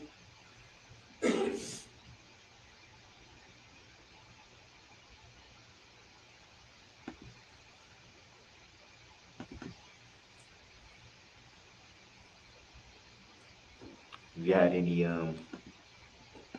any opportunity to view a complaint in this matter? Objection, vague. Grounds. Sustained as to the form.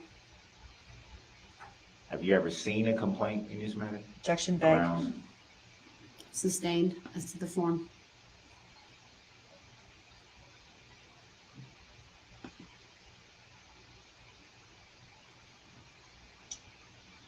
He just, well, can't You ever catch a at break, any this time guy. had any interaction with the plaintiff in this matter? Objection. Grounds. Sustained. Reason for the sustain, Your Honor. Ask your next question. Vague. Relevance.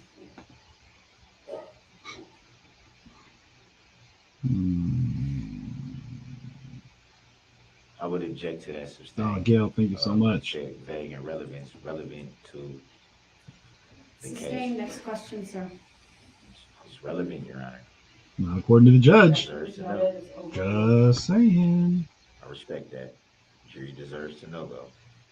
Jury will disregard the last statement made by Mr. Brooks. It's not his time to testify. Comments made by the parties or attorneys are not evidence.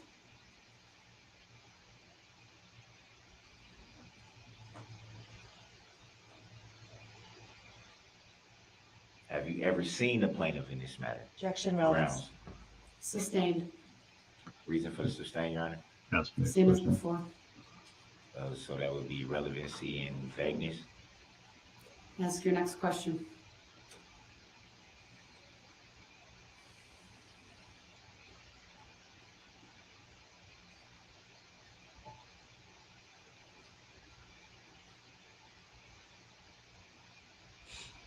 If he plans on having an Was today attorney, your first time ever seeing those exhibits that were shown? No, You've seen those before, those videos? videos, Yeah, the exhibits she made that, the that were exhibits that shown. she showed. diagrams. Yes. I'm sorry, I didn't know that's how you identify them. Oh, well, I drew them. Yeah, she made them. Those exact ones? Yes. Oh, so okay. Why? I wasn't aware of that. I apologize for that question. How is that something you don't understand, dude? She came to court with the diagrams of the bodies she had to perform And so I'm autopsy. assuming at some point you turned those over to the district attorney. Would that be fair to say? Today. Oh, today. Any reason why you didn't previously turn those over before you actually were called to test, or before you knew that you would be testifying today? I decided to prepare them for the purpose of testimony. They didn't exist before today. That's interesting. Is it? Is it interesting? So this was really like a 11th hour, bottom of the night thing for you to get them prepared and be ready to go today then. Would that be fair to say? No, I wouldn't say that. No, not at all. You I just mean, reported the it's findings. true. I did finish preparing them today, but I was, what He's should using I that 11th say? hour as a term the judge used Was against him. detailing them and wanted them to be as good as possible. As efficient and, you know. So how long did it take for you to detail them? I guess I have to explain that there are no pre-existing diagrams of front and back skeleton and body diagrams in my office's collection of diagrams. So I spent time finding the proper diagrams, scaling them, composing them, and putting them in a format that I thought would be the best to illustrate the points I wanted to make. So I created the basic diagram, and then I decided on how to describe the injuries, and I, did one version, then I did another version. I wanted it to be very good, and so that's why I can say it didn't exist in the form you saw today until today, because that's what I was doing. Everything he's doing, guys. So would it be This is fair to poke say holes. that you have been working at this for some time then to get it the way you? She just A few told days, you. a few Asked and days. answered.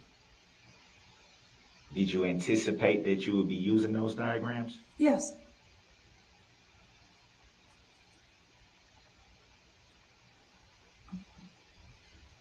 See, he's got this vague way of asking questions to make you, so people think that he's got something up So his I'm sleeve. assuming that He's just trying to give as some much type of fuel to conversation his has to be had in order for appeal you to as possible. work that hard on those diagrams.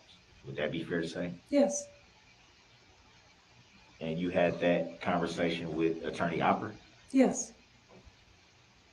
She's an expert witness for the plaintiff, the state. That's how it works. When you call yours, if you call yours, when you won't call yours. To your knowledge, why would you, well, not why, take that back. To your knowledge, what would be the reason why you weren't already asked to develop those diagrams? That calls for. Meaning, why weren't you asked this months ago in advance? How was she supposed to know? I don't think that anybody thinks about what exhibits might be used in a trial until the trial approaches, would be my answer. Yeah, she is But an it expert would be witness. fair So to he say doesn't that want you that. just Yeah. testified that you didn't know for sure if there would be a trial. Correct. It was an assumption. Correct. Well, you murdered 6 people, so yeah, there's going to be a trial. That's how that works in the regular world of non-crazy individuals that think that they can slide through things like you have for the last 17 years, however long you've been just dancing through the system. No, that's not how this works, dude.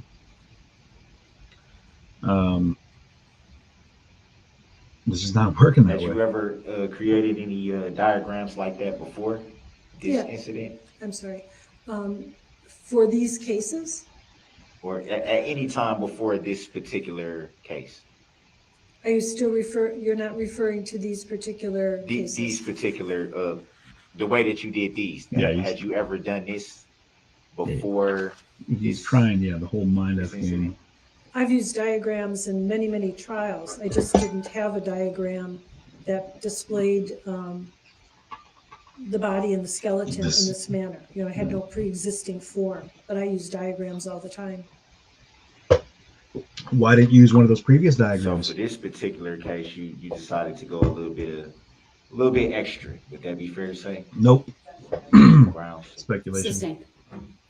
As to the form of the question. You tried. Would it be fair to say then that for this particular case, Oh, they're gunning for you, buddy. Yes, they are. That's their job. Want a diagram that was a little bit more defined? So yeah, sure, yeah. The expert witness they called. What I decided was we on their had behalf. 3 decedents, and I thought it would be Trying to be as thorough as possible. easiest for the jury to understand the complexity of the injuries when talking about 3 people sequentially, if I could compress the information.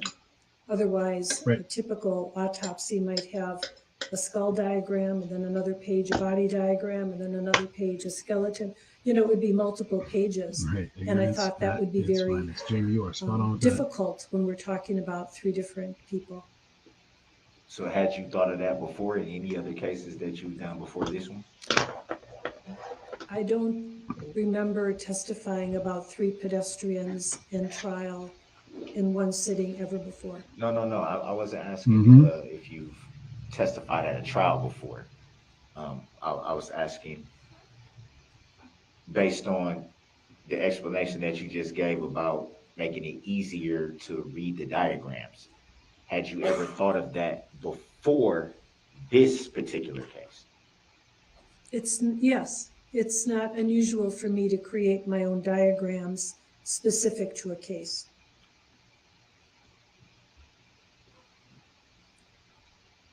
What I meant by that question was the way that you designed these particular diagrams. Had you thought of doing it this way before this particular incident? Grounds. Sustained. Grounds for the sustained, Your Honor. Next question, dude. Just nobody's out to get you, man. Take that back. Everybody's out to get you, man. Nobody wants you around. We all want you to go to jail, prison. That's just what needs to happen. So yeah, the expert witness in the state called is doing their best to prepare a case for the prosecution who called them to testify that said, hey, make sure you get everything you can. Cross your T's, dot your I's. Come with your A game. This is why. Boom. They wouldn't say, just do status quo at best. Hey, take a little time off if you need to. And when you show up, whatever. Just walk through it. Do you recall when you completed all your medical work for this particular case? Mm-hmm. But the autopsy report was signed in February of 2022. So my medical work, my conclusions were concluded at that time. Mm-hmm. So about 8 months.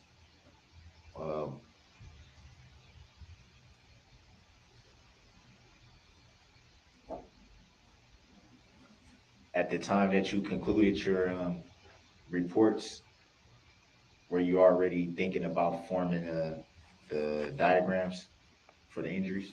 No. So that kind of came about during the process of possibly knowing that you might testify. The diagrams were created as court exhibits. Today? Completed today.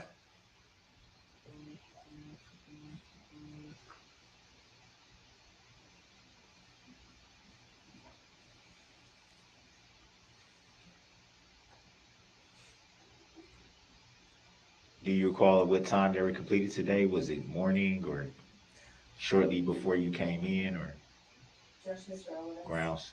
Overruled. She may answer. I think I actually completed them last night, but we got the copies made this morning, and they were not given to Ms. Opper until today. So I think they actually were completed in terms of my sketching last night, but they were not, I had to get color copies made and they had to be submitted. So I would say, I thought of them as being done this morning, but I was working on them last night. No further questions. Briefly. Ma'am, to follow up on these diagrams that have been presented in court today, are all the findings that are contained in those diagrams from the autopsy protocol? Yes. Overruled. Relevancy. Overruled. And ma'am, could you have brought in a it's Halloween, so we see them all over the place, but could you have brought in a skeleton and described the same injuries? Objection, relevancy. Overruled. It's Objection, redirect. hearsay. She may, it's not hearsay, she may answer. I could show you the broken bones on the skeleton. I couldn't show you the injuries to the soft tissues or the organs on the skeleton. And if you had in a doll or a mannequin, that would be something that you could show the jury, just like you did in these diagrams, where the injuries, the external injuries were. Would that be a correct statement? Relevancy. Overruled. You may answer. That's true. So is there anything on these diagrams that were not contained within the autopsy protocol that were turned over to the state months ago? Objection, relevancy. Overruled. No, there's nothing on the diagrams that was not, that isn't listed in the autopsy reports. In fact, if I had a blank diagram in reviewing the autopsy protocol today, if I put a blank diagram in front of you, could you have made these same markings right here? And it would have just taken time, obviously, but could you have done it right now? Objection, lead the witness. Overruled. You may answer. Yes, I could. Now, I want to talk briefly about Jane Kulich's autopsy. You had stated that you had discovered a benign uterine fibroid. Is that correct? Correct. Did that in any way, was that a factor in her death? Objection, hearsay. Overruled. She may answer. No. And with regard to Wilhelm Hospel, was the presence of a pacemaker in any way related to his death? Objection, I asked that in my cross and she answered. Overruled. It's redirect. It's proper. The state may ask it. You may answer. No. The coronary disease that you testified to on cross-examination, did that play a factor in his death? Objection, same reason. Overruled. Already You may answered. answer. No.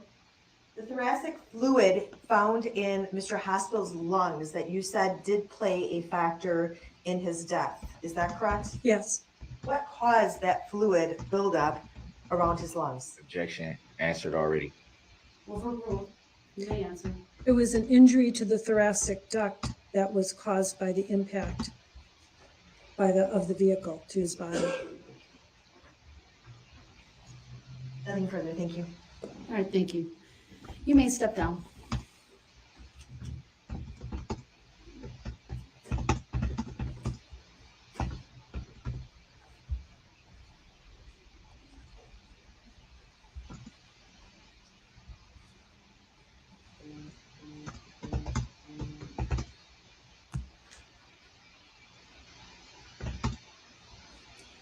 My jurors are okay. Just thought we'd stand for a bit, but then keep going with testimony. So everyone may stand. Do a little stretch break. We haven't done one of those in a while.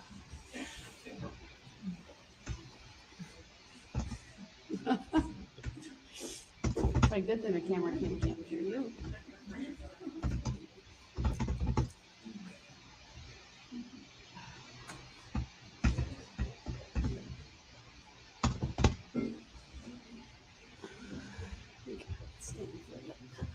This chair hurts.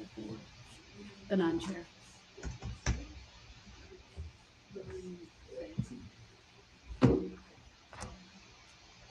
When you're ready, have a seat.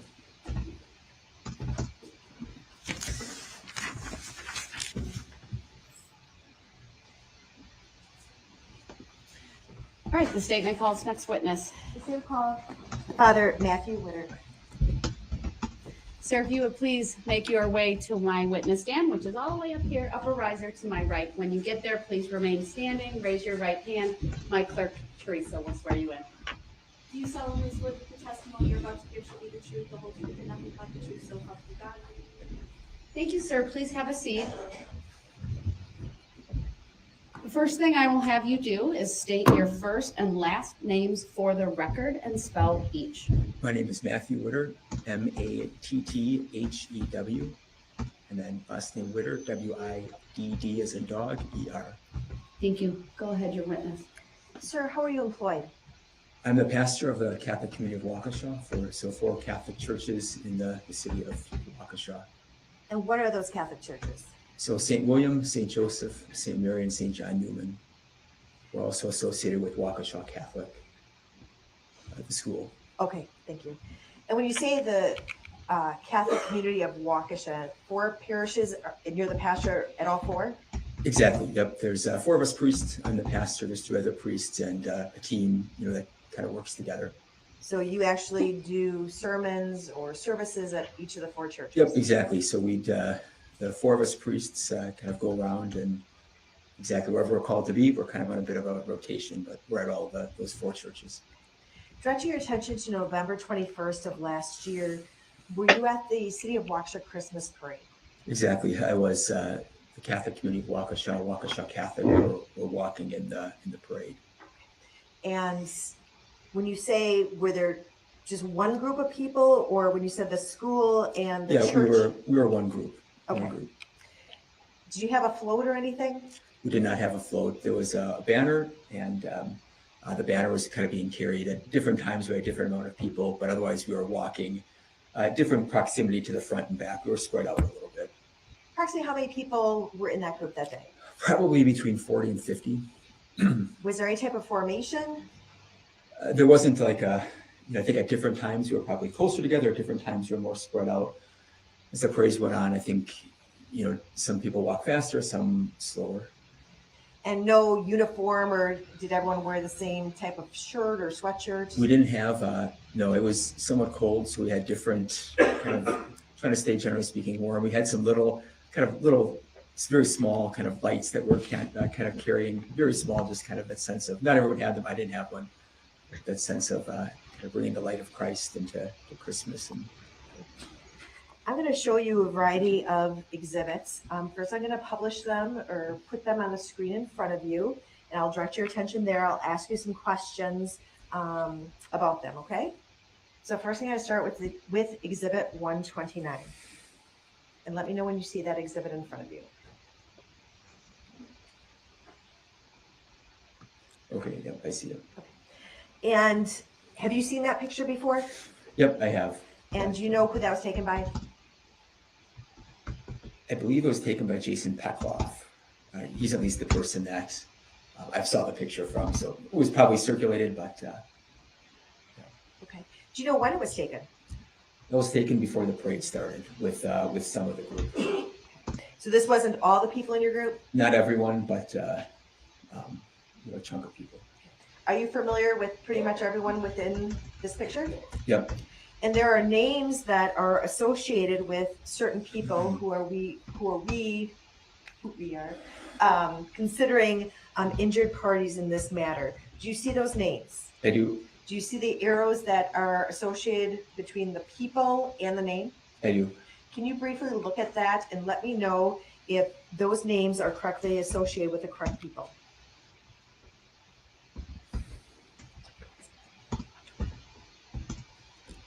Yeah, to the best of my ability.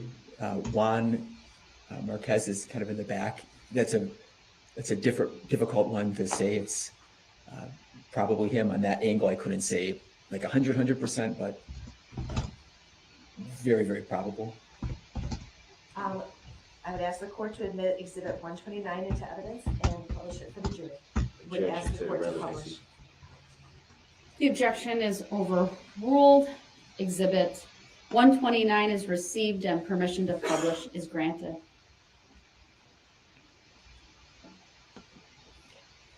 Can you briefly briefly kind of go over the people who are named and their relationship with the other people in this picture? For example, I see Yep.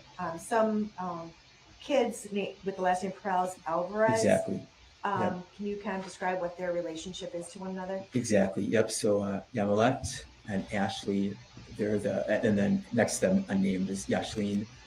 They're the daughters of Maria Alvarez Dominguez, is his name. You just say Alvarez Perales, actually. Okay. And then Jose Perales Alvarez. Okay. So those are connected there. Okay. And then Benjamin and Elliot Hallmark are siblings. So their other siblings are there too. Okay. Gregoria Romelia, she usually goes by Romy Perez, and Camila on the far left, that's mother and daughter. Okay. And then Juan in the back, his son David is up front. His head is kind of ducked to the side. So those would be the relationship connections. How about Adair Lopez Revelar? Leading the witness. Adair is. Hold on, there's been an objection. I need to rule on it. The objections noted, it's overruled, and you may answer. So Adair is, his mother Marisol was also in the parade. She's not in the picture though. And how about Maria Alvarez Dominguez? I don't know if you addressed her yet. Oh, yeah. Maria is she's the mother, and I forgot Eileen. I knew I was missing someone. Eileen is on the far right. So Eileen with the A, Yamilet, Ashley and then Yashleen, who's doesn't have a name box by her. They're the kids of Maria and Jose, who's got you see the red hood. And does this accurately reflect kind of the clothing that they were wearing while they were marching in the parade on November 21st of last year? I believe so. Okay. I'm now going to direct you to Exhibit 128 because I thought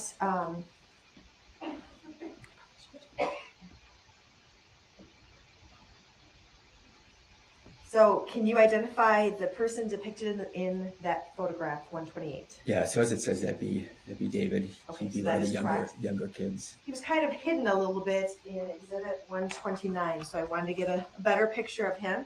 I'd ask that this be admitted into evidence. I'm sorry, was this taken on the day of the parade? Does it appear?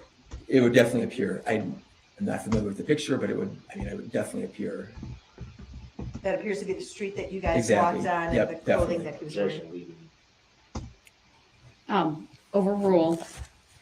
Father, do me a favor and just wait until the question is fully asked before you answer it. I know it can be very easy to anticipate, but the very nice lady in front of you is taking down a record of everything that's said. And it just makes her job a little bit more difficult if that happens. It's okay. So hopefully his answer was clear. If not, you can re-ask. And I'm sorry, that accurately reflects what you believed you would have seen on November 21st of last year. Yes. I would ask that Exhibit 128 be admitted into evidence and published to the jury. Objection. Exhibit 128 is received and permission to publish is granted. The objection is overruled. Now I'm also going to then show you on the screen in front of you Exhibit 121.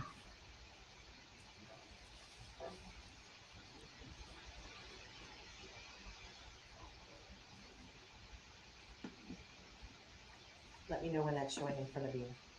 It is. Okay. You had indicated that in front of the group was a banner. Is this consistent with what you're seeing, or can you describe generally what you're seeing in Exhibit 121? That would be our group, somewhat close to the beginning of the parade route. So that's the banner. That's Bob carrying it on one side, and Jason Peploff, as is noted, on the other side, where there's St. Matthias in the background. St. Joseph is kind of right in front of that, towards the beginning of the route. And there are other names that are associated with people. There's a box with their name with a red arrow going from the person to the name. Are all of those correctly diagrammed?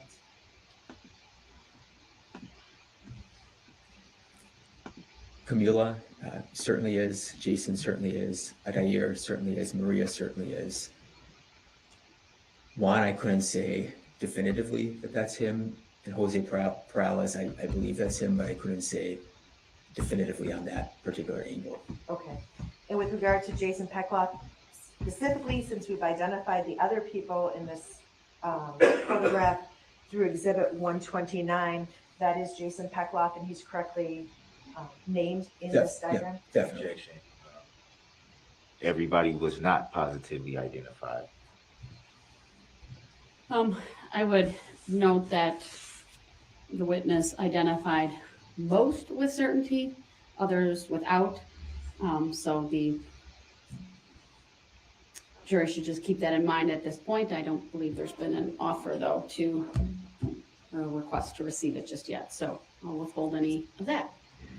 And Your Honor, I'm going to move Exhibit 121 into evidence, ask that it be published with the understanding that Father Witter indicated that Jose Perales Alvarez and Juan Marquez, it would be consistent, but he cannot say with 100% positivity that those are those two individuals. It was not said with certainty whatsoever. The answer was he's not sure.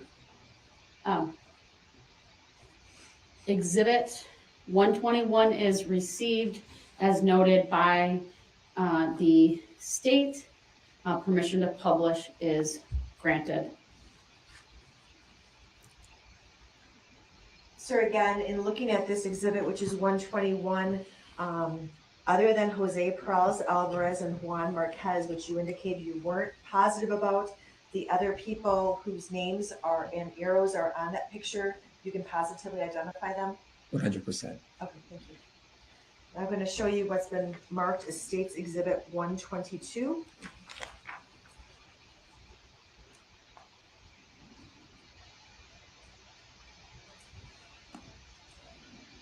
And again, this is consistent with a picture that was taken at the very beginning of the parade where the other picture was taken from. That's correct. And there are two names associated with two individuals on this picture. Can you positively identify that those individuals are the people in this picture? Objection, leading the witness. Overruled. Yeah, William Mitchell and Yamilet Perales, that would be 100% certain. Thank you. I would ask the court to admit Exhibit 122 into evidence and publish it. He would like to object, I'm guessing. Exhibit 122 has received permission to publish.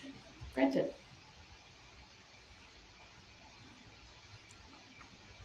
And again, this accurately reflects the identity of William Mitchell. If you can just circle William Mitchell in the photograph, it is a touch screen in front of you. Sure. And Yamilet Perales Alvarez. Thank you. Moving on to Exhibit 123.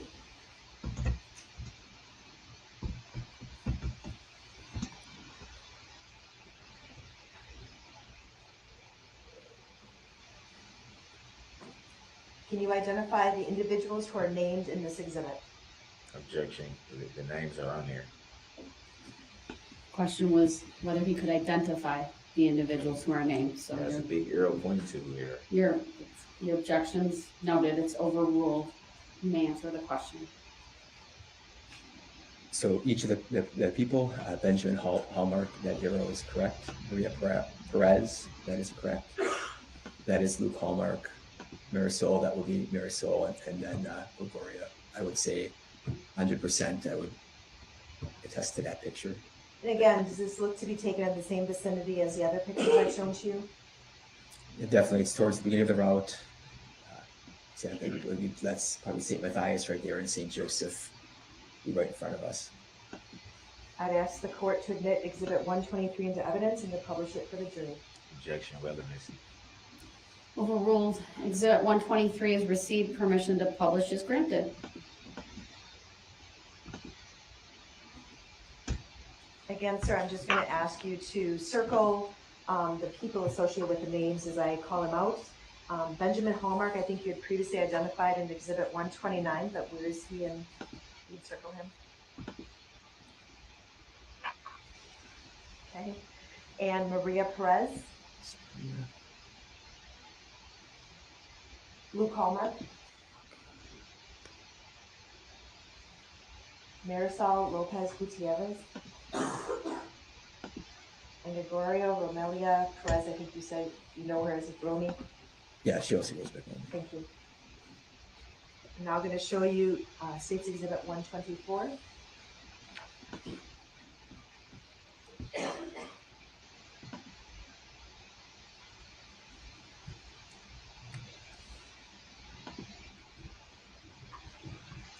And let me know when you, oh, you see it, I'm sorry. And does this again, looks like it's taken from the same angle as the prior exhibits. Do you see the name of Elliot Hallmark and Father Pat Happy? I do.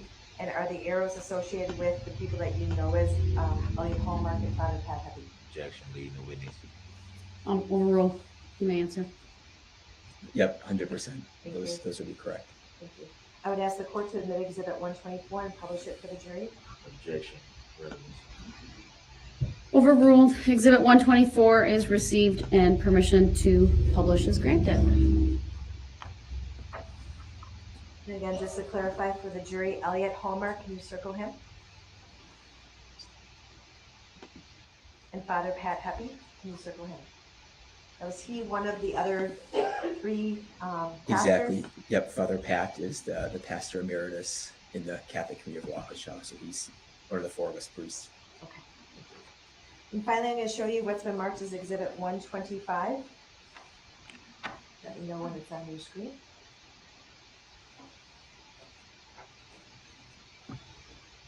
Yep. And the final two of the people that we did not identify in that first picture, Exhibit 129, Lori Loken and Margaret Kulich, she goes by Peggy. Do you see them in this picture? I do. Are they correctly identified? They are. I'd ask and again, this photograph is taken at the same location as the others? Yep. Okay. I'd ask the court to admit Exhibit 125 and allow it to be published for the jury. Objection, relevancy. Overruled. Exhibit 125 is received and permission to publish is granted. Thank you. And if you can circle Lori Loken and Margaret Kulich. Thank you. You can take this exhibit down. Do you recall as you were marching or walking in the parade, what group was in front of you? The group in terms of, we were the Catholic Memorial Group was the group in front of us, behind us with the dancing grannies. Thank you. That's what I was looking for.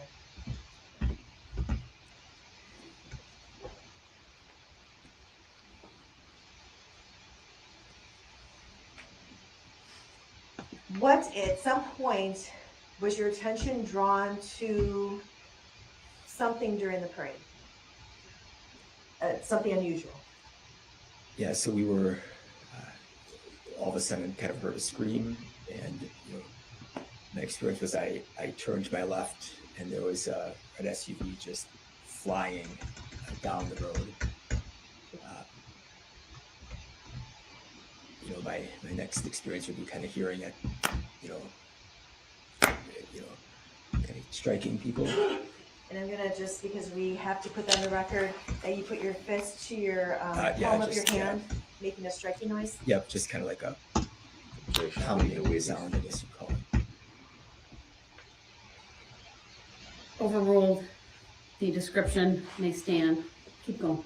Next question. How many times did you hear that? So for me, Overruled. You may answer. I heard 2 times. Where were you when you were marching in this group? Were you on, as you're walking down Main Street, were you on the right-hand side of the group, which would be, well, I can't get this right. The right side would be, I believe, the north.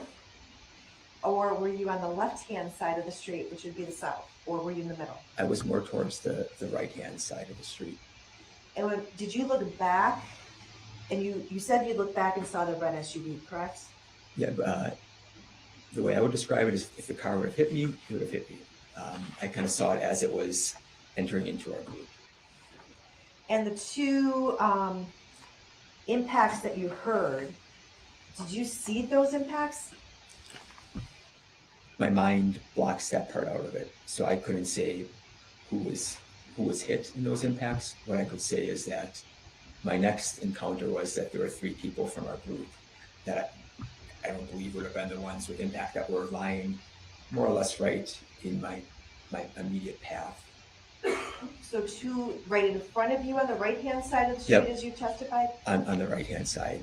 Those were the 3 people that I was right by then. And before that car went through, were those 3 people on the ground? Definitely not. Where did this impact take place? You know, approximately where on the parade route? Yeah, so it would have been past Prairie Insurance. There would have been, I believe it's Main Street Bar and Grill, and then there's kind of an unnamed bar, and then there's Pond Peregrine. So those would be it's kind of a Main Street, between Main Street and that kind of unnamed bar is where it happened. I'm going to show you what's been marked and admitted into evidence as State's Exhibit 15. It will not only be, I'd ask that it be published as well. Go ahead. Exhibit receipt. Objection, how many times do you need to publish the same picture? How many times are you going to ask the same questions? Your objection's noted, it's overruled. On this picture, there are different groups that appear to be on this picture. Can you describe, what does this appear to be a map of? Yeah, that would be Main Street. That'd be our groups, the groups of the parade. And do you see your group on this map? I do. Would it be in the left-hand side of Exhibit 15? Objection, leading the witness. Sustained, hold on. Sustained, please rephrase. Where would you see, you said you saw your group. Where do you see your group on this map? On this map, our group is furthest to my left. Can you circle it?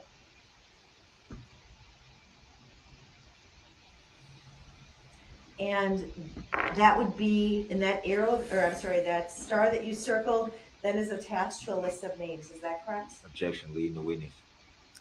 Sustained, please rephrase. Yes. Do you see a list of names and an arrow on that map? Objection, leading the witness. Overruled. You may answer. I do.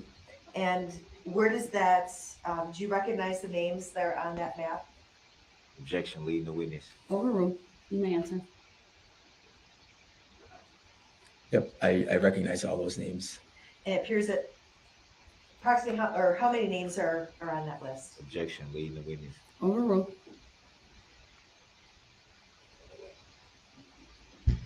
19.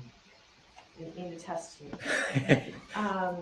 And were all those people, to your knowledge, injured as a result of being struck by or indirectly struck by the vehicle in the parade? Objection, hearsay. Overruled. You may answer. Yes, that's correct. Thank you. We can take Exhibit 15 now. So when you looked around and saw the red SUV, did you hear the impacts first, or did you see the red SUV first? I saw the red SUV just flying on the left side. I mean, flying is a relative word, but it was going fast. It was going faster than anyone in their right mind would be driving in that scenario. Could you estimate the speed? Objection, hearsay. Overruled. You may answer. From being on that street in other occasions and kind of walking over there, the speed limit was 25. The car, in my estimation, was going faster than I would see a car driving in normal times down that street. So in excess of 25 miles per hour? Objection, hearsay, leading the witness. Not hearsay. It's a clarification question. Your objection noted. It's overruled. You may answer. I would say yes. Now, when you said that you saw the red SUV coming to your left, I know you described your path of travel being on the right side Exactly. of the road. So it's to the left of you. Would it be more towards the middle of your group or to the left of your group? Or on the left-hand side of your group? I would say it was on my left. Okay. So you're not sure how far away it was when it passed you? No, it was on my left. I was not struck. It was on my left. It wasn't. Did you see who was driving the vehicle? I did not. After the vehicle go past your group?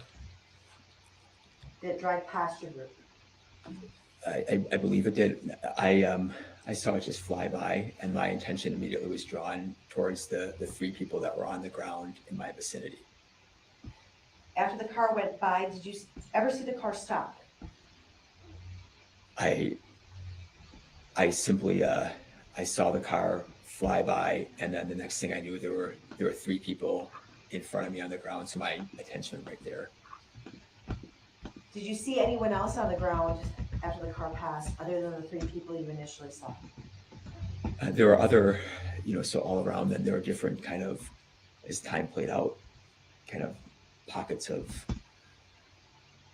Could you describe who you saw after the car went through who appeared to be injured? So the three people that were in my path were Father Patrick Heppy, and then Maria Perez, and William Bill Mitchell. Did they all appear to be injured? Yes. And did you meet with those people after the parade? Did you talk to them or meet with them? Yeah, so my attention was really drawn towards those three that were kind of right there. Father Pat was, he was kind of completely knocked out, and then he kind of came to, and he was kind of put on the side of the road. And then I more or less stayed by Maria Perez on the side. She was in agonizing pain. There were some other people that came. William Mitchell was also there, also with severe injuries, major pain. So I more or less stayed there. And then Father Pat and I, we priests, we live in the same, we call it the rectory, the house. So when he went into the hospital, I joined him to go. And then so my next immediate experience was going to the hospital and then encountering more of the people that were in our group who were already at the hospital. So the three people you had direct contact with would have been Maria Perez, William Mitchell or Bill Mitchell, and Father Heppy. That's correct. I believe that's what his testimony just was. Correct. It's overruled. And you went to which hospital? So Father Pat was taken by a squad to Waukesha Memorial. So I joined them in going to that hospital. Did you see any of the people that you had observed on that list on Exhibit 15 at Waukesha Memorial Hospital? Yes, I did. What observations did you make there of the people you saw? Yep. So immediately I saw Eileen Perales, who was sitting off to the side with some facial issues and some other injuries. So Father Pat was he was placed in a room, and I kind of was helping Eileen a little bit. And then there was also Peggy Pachulis, was also in the waiting room already when I got there. Did she have any observable injuries? She had, her ankle was splinted already. She was waiting. And then shortly after that, then Benjamin and Elliot Hallmark were also in the general waiting room. And I ended up also seeing them. And then my next experience would be with the different situations in families, it became apparent that unfortunately some families were split apart in different injuries. And so I was with there was CAT scans that needed to be done on some of the children. So there were 4 beds.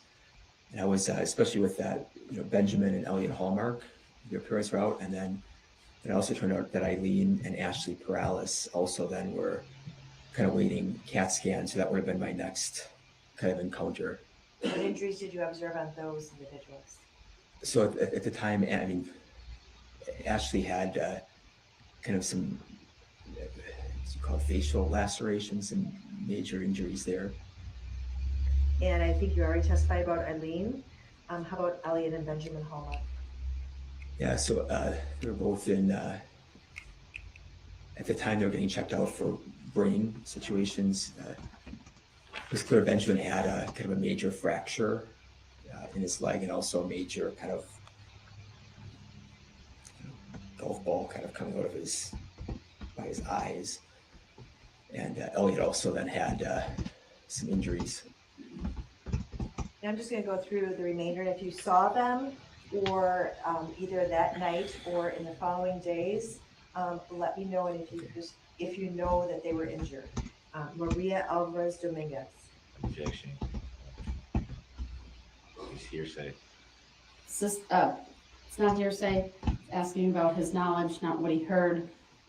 So you may answer the question. Maria was injured. I don't know the full scope of her injuries. And how about Gregorio Romelia Perez? She was very, very, very severely injured. Major issues. Could you observe what those injuries were? Objection. Hearsay. Overruled. It's his observation. Yeah, it's not hearsay. Fractures and this little girl we're talking was about. in rehab for about 4 months. With, still walking with a cane. It was her. Walking with a cane? That's correct. I think her kidney was, or her liver was detached. One of the Lori two. Loken? It's so hard. Lori sustained some major heart issues, so she had a major procedure on her heart. Marisol Lopez Gutierrez. I don't know the full extent. Marisol was impacted. She suffered I believe a fracture, wrist fracture. Some other major soreness. She's healing. Adair Lopez Gutierrez. Adair was the car ran over him. He didn't suffer any major physical injuries, but was impacted. Juan Marquez. Juan suffered a major leg fracture, has had a couple surgeries. David Marquez. David was struck, took on some bruising, but no major injuries. Jason Pecqua. Objection. Hearsay. Overruled. You may answer. Jason suffered a severe concussion and some ankle injuries, an ankle injury. Yamilet Perales Alvarez. Objection. Hearsay. Overruled. Go ahead and answer. Yamilet was came very close to losing her. Major head trauma. Was severely hurt. Jose Perales Alvarez. Objection. Hearsay. Overruled. Jose also was very severely hurt with leg injuries. He's had about 10 surgeries at this point. Still walking with a crutch. And Camila Perez Gonzalez. Objection. Hearsay. Overruled. Camila had an orthopedic injury. He's had a couple surgeries.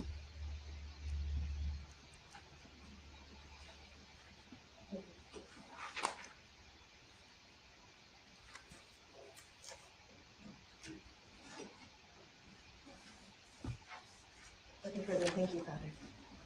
Thank you, Shelley. Any cross-exam questions for this witness, sir?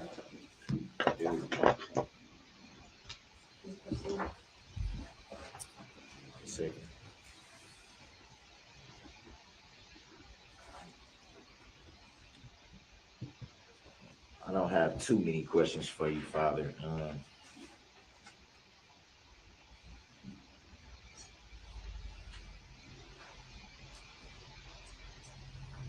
Do you recall when you knew for sure that you would be testifying in this matter? I got an official word on October 1st to plan to be here, I believe, on last Wednesday.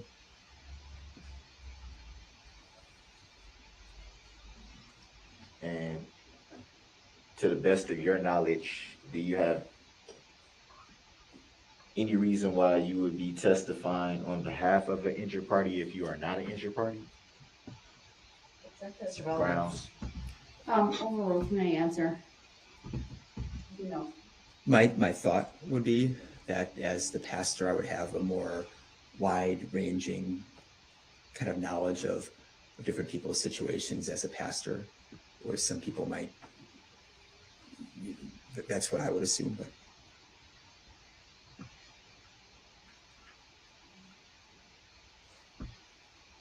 You testified to observing quite a few injuries. How can you assess the injuries just by looking at the people?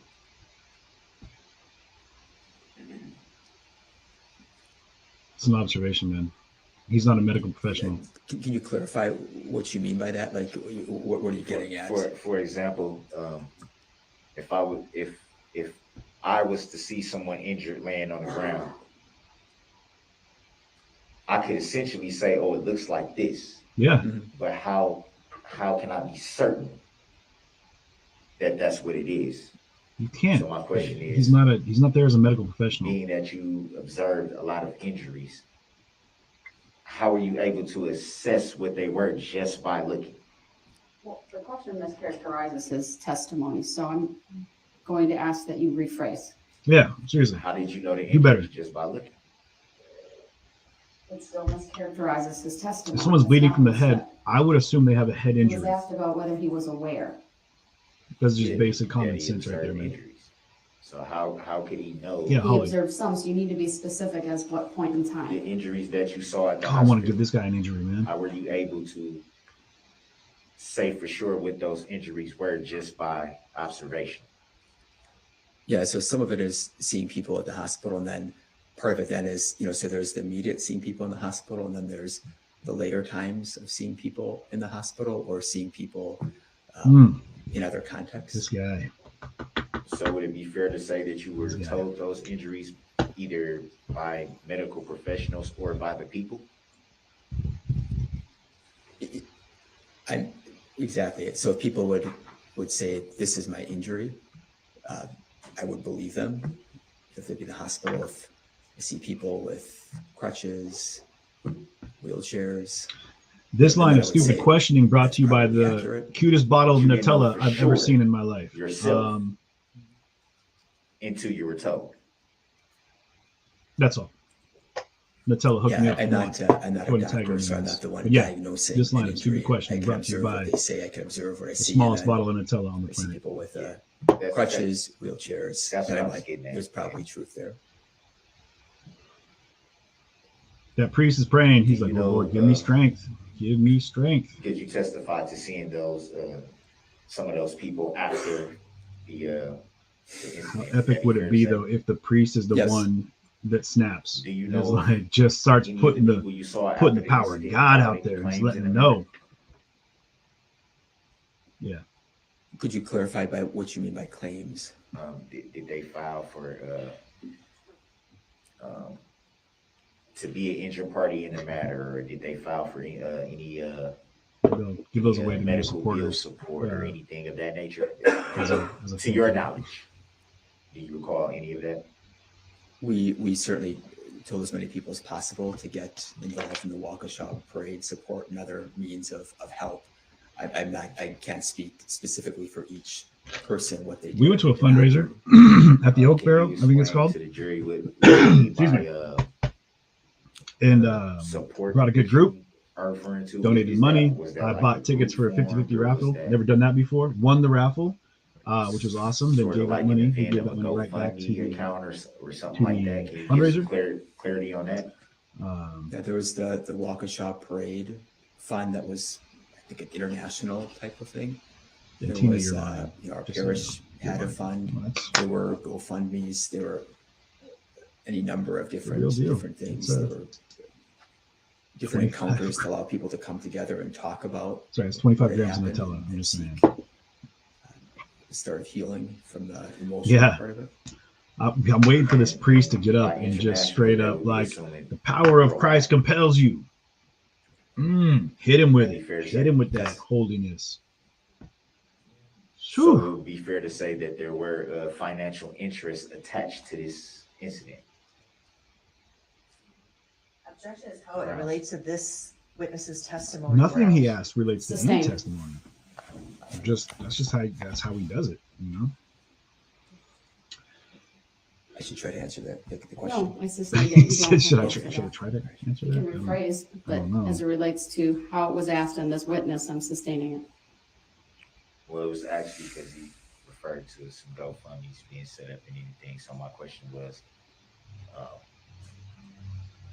being that it was a wide-ranging scope by him saying international. What's your question? I Yeah. sustained the objection. Don't explain it to the judge. Just there, do what you're supposed to do. Any You're financial be the attorney. interests attached to this incident? And I'm going to object to the same reasons. You had a GoFundMe It's set up in vague, your name, unclear, to be clear. overly broad. Sustained is to the form of the question.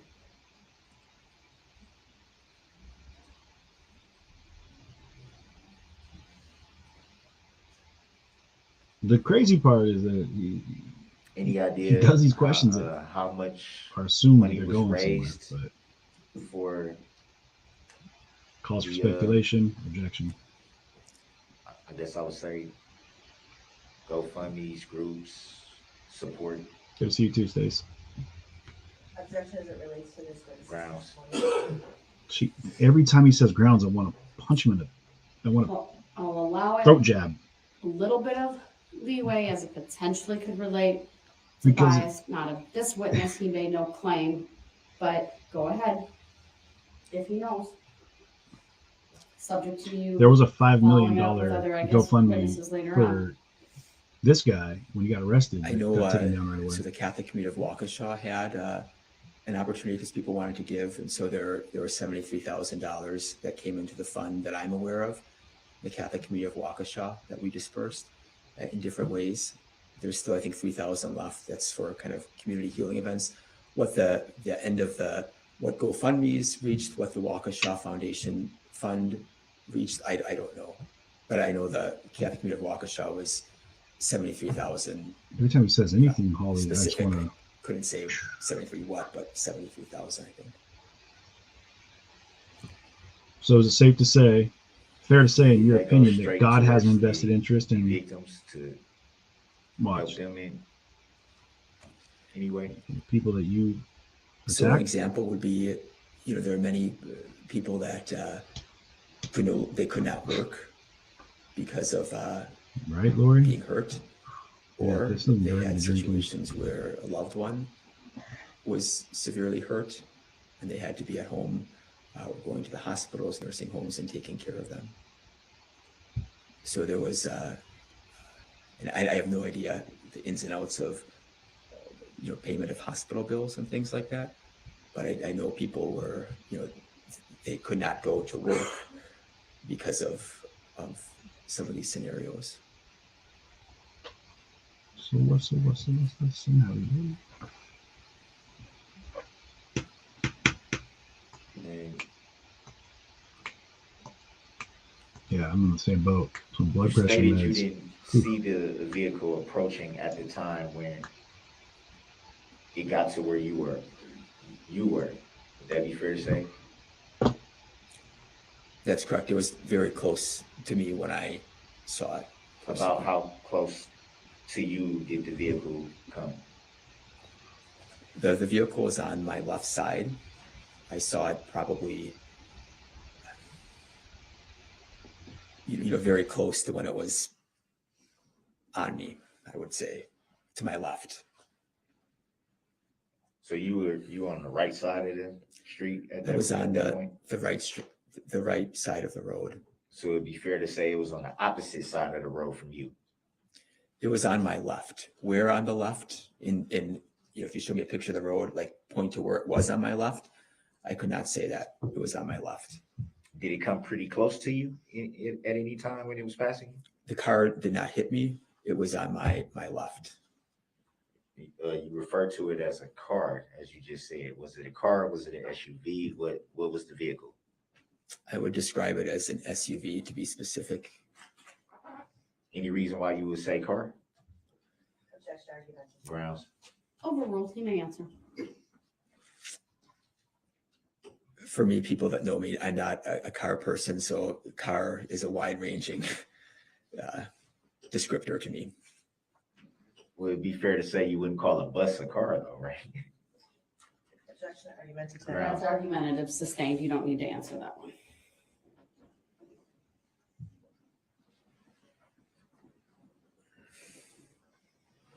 When asked earlier, when you were asked about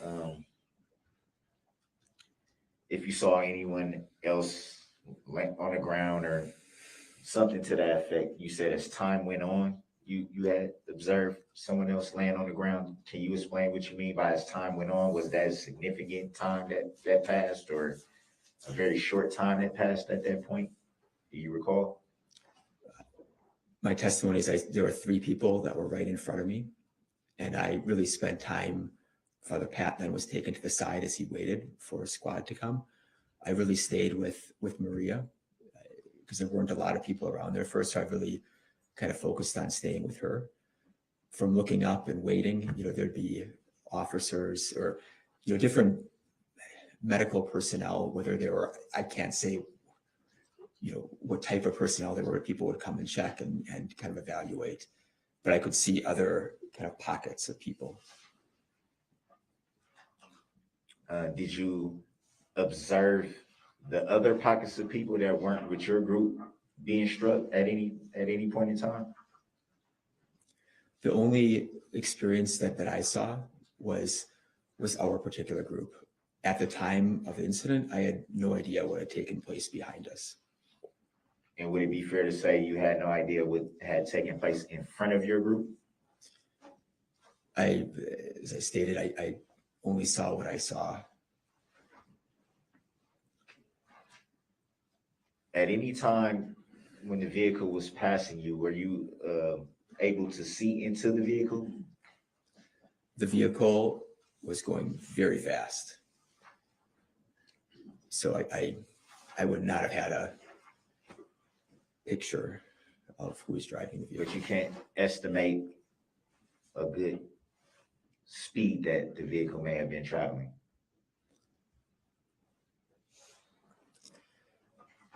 My estimation was the vehicle was traveling faster than I would usually see a car traveling down Main Street.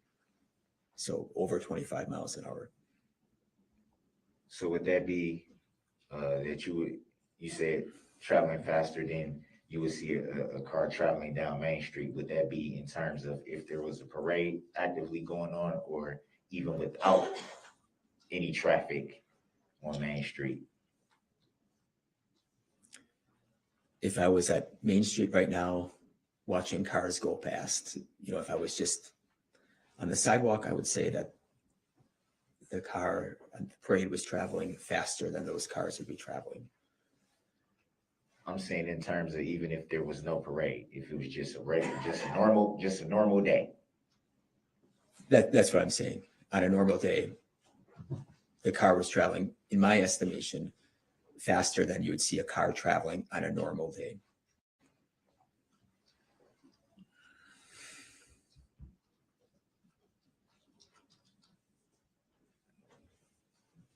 And you weren't able to get any description of the driver of the vehicle? Not at all, no.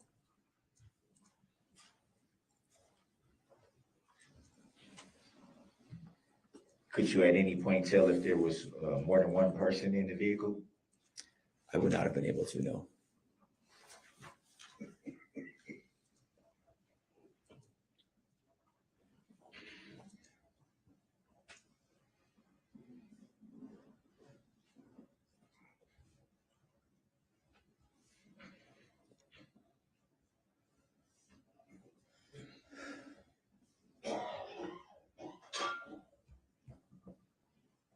Do you recall being interviewed by any law enforcement at that time? I was at the hospital, as I indicated before, that night, and there was a law enforcement person that kind of ducked into one of the rooms and asked, a couple questions, what I would have seen, or. So very brief, not extensive, long, extensive type interview, but very brief, just a few questions.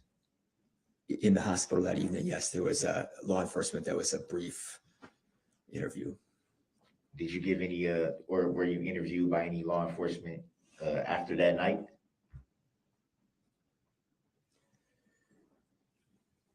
I was not interviewed until getting a subpoena about this particular case. Do you recall when you received that subpoena?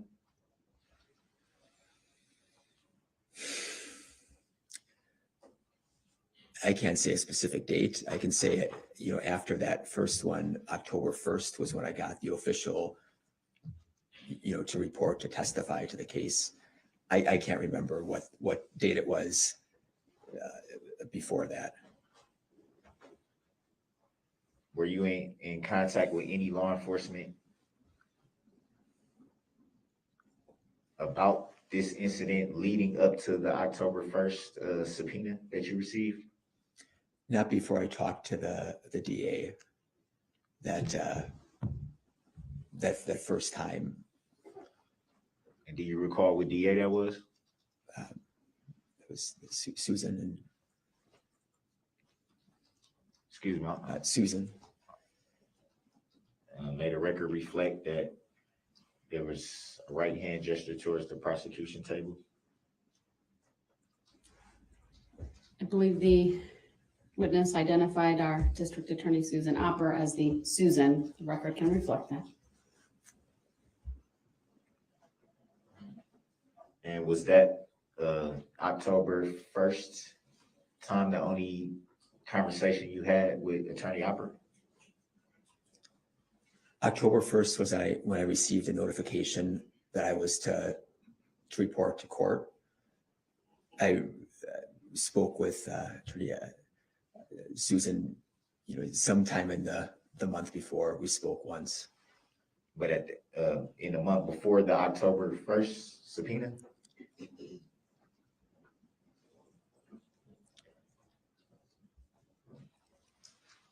So October 1st is when I formally got the subpoena that I was to come in.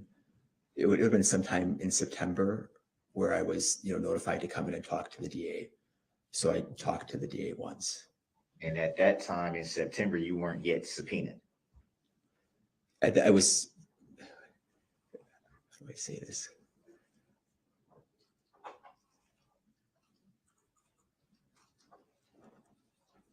This would be a point of clarification in the sense of, I believe that I was subpoenaed to come in and talk to the DA. I'm not sure if that's a subpoena or that's, what the correct wording is.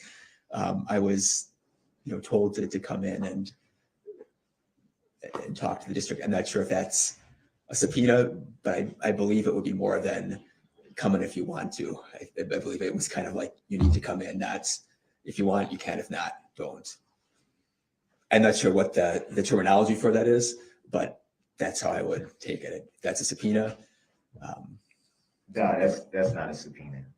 The subpoena is when you actually get the subpoena paperwork by mail, or I don't.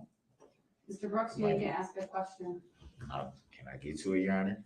No, because you're trying to define something, which would be testifying, which you cannot do at this time. So the jury will disregard his last comment, but go ahead and ask a question of this witness. Something else. Wow. Mr. Brooks, that was inappropriate. Do you have any other questions for this witness? Please ask them.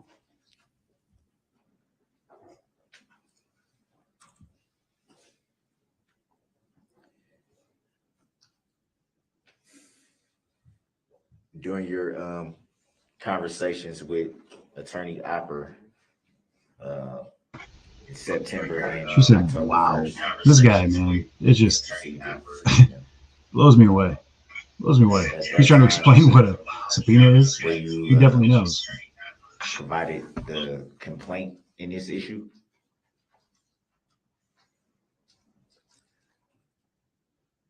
What do you mean by complaint? The complaint would be a reference to the charges in this matter. Paperwork that would state the charges. Objection back. Grounds. Oh, Rose, he may answer if he's able. You mean to me, seeing what happened and seeing everyone that was hurt? No. To me, it was very obvious what this was about. Did you see at any time any paperwork related to the charges in this incident? So there'd been the subpoena sheet that would have had your name and any number of different. What do you mean my name? What are you referring to? I believe it would have said Darrell Brooks on it. Are you aware that I don't identify by that name? Objection, argument sustained. Sorry.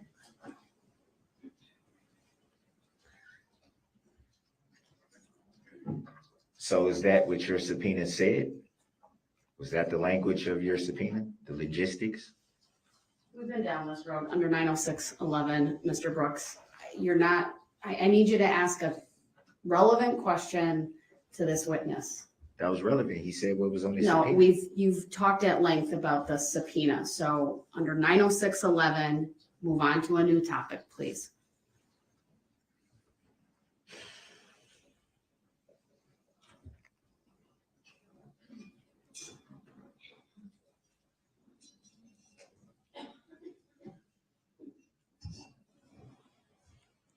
Are you aware of who the plaintiff is in this matter? Objection, relevance. Grounds. Overruled, he may answer. I believe that that you would be, or excuse me, you're the defendant. I would be the plaintiff? Excuse me, at my mind. You're the defendant, I believe. The plaintiff would be. If you know who the plaintiff is? You know, all those who were hurt under the title of the state of Wisconsin. That's how I would identify it. That's how you would identify it. So do you know of anybody who was hurt that identified as the plaintiff? Objection, relevance. Grounds. I think this witness has testified, he's really not sure what the plaintiff is. He kind of guessed, he gave an assumption. Sustained. He did. Foundation. He did answer the question though. Sustained. Next question.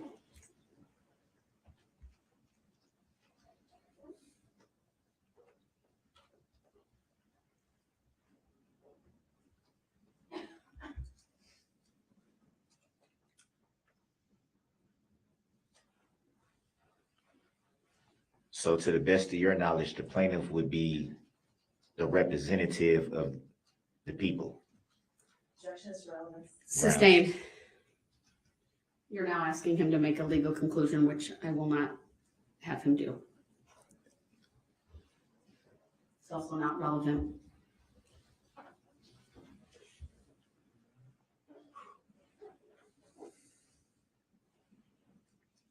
Do you know of any injured party who claims to be the plaintiff in this matter? Objection, relevance. Grounds. Sustained. Mr. Brooks, under 90611, please move on to a new topic.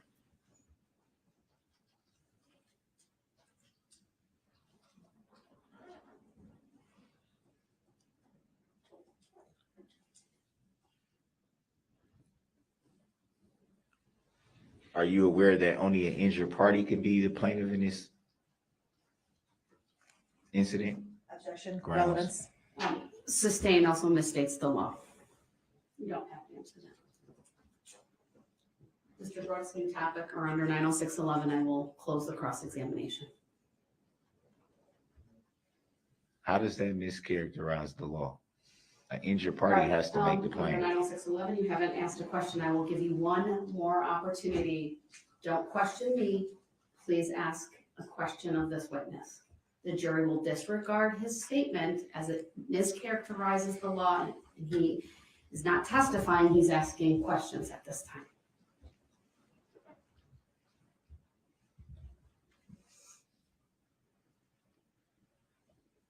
Are you aware that the state of Wisconsin is an entity and cannot claim to be an injured party in this matter? Objection. Grounds. Sustained. All right.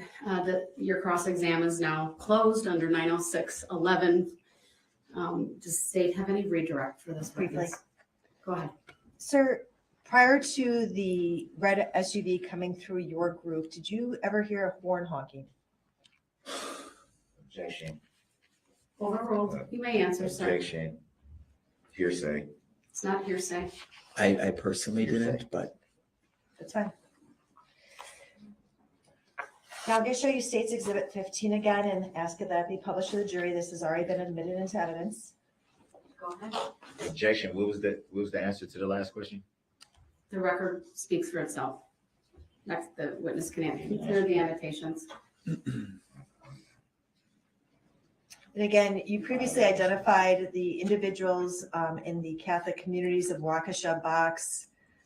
In looking at that box again, were all those people on the road as part of the Catholic Communities of Waukesha when the red SUV went through? Objection, leading the witness. Overruled. You may answer, sir. Definitely, 100%.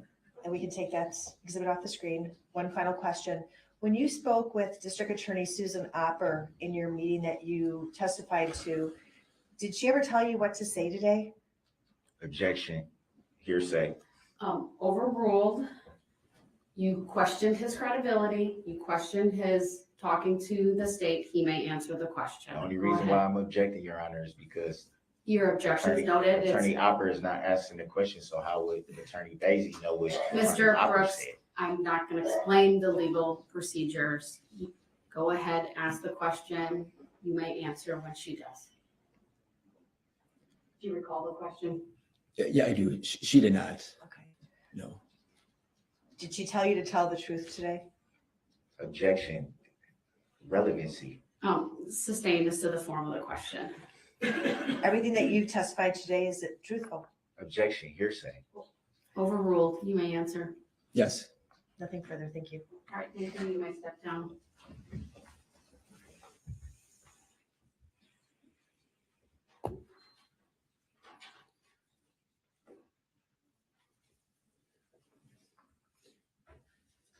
I would like to get through one more witness, but I want to take a short comfort break for everyone. So I'll rise for the jury. Thank you.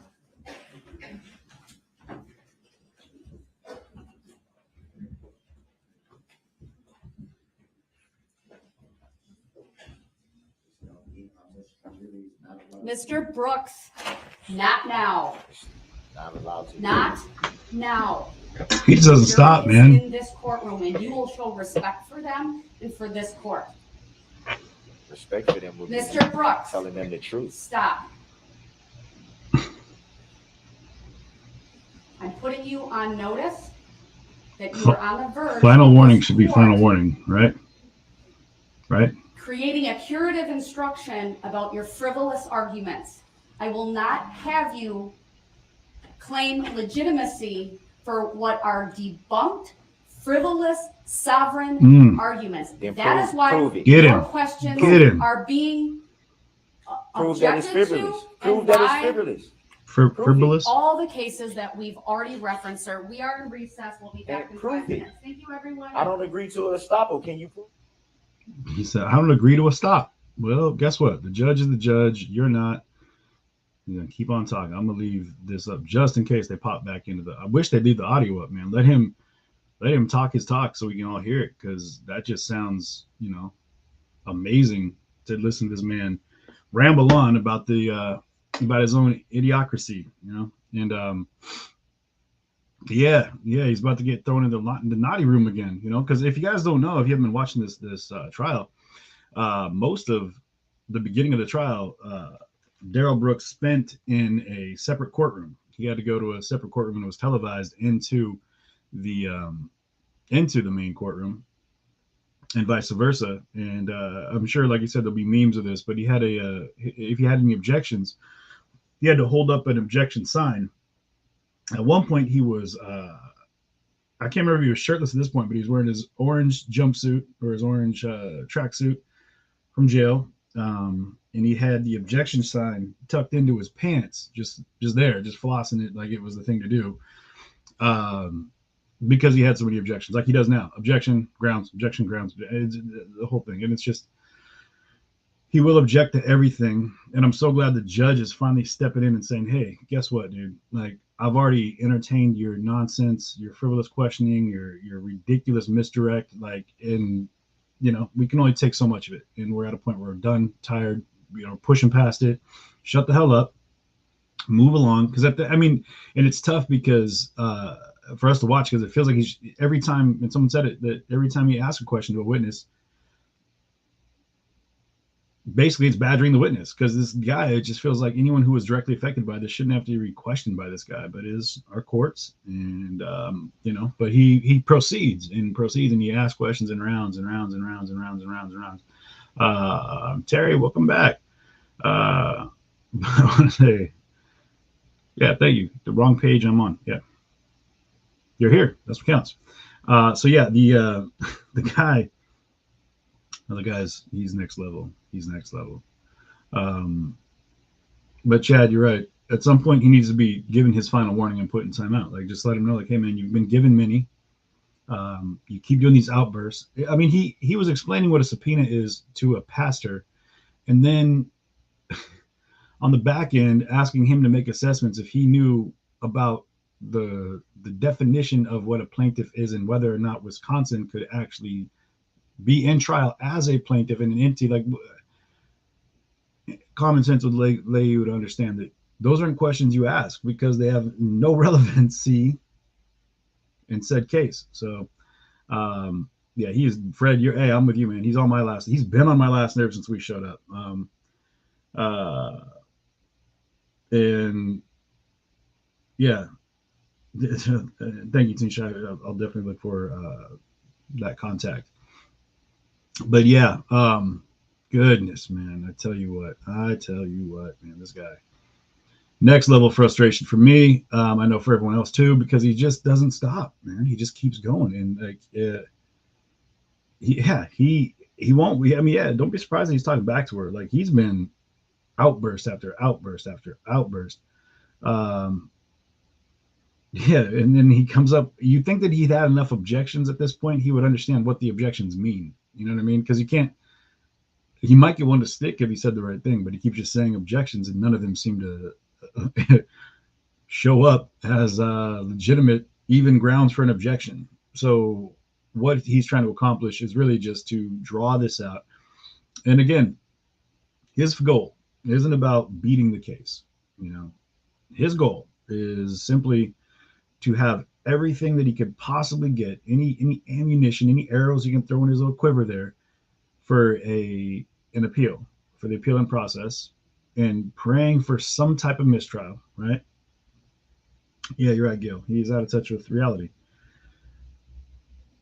And we get something to keep in mind for those, like, brace yourself for the storm, because this is the prosecution's case, right? They're still presenting their case, calling their witnesses, presenting their argument as to the definitive nature of these crimes as that are wagered against Darrell Brooks Jr., or the poop emoji, as he'll be properly known moving forward, because he's not Darrell Brooks Jr., just the emoji known as poo, I guess. And that's very grown up of me to say, but I said it, and I said it 2 or 3 times.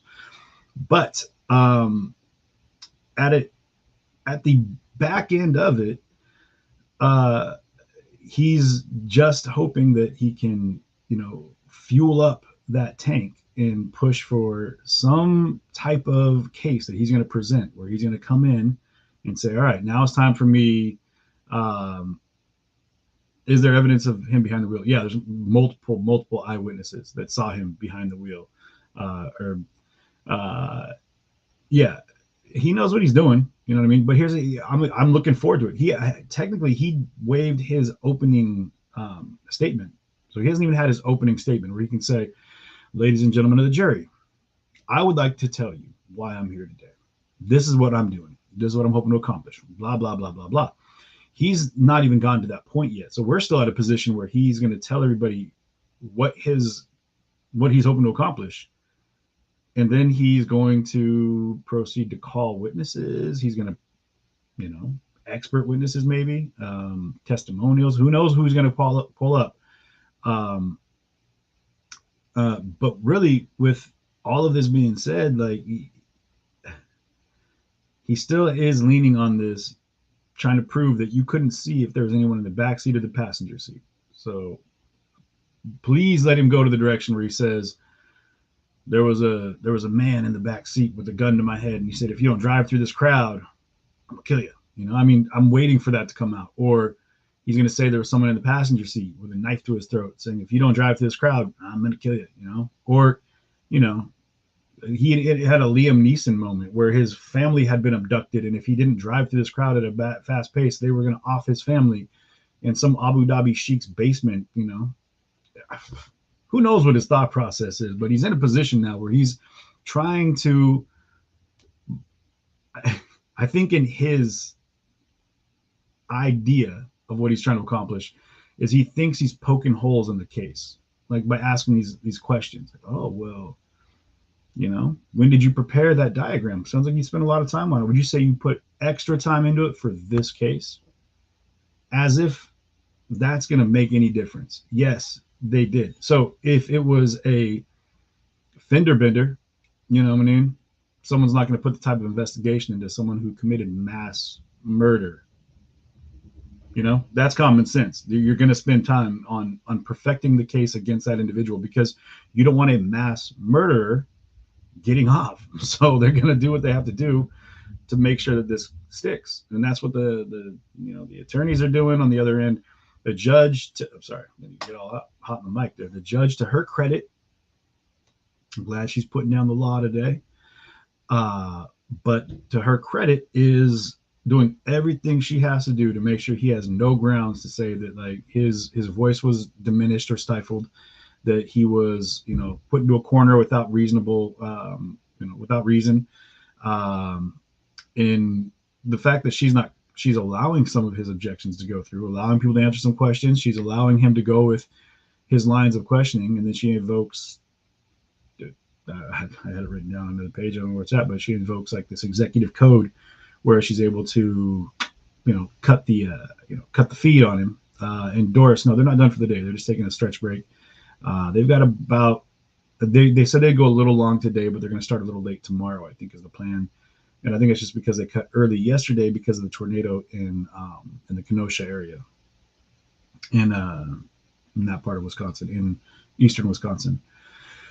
So yeah. Did you know that I don't identify as Darrell Brooks Jr.? Like the pastor's like, did you know I don't care? You're a child of God. I was going to follow up with something bad, but where we're at. But I was really hoping the pastor would have, you know, given him the exorcism up on stand, you know, hit him with that holy water. Let him know that the Lord's not happy with him right now. And, you know, but they're just on a break. They're just taking a stretch break. They're letting the jury get up for a minute. Everyone's, you know, getting up and doing their, you know, their office stretches, their these and whatever the other ones are. And then they're going to come back in. They're hoping to have one more witness today. So they're going to do one more witness and then they'll probably wrap for the day. And then we'll be back at it tomorrow morning, which will be 9 a.m. Central, 10 a.m. Eastern, 7 a.m. Pacific Standard. It's rough with these Midwest trials because it is early. At least you know, for me, because I'm in Washington at the moment.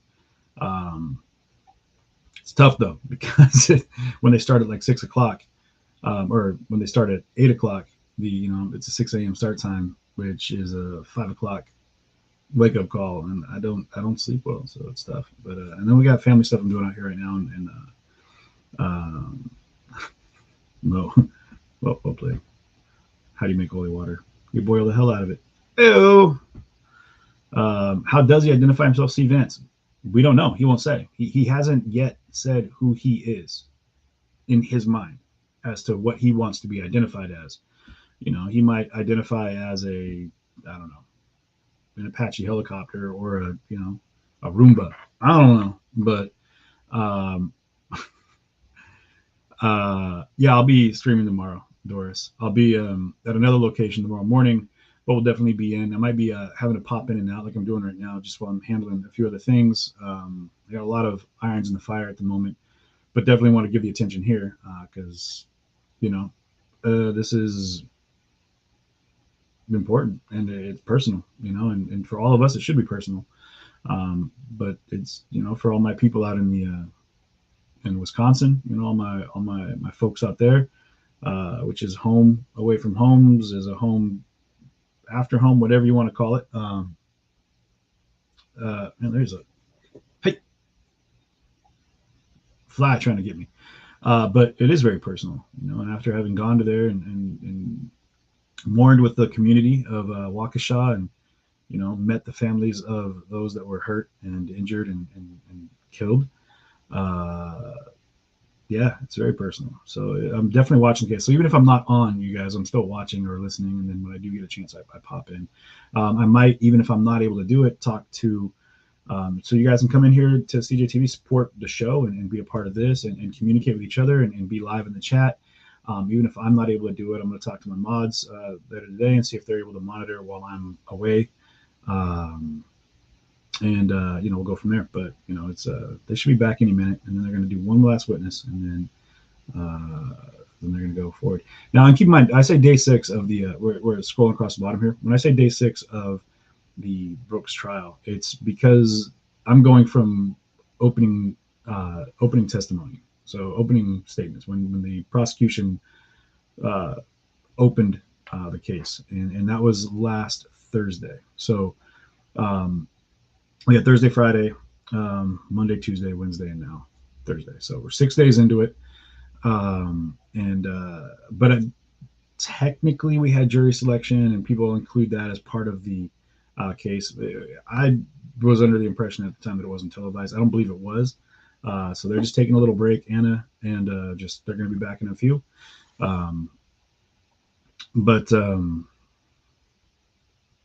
Yeah. Oh, you went spend some time in Washington. Yeah, that's beautiful out here. It's gorgeous. The fall in Washington is amazing. People have been telling me day 6 of arguments. Yeah. Attorney Opper, you just wanted to address timing. We're back in. I understand. Let me say this, Judge. The ebb and flow of this trial has been very difficult to predict, not through any fault of the court, but by events.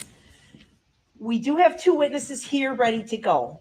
If the next witness goes relatively smoothly, would you consider letting us call the second one and maybe wrapping up by about 6 o'clock? Yes. Okay, thank you. Yes. If not, he can come back tomorrow, but he's been here twice already. No, we'll keep going. I prepped the jury for that yesterday, so we're good. I'm going to have the jury brought out. All right. Bring the jury in, Madam Clerk. And I object to that. To the timing? Yes. Your objections noted. We're going to make up for lost time from yesterday. So Hey. just the subject matter jurisdiction. No, is- we Welcome cannot. to Norway. Altered You're Clark. not going to address that 420. either. That's still not going to be proven, right? It was frivolous stuff. Frivolous. That's going to get pressed every time. So Keep talking, bro. I've yet to prove subject matter jurisdiction, any jurisdiction at all, right? He's The still jury will disregard the comments being made by Mr. Brooks trying at to this subtly time. slide it in They there. are a mischaracterization of the law. Absolutely not. Put him in timeout, man. Yeah. They are absolutely not. Put his ass in timeout. If he can't shut up and follow the process of the courts, All right, thank you, everyone. Please be seated. The state may call its next witness. The state would call Lucas Hallmark. this guy, man. All right, Mr. Hallmark, if you would please make your way to the witness stand, which is on my right, up one riser. When you get there, please remain standing. Raise your right hand. My clerk, Teresa, who's on my left, will swear you in. Do you solemnly swear that the testimony you're about to give shall be the truth, the whole truth, and nothing but the truth, so help you God? I do. Thank you, sir. Please have a seat. First thing I will have you do is to state your first and last names for the record, and then spell each. Lucas Hallmark, Lukas Hold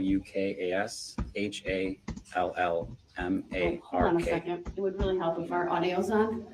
I'm just going to have you do that again. If you would please state your first and last names for the record. And then Lucas, spell, sorry. Lucas Hallmark, Lukas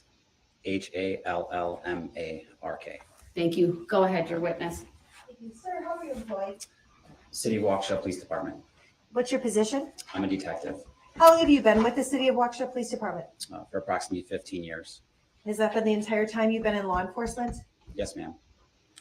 Direct your attention to November 21st of 2021. Were you at the City of Waukesha Christmas Parade? I was.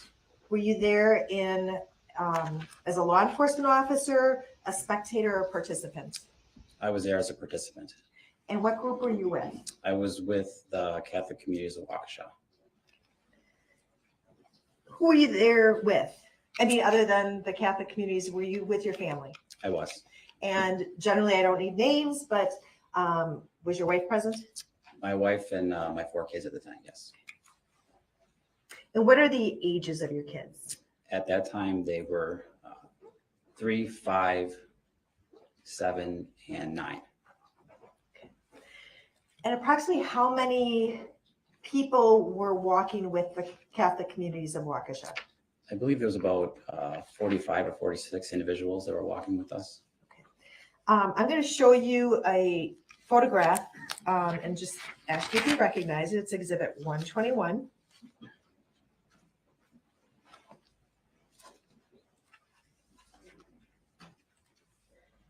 As a reminder, the monitors in the jury box have about a 20-second delay, so we need to be mindful of that as we show exhibits to them. They do come on the screen, I think, a little bit more quickly, but there's rapid succession previously, so.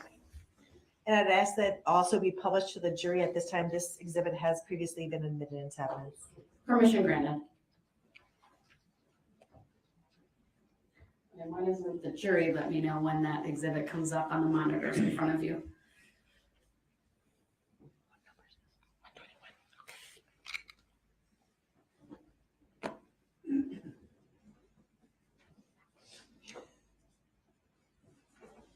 All right. Okay. Go ahead. Whew. Sir, do you know where this picture was taken? Yes, that was taken at Main Street and I believe East Avenue. Was it what day was it taken? That was taken on November 21st, 2021. And there are boxes with names that are associated with people through a red arrow. Do you see that? Yes. Overruled, you may answer. Was that a yes? Yes. Okay. And as you review those names and the people that those names are associated with, is that exhibit accurate? Objection, leading the witness. Sustain us to the form of the question. Sir, do you know the people whose names appear on exhibit 121? Objection, leading the witness. Overruled, you may answer. Yes. And the arrows, do you see arrows on that exhibit? Yes. And they're going from a person to a name. Do you see that? Objection, leading the witness. Overruled, the exhibit's previously been received. You may answer. Yes. To clarify, Jason Peckloff, do you see him in this picture? I do. Can you? There's a touch screen in front of you. If you can just circle where he's at in this picture. How about Camila Perez Gonzalez? If you can circle her. Maria Alvarez Dominguez. Adair Lopez Revelar. Jose Perales Alvarez. And if we can clear the screen, and then Juan Marquez.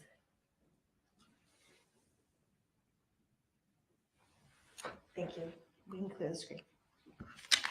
Are you done with this exhibit? I am. Okay, go ahead.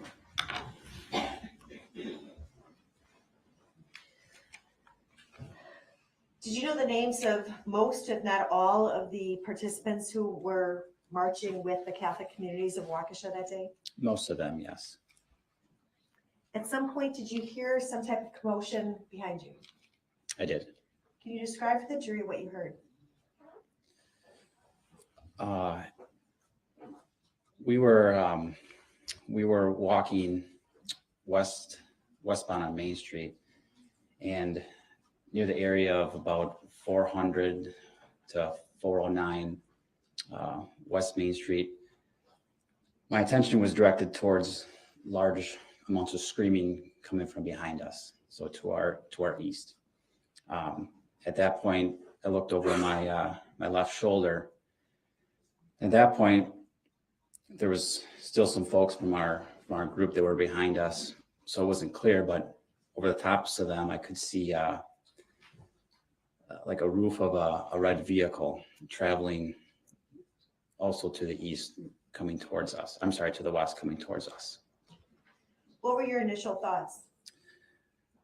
Objection, hearsay. Overruled. You may answer. My initial thought that came into my mind at that time when the screaming occurred was that there was probably a lost motorist and there was a vehicle traveling in the parade that shouldn't have been there. Have you ever worked a Christmas parade in Waukesha? I have. Relevancy. Overruled. You may answer. You said you have? I don't recall specifically the Christmas parade. I worked other events in downtown Waukesha. Have you ever worked a 4th of July parade? Objection. Relevancy to this incident. Let me strike the question. Okay, go ahead. Have you ever worked a parade in the city of Waukesha? I don't recall a specific parade, but I worked Friday Night Live, which is an event where they usually close down the downtown area for vehicular traffic and it's pedestrians only. So that was where I was drawing my recollection to that incident. Are there some times when there are barricades set up and a vehicle will come into the area that they're not supposed to come in? That does occur, yes. What would law enforcement do in that case? Usually stop the vehicle and direct them to either stop or remove them when it's safe to do so. Have you ever been present where the vehicle doesn't stop? Objection. Hearsay. Overruled. You may answer. No.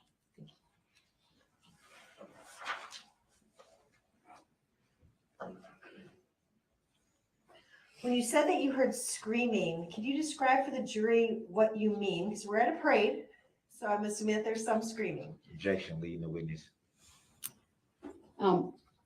Sustains to the form of the question. Can you describe for the jury if the screaming stood out to you? Yes, it was. Leading the witness. Overruled. You may answer. Yes, it was something different than was actually occurring at the parade.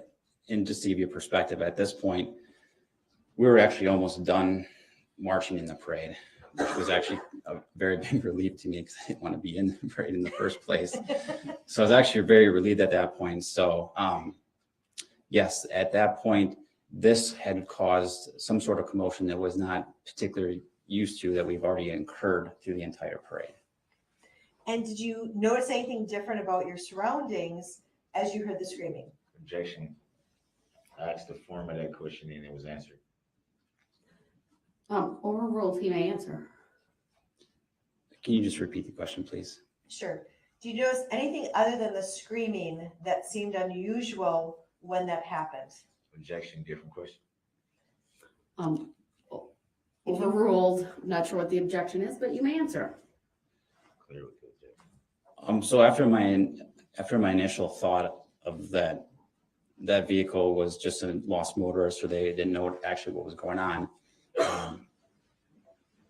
that thought faded very quickly, and I realized that something was drastically wrong based on the fact that that vehicle was traveling at a significant rate of speed towards our direction. When you first saw the vehicle or the top of the red vehicle, approximately how far was it away from you?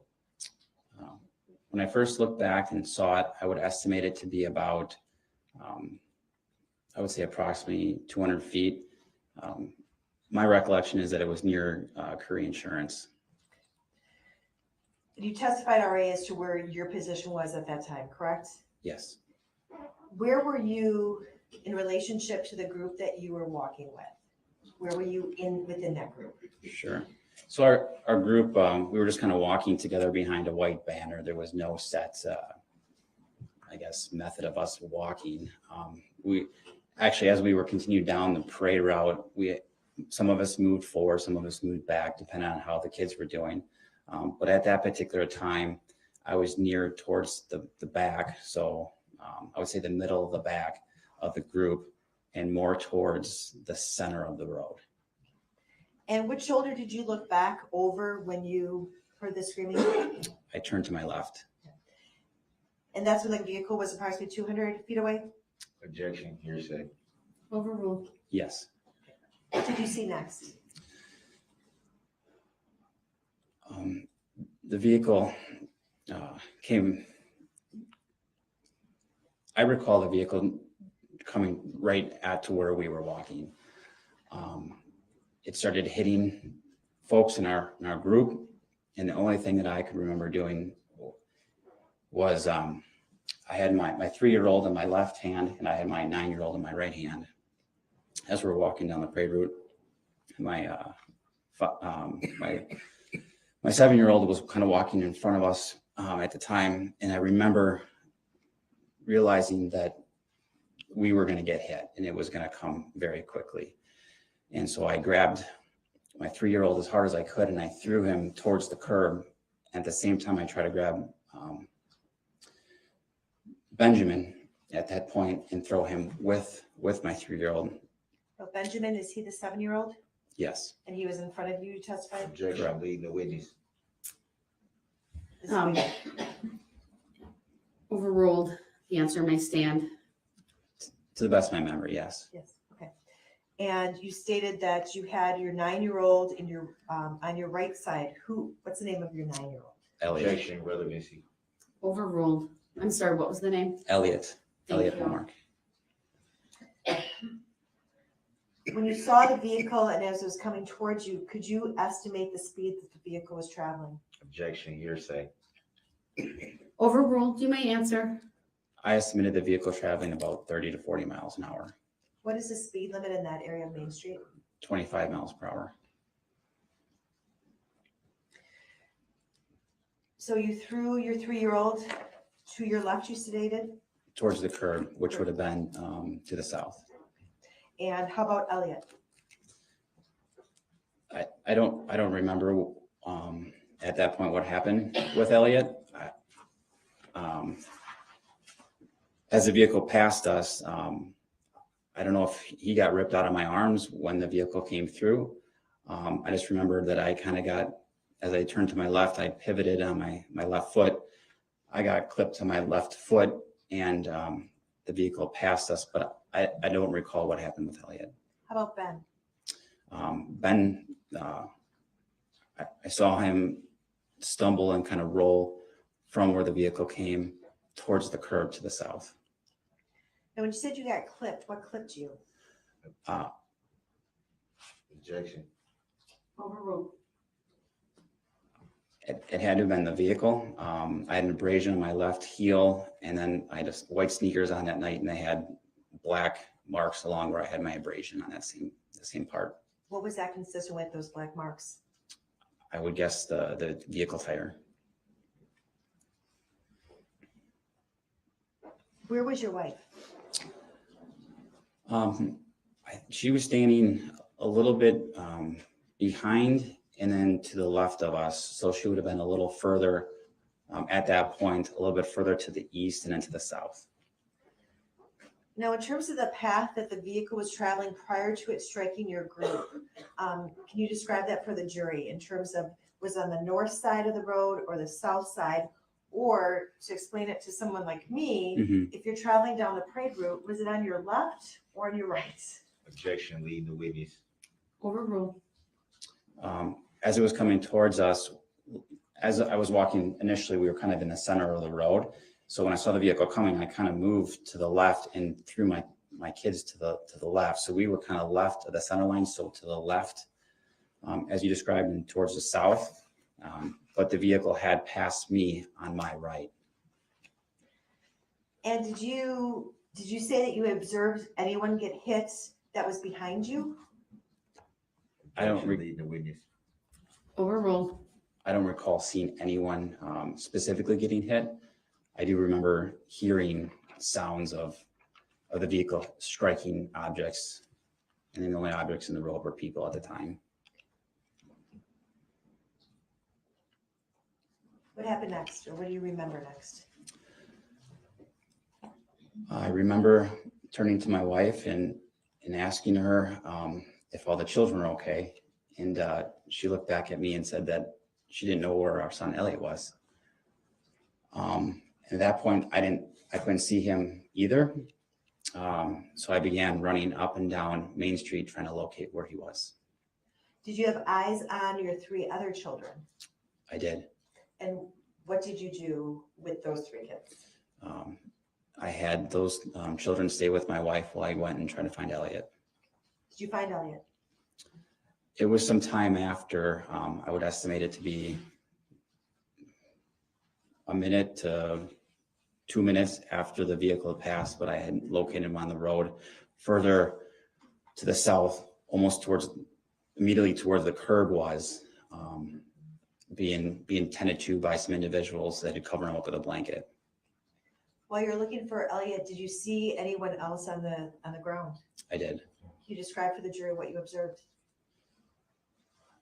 There was a lot of individuals laying on the road as you look back, and I remember specifically seeing Father Pat Happy laying on the ground. I remember he was, at that point when I had saw him, I thought he was deceased because he wasn't moving at all. So I would assume that he was knocked unconscious. I continued past, and then I remember specifically seeing a younger female who I recall to be as Yamilet Perales laying in the roadway. And two, I thought she was also deceased because there was blood coming from like her ears, and she wasn't moving either.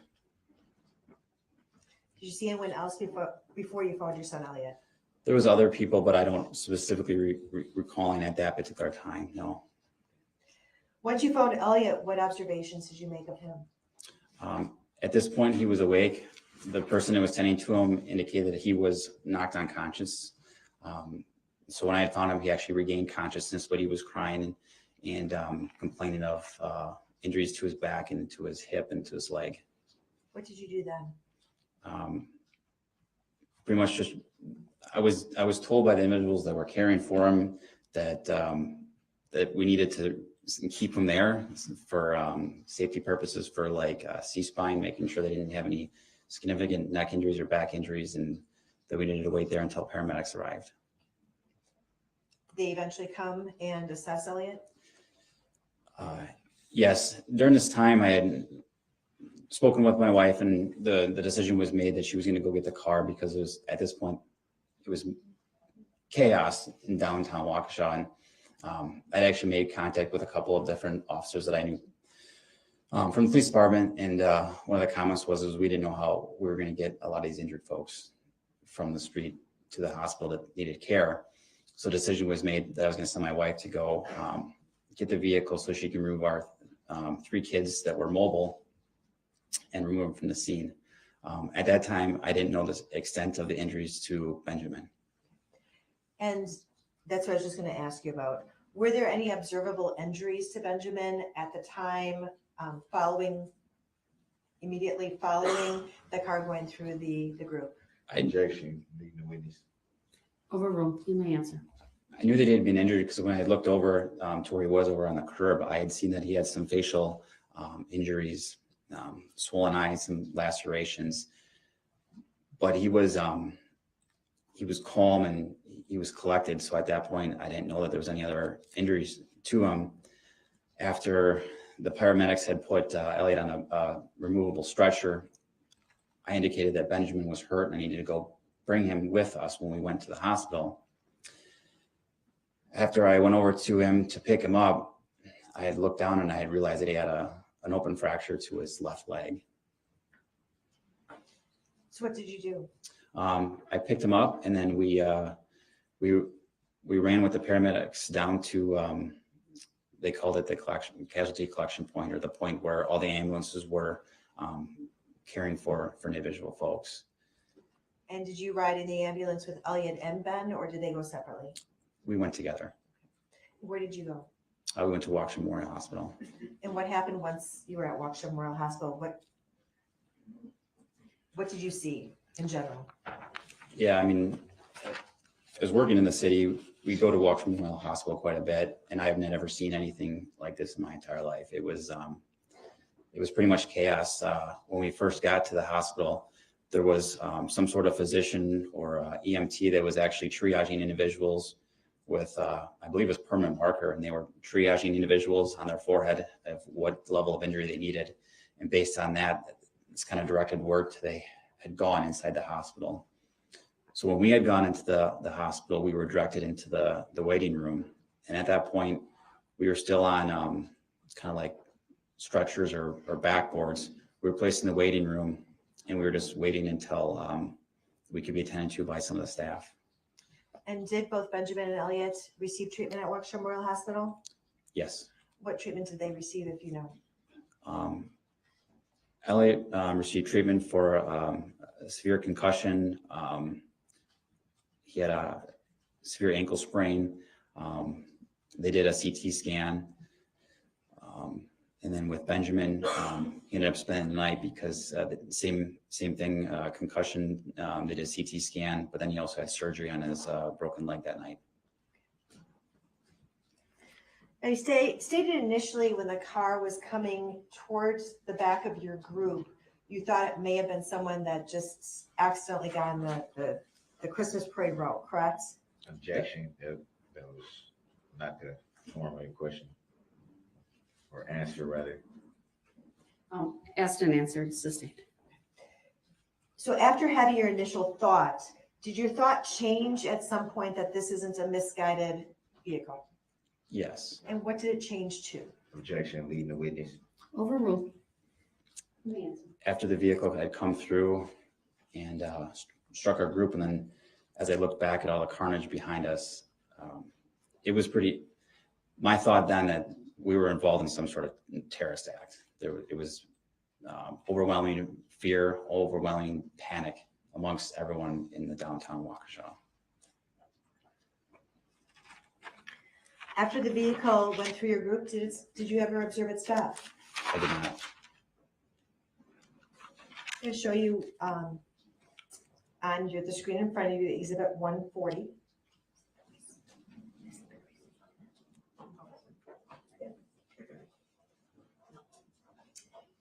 I'm going to have it displayed in front of you and let me know when it's on your screen. Yes. Okay. I'm going to play approximately 5 seconds. It's a 1 minute and 26-second clip. I'm going to play the first 5 seconds and see if you recognize this video. Yes. We can stop it and go back to 00. Does it accurately reflect what you observed on November 21st, 2021? Objection to the relevancy. Who took the video? Overruled. Does this video contain footage of the Waukesha Catholic community in the parade on that date? Objection. Hearsay. Overruled. You may answer. Yes. I'm sorry. Oh, okay. I would move State's Exhibit 140 into evidence and ask that it be published to the jury with sound. Objection. Still hearsay. The objection is noted. It's overruled. Exhibit 140 is received. Permission to publish is granted.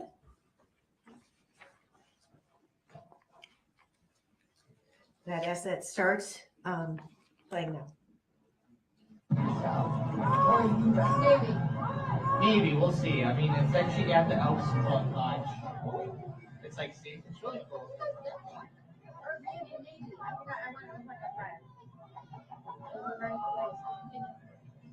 Sounds cool. Yeah, it's really. Is it on Thanksgiving? Saturday, November 20th, 2021. What? Oh, yeah, it's the 20th today. Oh, right? that one. Oh, no, it's the 21st. Ooh, so it already did already. It happened yesterday. Yep, it happened already. Ah, whatever. Yeah, no.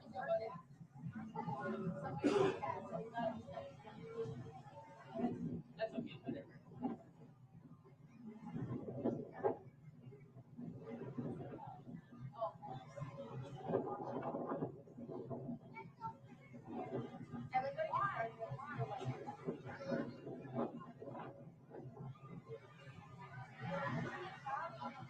Oh, those outfits are so cute! Youngling, where is your winter jacket?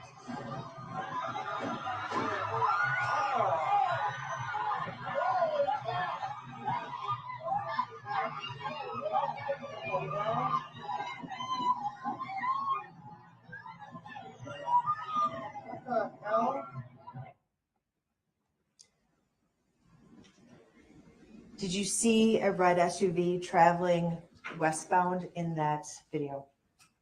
Yes. Would that be consistent with what you saw coming from behind you on November 21st prior to what you just described? Objection. How do we know the direction? How do we know it's westbound? Your objection's noted. It's overruled. The witness may answer. Yes. So I'm going to show you some still shots from that video and just ask if they accurately reflect what you observed. Objection to the relevancy. I have to see them. Are you going to do that electronically or hand them to the bailiff? I'd like to do it electronically if I can. Go ahead. Show exhibit 135. Just to the witness. Sir, do you identify that as a still shot taken from the exhibit 140? I recognize the photo as you're seeing is from the video. Yes. Yes. And there are, do you see arrows? What does this photo reflect to you? Sorry. Objection, leading the witness. Overruled. This photo represents individuals from our group in the parade walking in front of, I believe, Magellan's, I think. And are there names on this diagram? Yes. And do they appear to be associated with people within this group? Objection, hearsay. Overruled. Yes. How is that depicted? Objection, leading the witness. Overruled. The names are depicted by red arrows pointing to the individuals. And do they accurately reflect the names of the individuals that they're pointing, that the arrows are connected to? Objection, leading the witness. Overruled. Yes. Okay, I'm going to ask that exhibit 135 be admitted and published to the jury. Objection to the relevancy. Overruled. Exhibit 135 is received. Permission to publish is granted. Keep in mind it takes a little bit for the jury to see it, at least on the monitors in the jury box.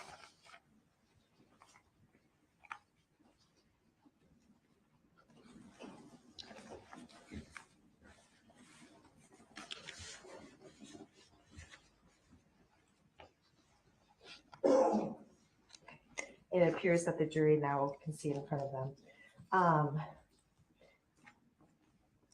So with regard to this one, if you can just circle Jose Perales Alvarez. Objection, leading the witness. Overruled. Juan Marquez, if you see him. Marisol Lopez Gutierrez. Gregorio Romelia Perez. And Maria Perez. Well, when I circled Gregoria, I believe I kind of got rid of Maria there. But Is that helpful? Yeah, Maria's right next to Gregoria. Okay, thank you. This can be taken off. Next, I'm going to do the exact same thing with a couple more pictures. The next one would be exhibit 136. I'll have it shown in front of you. Let me know when it's on your screen. I see it. Okay. If you can describe for the jury what you're seeing in exhibit 136. Something very similar to the last exhibit. I'm sorry. Is there an objection? Leading the witness. That's not leading. It's overruled. You may answer. This photograph appears to be a still photo from a video, similar to the last, with names with arrows corresponding to those individuals. And do the arrows corresponding to the individuals and the names, are they accurate? In my screen, there's Yeah, there's a box that appears to be from There you the go. user. There you go. It needs to be removed. Yes, it's accurate. And do you see yourself in this photograph? I do. Okay. I would ask that this 136 be admitted and published to the jury. Exhibit 136 is received. Permission to publish is granted. Objection. Why? Where's his name if he's in the video? That's not an objection. That's a question. You can certainly ask that during cross-examination, but it's just I'm sustaining it. Go ahead, ask your next question. I guess I'm waiting for it to be published. I will do that. Okay. And then a confirmation from the jury that they can see it.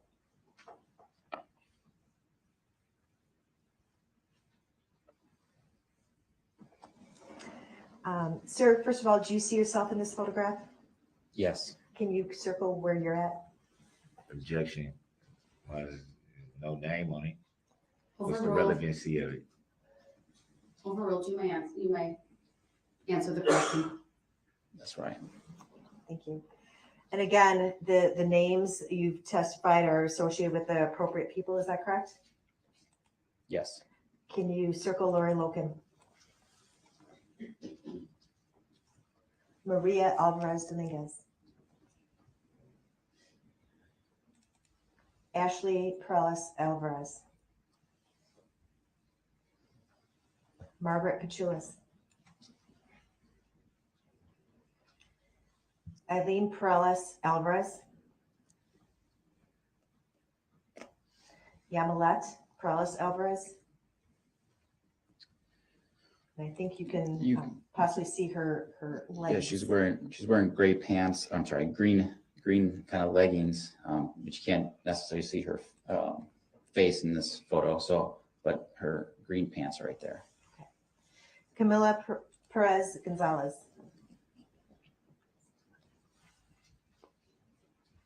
And Benjamin Hallmark. Thank you. We can clear the screen. Next, I'll go to 137. And again, when we're looking at these photos, these are all from the same video. Are they from the same video? It appears so. Okay. And approximately what location are these taken in relationship to where your group was physically impacted by the car? Objection. Hearsay. Overruled. You may answer. This was probably about a block prior to us being struck. I think this is right around the 300 block of West Main Street, kind of by Donnie Boy's, Magellan's, Curry Insurance area. And would this be consistent with what you believe generally the formation would have been when your group was impacted? Objection. Hearsay. Overruled. Yes. I'm going to show you 137 I see. and ask you the same questions. Does this appear to be a still shot from the video that you saw in Exhibit 140? Yes. And what does it depict? Depicts Jason Petchloff, William Mitchell, and Father Pat Heppe walking in the parade route, holding a banner. And are there names on that? Yes. Are they associated with the people you've just identified Yes. correctly? Correct. I'd ask that Exhibit 137 be admitted into evidence and published. Objection. Where's the relevancy? Overruled. Exhibit 137 has received permission to publish as granted. And again, if you can circle Jason Peckloff, William Mitchell, Father Happy. Thank you. Is that to come up for the jurors? Oh, sorry. We'll wait. I apologize. That's Angela Clears. He'll have to redo that. It was cleared before the jury got it, so go ahead and redraw your circles. Can you identify Jason Peckloff, William Mitchell, and Father Happy? Thank you. You can clear the screen. And finally, 128. I believe 128 may have already been admitted into evidence. I'd ask that be published to the jury. Okay. And do you see the name David Marquez on the screen? Objection. Leading the witness. Overruled. Yes. And do you see David Marquez in the picture? Yes. Can you circle him? Thank you. You can clear that exhibit. I would not. Oh, Jury does not you have it seen. yet. Well, at least someone's. I'm trying. Okay. Thank you. Sorry. It now is in the view of the jury. I'd ask that it be cleared. All right, thank you. Finally, Exhibit 15, which has previously been admitted into evidence. I'd ask that it be published to the jury.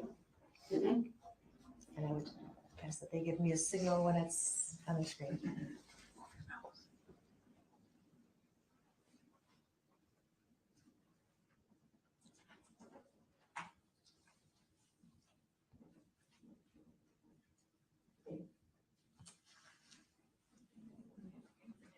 Sir, have you seen this map before? Yes. And what is this a map of? This is a map of the parade route, and it also appears to indicate where certain groups on the parade route that were impacted during this incident. And is there any type of delineation as to exactly where the parade route, where it started and where it went to? Objection, leading the witness. Overruled. I don't see any clear delineation in regards to an arrow, but the parade started up towards Maine and White Rock and ends towards Maine and Wisconsin. Do you see a purple line on that exhibit? Yes. What does that reflect? Objection. Overruled. Leading the witness. The parade route. Hold on, I'm sorry, what was your Leading the objection? witness. Leading, did you say? Overruled, you may answer. It indicates the parade route.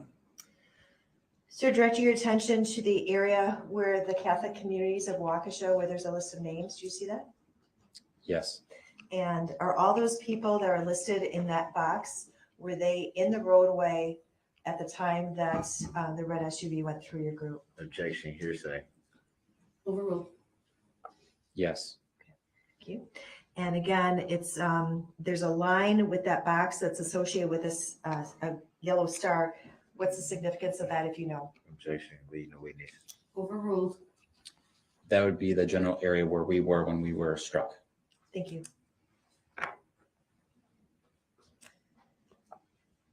You can clear the screen, sorry. Now I'm going to go to exhibit 160. And I'm just going to ask if this, the clip is 50 seconds long.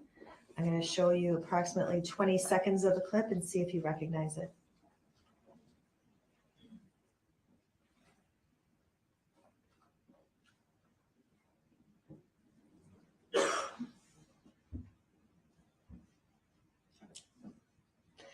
Do you recognize that? We can stop the clip. I'm sorry. We stopped it at 12 seconds. Do you recognize that clip? Yes. Does that accurately depict what occurred near your group, the Catholic community, on November 21st of last year? Objection, hearsay. Overruled. Yes. Thank you. I'd ask that exhibit 160 is admitted and published for the jury. Objection. Exhibit 160 is received. Permission to publish is granted.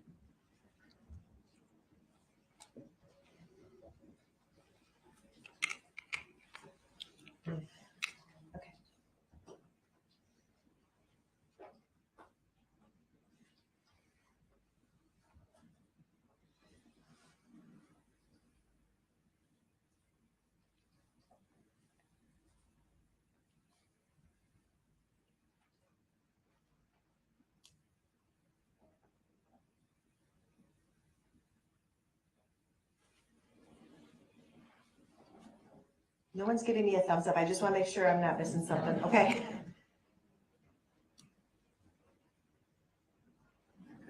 Okay, perfect. Thank you. If we can play this clip from 0 to 50 seconds, which is the length of the clip.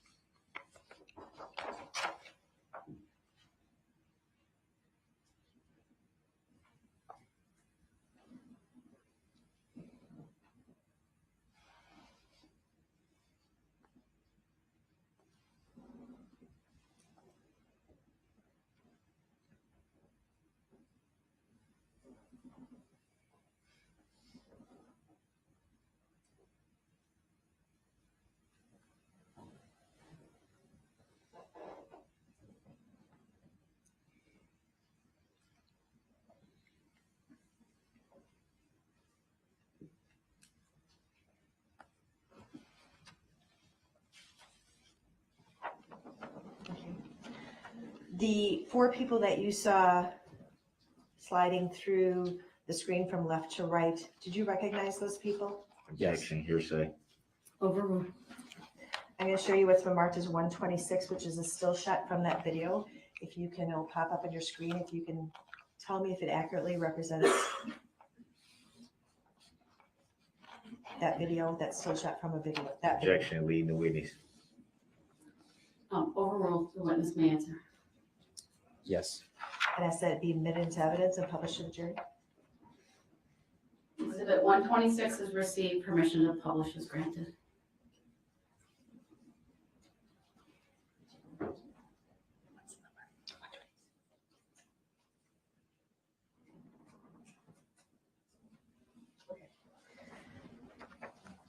Sir, do you, can you identify each of the people that are shown in this still shot by saying their name and circling their position? Yeah. Objection leading. Overruled. This is, I'm going to do it by circling. Yes. Okay. So this is Jason Petchloff on his back in the roadway towards the south side of the road. This is Marisol Lopez, kind of in the middle of the roadway. This is Jose Perales, just in front of Jason, a little further to the west, but on the south side of the roadway. And then Gregoria Perez, kind of further to the west in the roadway, and then in the middle. Thank you. One last video. Sorry, I'm going to show you State's Exhibit 154.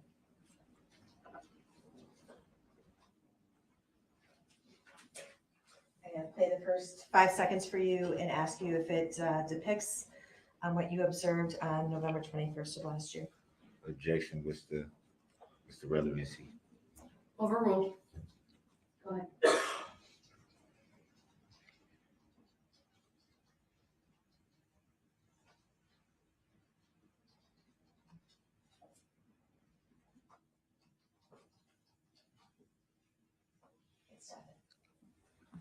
Yeah, this is a video taken, it appears to be from an individual walking, but this is like the aftermath of right after the vehicle had come through our group. Have you seen this video clip before? I have. Are you able to identify many of the people in this video clip? Objection, hearsay. There's a Overruled. lot of people in here. It's not hearsay. I'd ask that, Go ahead. I'm sorry, be admitted into evidence and published to the jury. Exhibit 154 is received. Permission to publish is granted.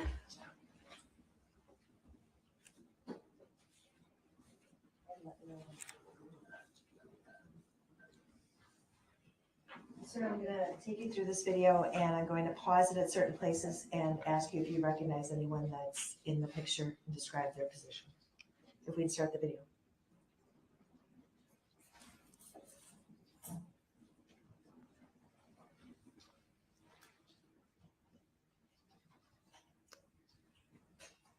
If we can pause it. Oh, if you can go back 2 seconds. There we go. It stopped at 11 seconds. Do you recognize that person on the ground? Yeah, right here, that's Margaret Petrulias. If we can continue on from 11 seconds. And stop. Do you recognize the person depicted at 13 seconds? Objection, hearsay. Overruled. Screen, I'm sorry. You may answer. My last screenshot is up there from the last time. I don't know if you want that clear. Clear that. Thank you. Laying on the ground right here in the blue, that's Lori Locken.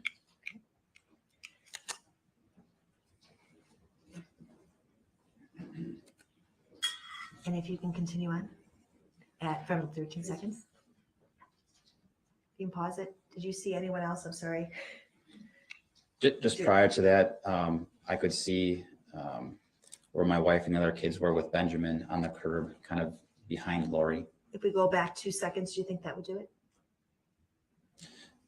Yeah. So, yep, right there. And if you can circle them. So this is my daughter right here, and then right behind her in underneath that blanket, that's where Benjamin is. He's being attended to by some of the individuals there. Okay. If you can just say stop if you see Elliot as this goes on from 14 seconds.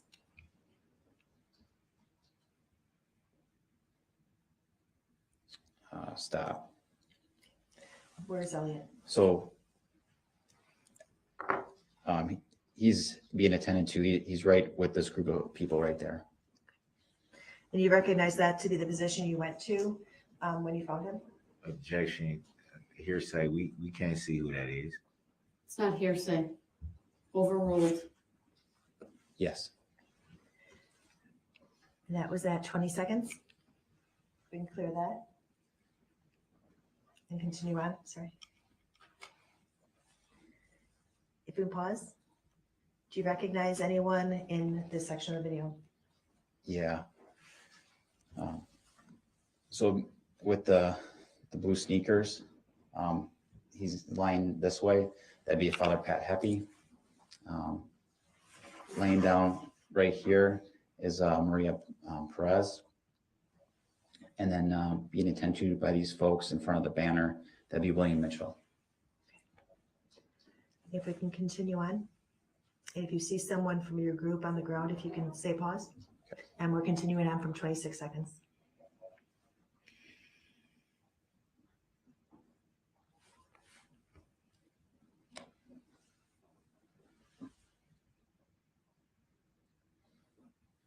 We can pause here. Do you recognize that person? Objection, hearsay.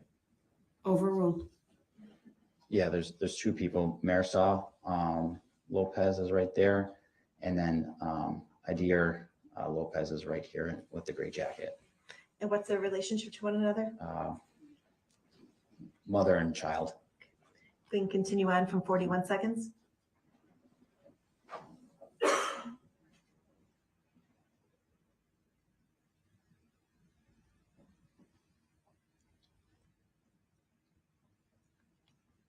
I'm sorry, is that still Marisol? Objection. We can pause here. Pause. Who is that if you know? So this is still Marisol. Said objection. Overruled. So this last yellow line I just drew, that's still Marisol. Right here where I circled, that's being covered by a red blanket. That would be Gregoria Perez. And then over here, that would be Jason Petchloff.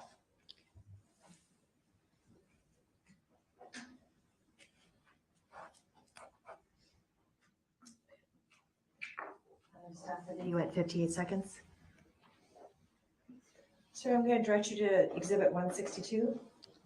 We're almost done. Two more exhibits. I know the video continued. I just didn't know if you wanted, because I apologize. That's fine. Let me go back, Okay. sir. Let me redirect your attention to Exhibit 154, where we were, which is 58 seconds. If we can publish that for the jury, since it has been admitted into evidence. And again, if you can. Objection, are we going to another exhibit? She just said 162. We're back at 154, as she indicated.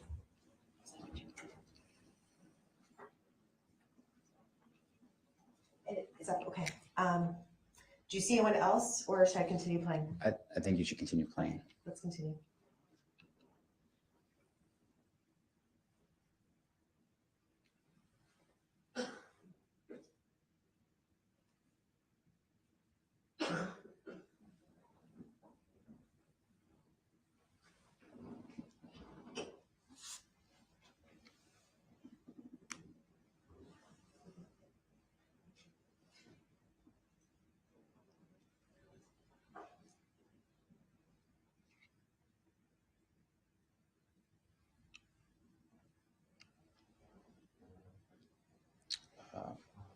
Pause.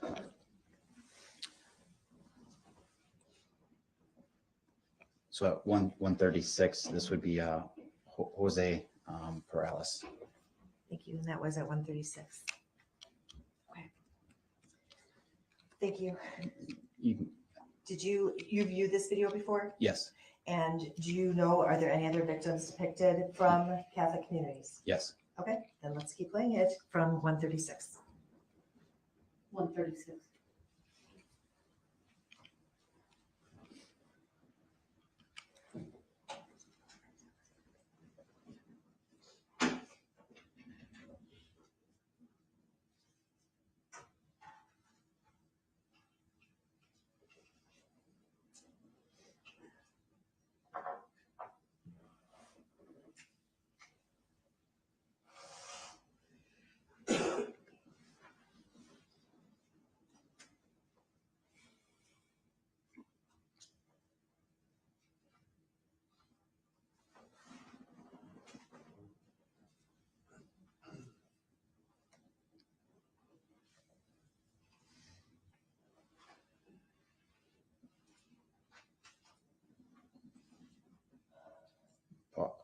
pause.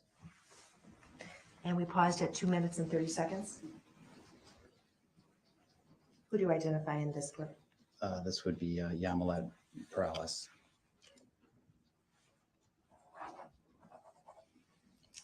And let's continue. 136, 2:30, I mean.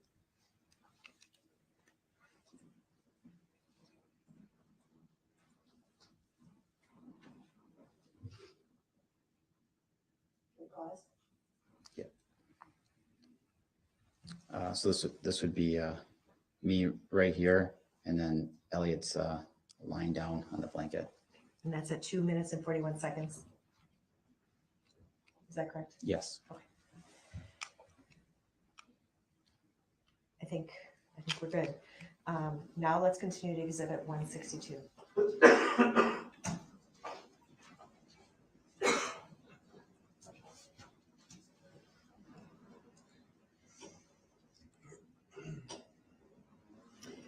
Is it in front of you?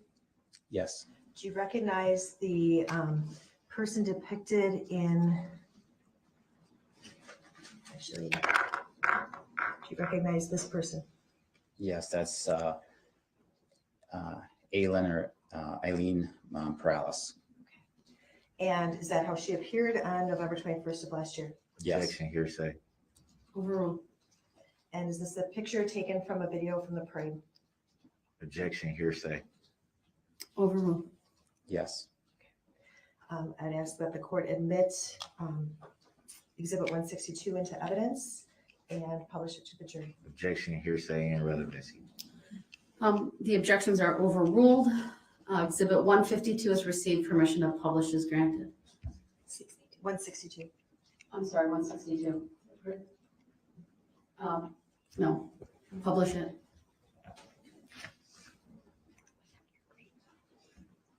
If we can clear my green. Thank you. If you can just let me know when you see it.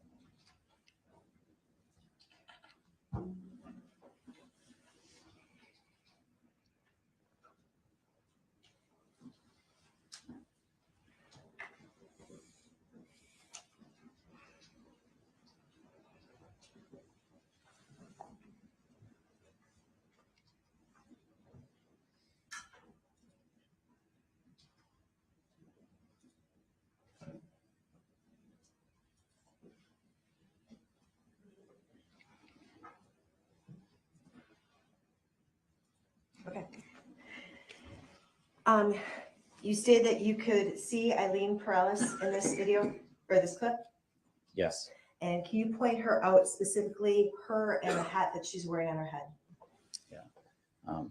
Eileen Perales is wearing kind of like a black coat, some sort of pink leggings, and then she's wearing some sort of like maroon colored hat with white on it, like white stripes.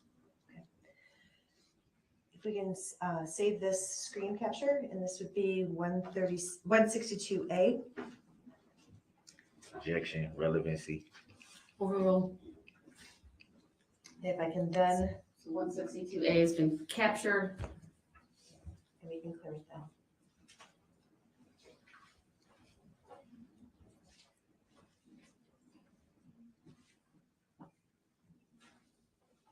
You can clear that, Teresa. And then I'd ask to publish Exhibit 92, which has previously been admitted into evidence.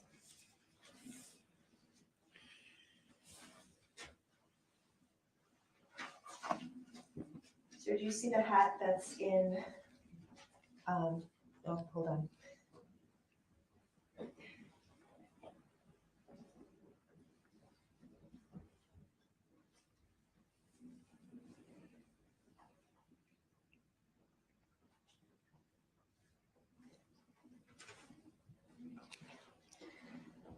Sir, in terms of the appearance of that hat, I'm not going to ask you if it's the exact same hat that was on Eileen's head in Exhibit 162, but is the same, is that the same type of hat in terms of has the same wording on it, same color, same palm color as the hat that Eileen was wearing in Exhibit 162? Objection, hearsay. Overruled. You may answer. It looks remarkably close, same color, same patterns of the lines, the writing, and then with the top on it. Yes. Thank you. I have nothing else.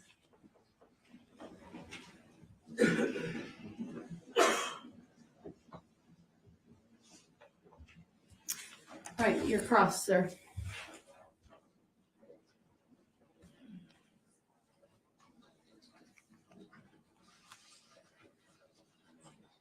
So you saw all those videos that were shown, all exhibits rather, all 12, 13 of them. You saw all those before today? I don't recall there was 12 videos. To best of my knowledge. 126, 15, 137, 136, 135, 140, 178, 160, 154, 162, 92, at least 11 or 12. Mr. Brooks, I'm going to strike your comment because you cannot testify. You did not let him answer. Let him answer first, and then you can ask follow-up. The jury will disregard the statement made by Mr. Brooks. Go ahead. I believe there was only 3 or 4 videos, but there was numerous screenshots or photos taken from those videos. That's why I said exhibits. Have you seen all exhibits before today? I had seen those exhibits, yes.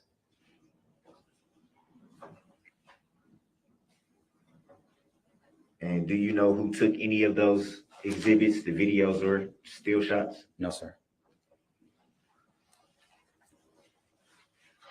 So how were you able to see them? Can you rephrase the question, please? How were you able to see them if you don't know who took them? I saw them on the screen. I'm not sure I'm following your question. Before today, you said you saw them before today. That's what you just said. So I'm asking, I asked after that, do you know who took them? You said no. So how could you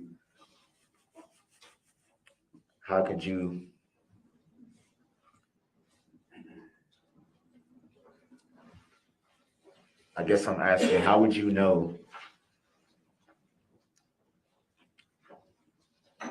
if you don't know who took these videos? How were you able to see them before today? I believe they were collected by the police department as evidence. And that's how you saw them? That's how we were able to view them afterwards, yes. Do you know when you viewed them? I don't recall. Did you view all 12 of them in their entirety at the same time, or were they at different dates? Yeah, back to the form of the question. Grounds. Did you view them all in their entirety? Again, it makes it seem like he's referring to videos. And if he is, that's fine. If he can just clarify videos or exhibits. Sustained as to the form of the question, please rephrase. Exhibits. Can you just repeat the question, please? At what time did you see all the exhibits in their entirety? Was it the same day or was it different days? I don't recall specifically. I just reviewed the exhibits, the photos, not the videos, but the photos, as you're explaining in these exhibits prior, just in preparation of my testimony. In preparation of your testimony, what do you mean by in preparation of? Preparing my testimony for court, making sure that everything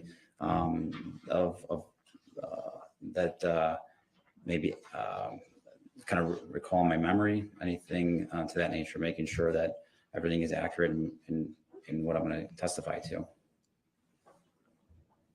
If everything you're going to testify to is truthful, why would you need to prepare for it? Objection. Grounds. Sustained as to the form of the question. Why would you need testimony preparation?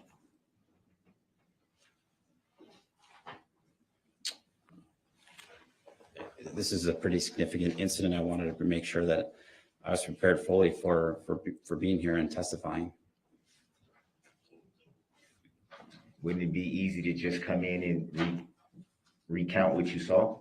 Objection. Argumentative. Grounds. Sustained. Please rephrase. Is it fair to say that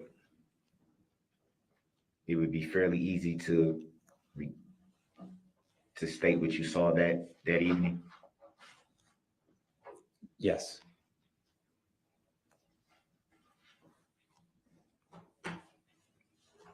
So why exactly did you feel the need that you had to prep yourself? Grounds. Sustained, also asked and answered.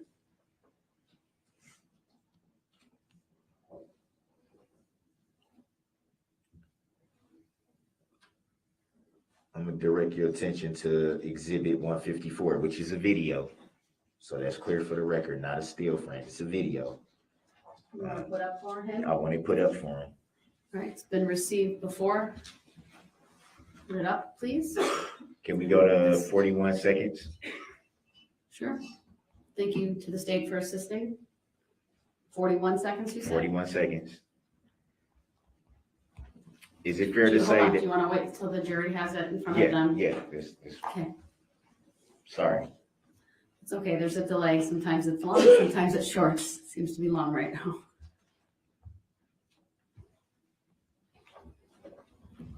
All right, we're good. Go ahead. So in this exhibit, which is a video that's paused at 41 seconds, we can see two people laying on the ground. Would that be fair to say? Yes. Can you see any of the two people's faces right now as it's paused? No. So it would be fair to say that you can't positively say who that is from this part of the video that's paused right now. Well, based on my experience, based on clothing descriptions, obviously Idea and Marisol are mother and child, and body structures, that's how I'm able to identify who they are. What do you mean by body structure? Well, Idea is a little bit smaller and Marisol's a little bit larger, and that's how I have memory of who she is. Would you agree that they're kind of like bunched up, like kind of balled up? I would agree that Idea is, yes. Can you see faces?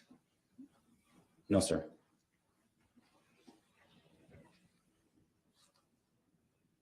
So it would be fair to say that you don't know for sure who that is.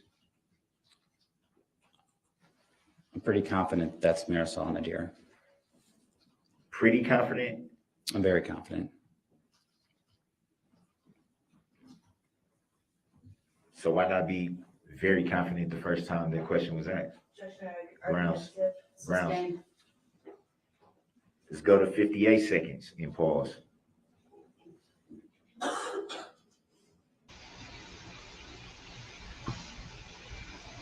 Man, you just can't maintain anything with this guy. He Right just here in keeps front it of us, going.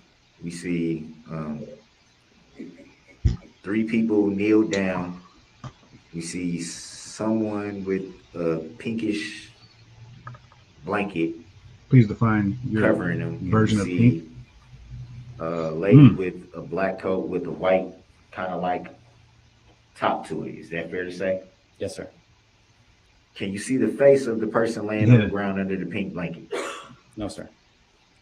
Would it be fair to There say you go. that you don't know for sure who that is? As I described before, I'm very confident that that's Marisol that's laying on the ground. And how can you tell that from the picture that we're looking at now? Well, not specifically just from this picture, but like I stated before, as the video was moving, you can see clothing descriptions, body structure, who she's laying next to. I mean, is it fair to say that the exhibit is not moving right now? It's paused. Yes, sir. but in And human it's worlds, paused we with can't pause. not being able to see who's under the pink blanket. Would that be fair to say? Yes, sir. So how can you say for sure who that is? Then why would it matter who that is? If I was to just view this video or this photo without any other context, you're probably correct. I probably wouldn't be able to identify any particular person, but because of the video and how it moved and how I was able to see people, I was able to confirm that that'd be Marisol. There we go. and you came to that conclusion because you've seen these videos before today, or these exhibits, rather. No, because he was before there. He today. Would lived that be through fair it. to say? I come to the conclusion with my memory of being there at that night. Thank you, man. This guy. You did state, just so we have clarity, that So you you in have fact clarity. saw these exhibits before today. Would that be fair to say? Grounds. Asked and answered. Every time he says grounds, she objects. It has been asked and answered, but I'll let the witness answer that question again. Every time he says objection, she says why, and then he Towards the, I don't know where their direction would be. I'm guessing that would, if you're looking at it the way I'm looking at it, it'd be towards the right. Tina, you go to church with these folks? We're coming back a little bit more, right where the lady with the white coat is. Mhm. You see a few people. It looks like three, kneeled over someone that is. Yeah, he thinks he's got everybody under a wrapped. blanket with, it looks red with like snowflakes or something on it. You can see like a black, I don't know if that's like a shoe, or I'm guessing that's a shoe or a boot or something to that effect. Hard to tell. With the Is that fair to say that you can see that? Yes. Can you tell who that is just looking at it right now? I know that that's Gregoria, yes. Can you tell who it is looking at it right now? Can you see their face? Can you identify them right now? I cannot see their face. So it'd be fair to say that you're not sure who that is. I am sure who that is. It would not be fair. And to you say come to that conclusion based on asked and what we're answered. looking at right now at this moment. No, he already explained this, man. Grounds. Grounds. Sustained. Grounds. Grounds. Just go to 136. Same exhibit and pause. Man, the patience, right? The patience.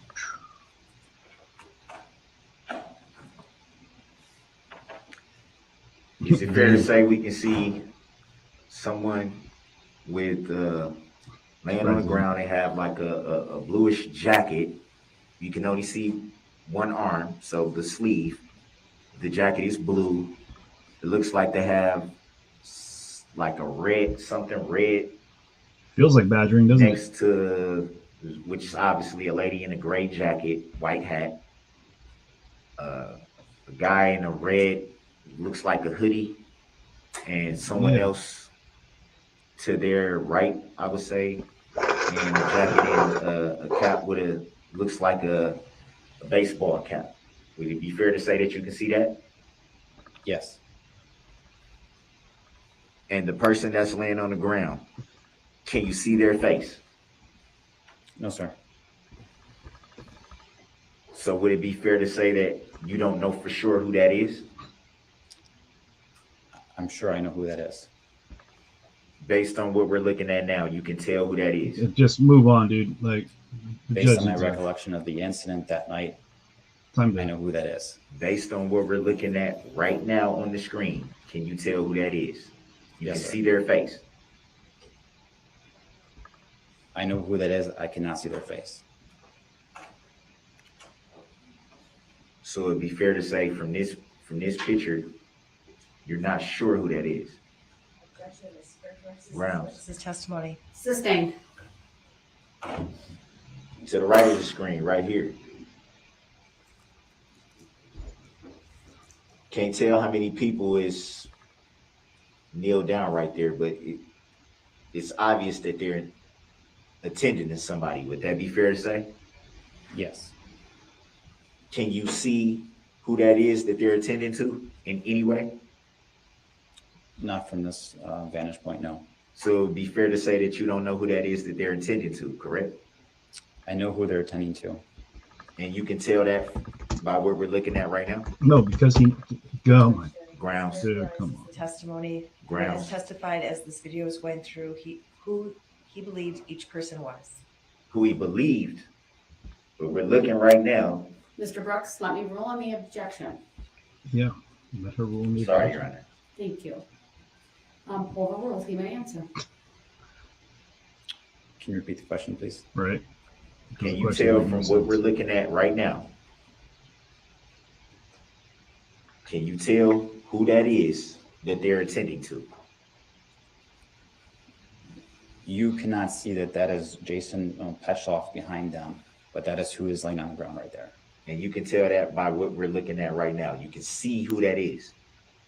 No, based on my recollection of the incident, is why I know who that is. I'm saying referring to what we're looking at. He just said no. Your recollection. From his recollection. What we're currently looking at. What right you're asking now. for is him to interpret. Do you think you could tell somebody from this Can picture? you tell who that is that's He's being asking. attended He can to tell. from He can. based He can on untell. what we're looking at right at this moment?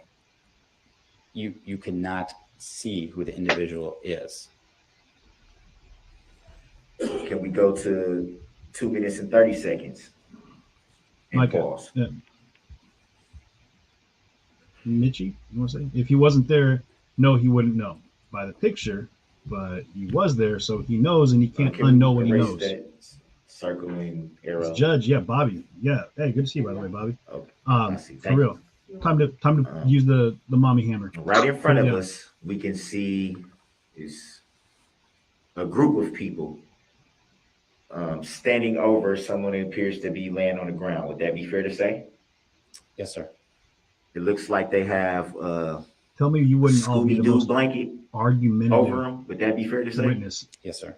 I would give him such a By headache. what we're Oh looking my God, at such a right headache. now at this moment, can you tell who's under the Scooby-Doo blanket? One of your I know who victims. that is. Can you tell by what we're looking at this moment? At this moment right now, can you tell who's under the Scooby-Doo blanket? No, sir.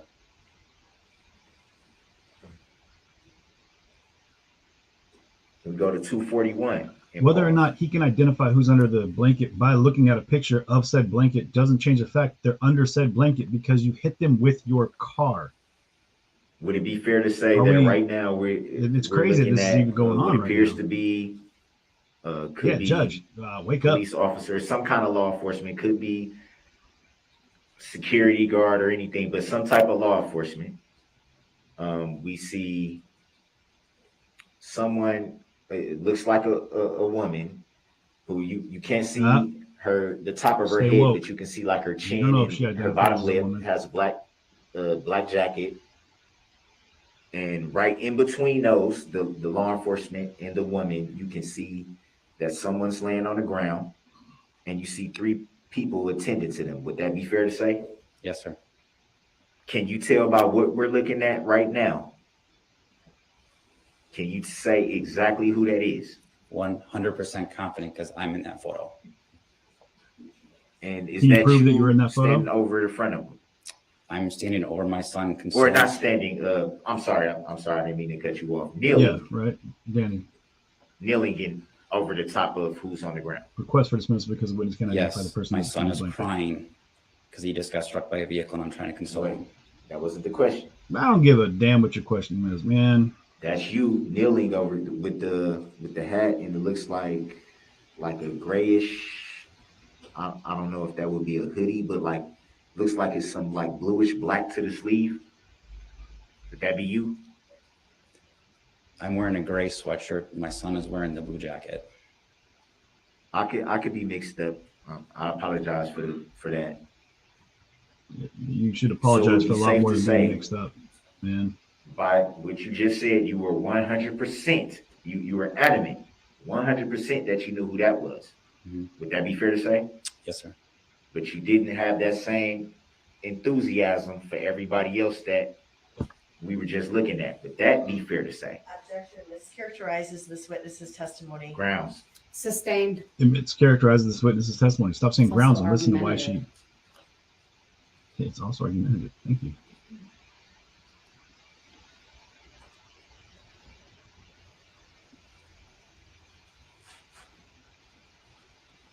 I was supposed to cut out early, but I can't because he's in the middle of just this ridiculous And out of line of all questions. the But I have exhibits. family stuff I gotta handle. But But yeah, we're done. I'm sorry. All right, just take it down, man.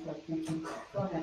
Out of all the exhibits that you were shown during the initial questioning, you're not sure who took any of those videos? No, sir.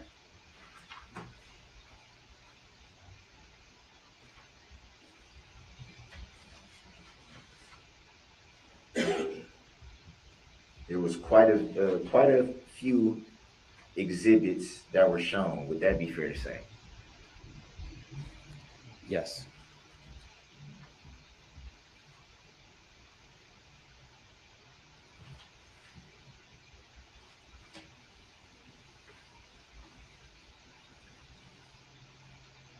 And do you recall exactly the estimate of how far the vehicle was from you when you first saw it? When I first saw it, that's when the initial scream started. I think it was about 200 feet behind me. Judge Schroeder would be And laying how, into this how world. did you come to that estimation of distance? Don't you get brazen When I with first me? saw it, I believed it. My recollection that it was kind of near Curry Insurance, so I would take that as like almost like a half city block. So it was on the other side of Maple Avenue. So I just estimated that based on my experience with feet. So you felt that that estimate was pretty accurate? I don't know. Or did you know for sure? No, I don't know for sure. Yeah, it'd be amazing to sit in the room and try to keep it cool with him. You know what I mean? You stated that your 9-year-old was in your right hand and your 3-year-old was in your left hand. Would that be fair to say? Yes, sir. You stated at some point that your 9-year-old was ripped, or you didn't know if your 9-year-old was ripped out of your hand. Can you explain what do you mean by ripped? At the point where I lost contact with him is about the point where the vehicle had come through. So I didn't know if it was the force of the vehicle taking him away from me that forced our hands to be separated, or if we had just separated hands prior to that. But based on my recollection, it was simultaneously as the vehicle had passed through us. Yeah, you are Was the correct. 9-year-old injured? He was a fool for a Yeah, Elliot for a was client. thrown in the air and he was That's right. knocked unconscious.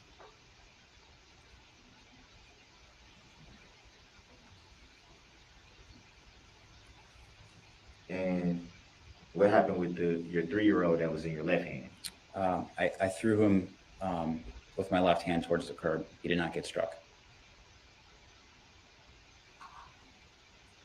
When you say threw him, what do you mean by that? Was it?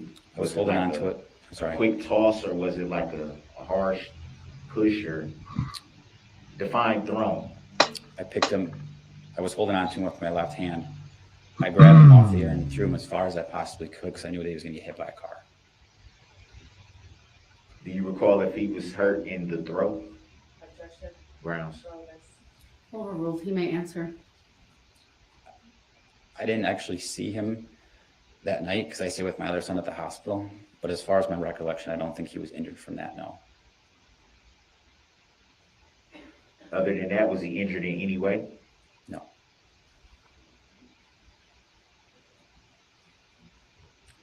You made a reference to the speed. How did you come to that estimation of speed? Do you have any expertise in speed analysis in any way? No, just my experiences driving as a motorist and being in law enforcement for 15 years, estimating vehicle speeds. So it would be fair to say you don't know for sure. That's correct.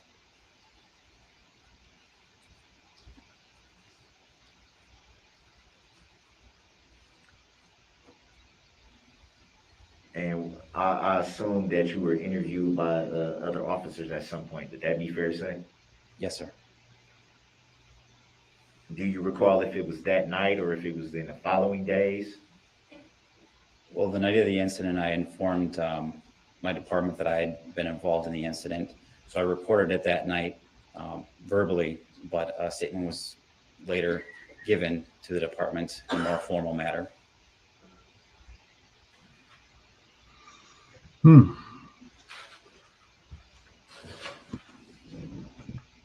Yeah, he's not new to the game. He's been in the force for 15 years. This is not new to him. This is not a. This isn't he just showed up the first time to try it out. 9-year-old son did get struck. Did you actually see that? I did not see him get thrown in the air, no. Even though you had him in your right arm, or right hand rather? Correct.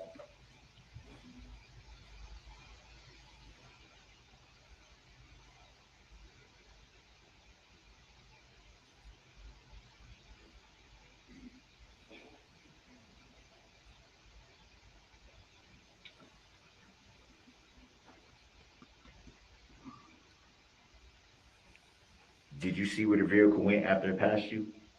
I did not. Did you see anyone else get struck once it passed you? I did not.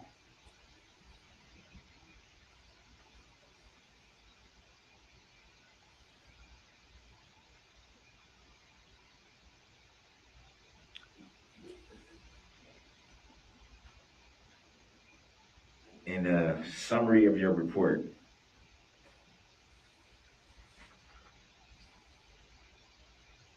do you recall stating to the officer that you were interviewed by that you saw a second unconscious person laying on the ground that you further described as a Hispanic female? Yes, sir. No. Would it be fair to say that in your testimony here today, you gave names? That'd be fair to say? Yes, sir. Why not in the summary of your report did you give names and just say a Hispanic female? I'm just going to object to the form of the question. He's indicating that it's Detective Hallmark's summary in this report. It's not been established. Okay. It's the form of the question. I was referring to him already testifying that he had knowledge of everybody that was in his group. Rephrase your question, please. At the time of your summary, did you know the identity of the Hispanic female that you referenced? An objection to the form of the question. It's not his summary per se. Sustained as to the form of the question. So should I say in the summary that you gave, do you recall that comment? Objection mischaracterizes the summary. Grounds.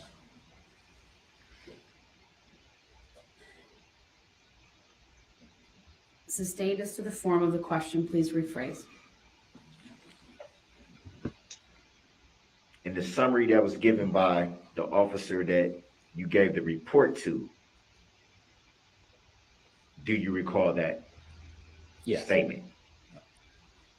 I'm sorry. I am going to object. The witness has answered the question. Again, I would just indicate for the record that I believe what Mr. Brooks is looking at is a different officer's report that summarizes the statement that that officer received from Detective Hallmark. With that understanding that that's what it is, I would ask Mr. Brooks to maybe ask his next question with keeping that in mind. Objection to being called that. I don't identify by that name nor consent to being Nobody cares, bro. Nobody cares. Next question, sir. I made reference that it was Next by question. another officer. Next question, please.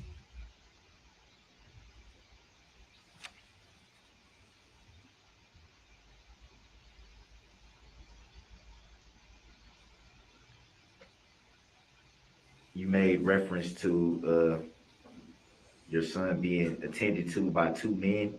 Would that be fair to say? Yes, sir. At the time of the incident, did you know who those two men were? No, sir.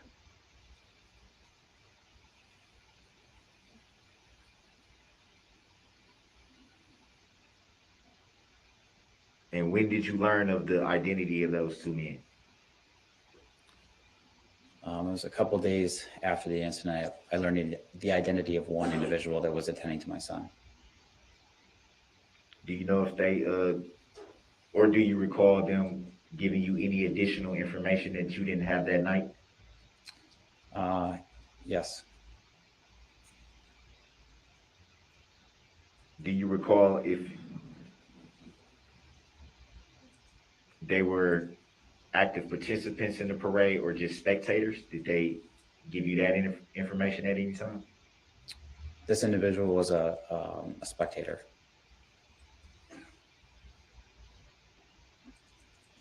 To your recollection, did the spectator tell you where they were positioned at when they attended to your son?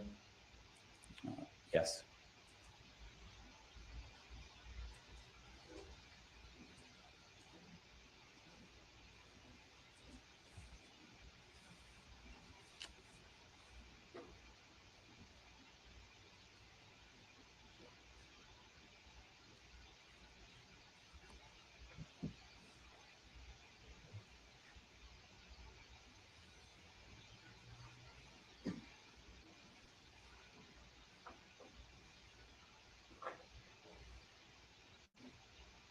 And who is Charles? That'd be my 3-year-old.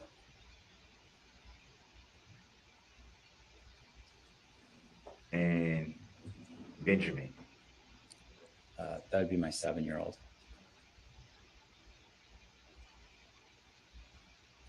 Do you recall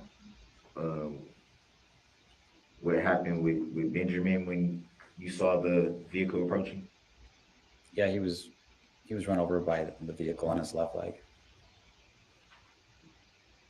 Do you at any time recall making a statement in the summary that was given by another officer? Do you recall making the statement, you threw Charles and Benjamin as hard as you could towards the south curb? Yes, sir.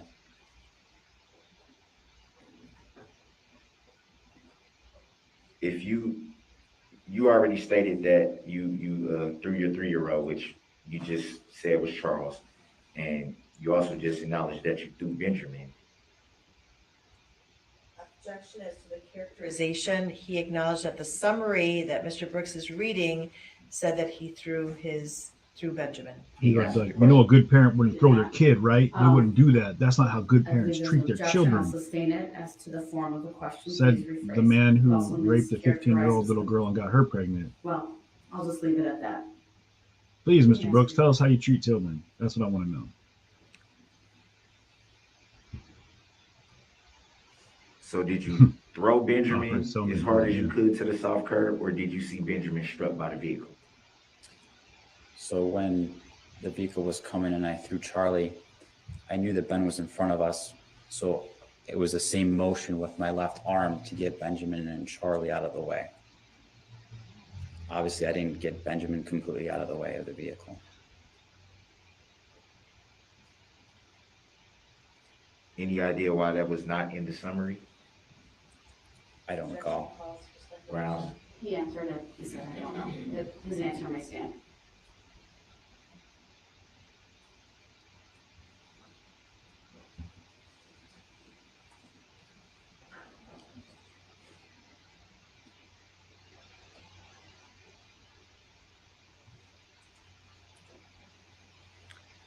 Besides your children, the other people that you observed injured, did you immediately receive information what those injuries were at that time? Can you repeat just to be clear of who you're talking about? The other people that were with your group, not your children, but other people that were with your group. Do you recall receiving information about their injuries at that time? I did not receive information about their injuries.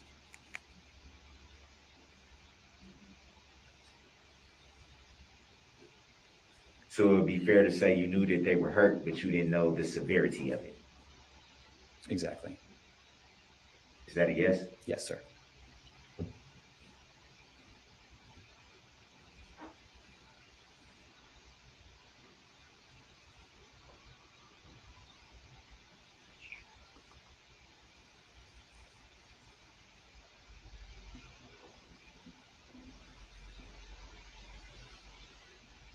Yeah, Trisha.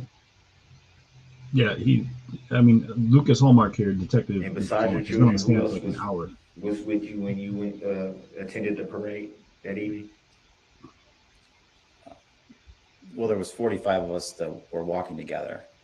But to go down to the parade, it was me and my immediate family. So it was me, my children, and my wife. Do you recall your wife being injured in any way during the incident? No. Do you recall where she was when the vehicle passed you? Yes. Where was she directly next to you, to the side of you, standing right next to you, or do you remember the general area she was at that moment? Yeah. I thought I answered it. She was further to kind of as we're marching, as you see in the video, further to the left and then behind. Mm-hmm.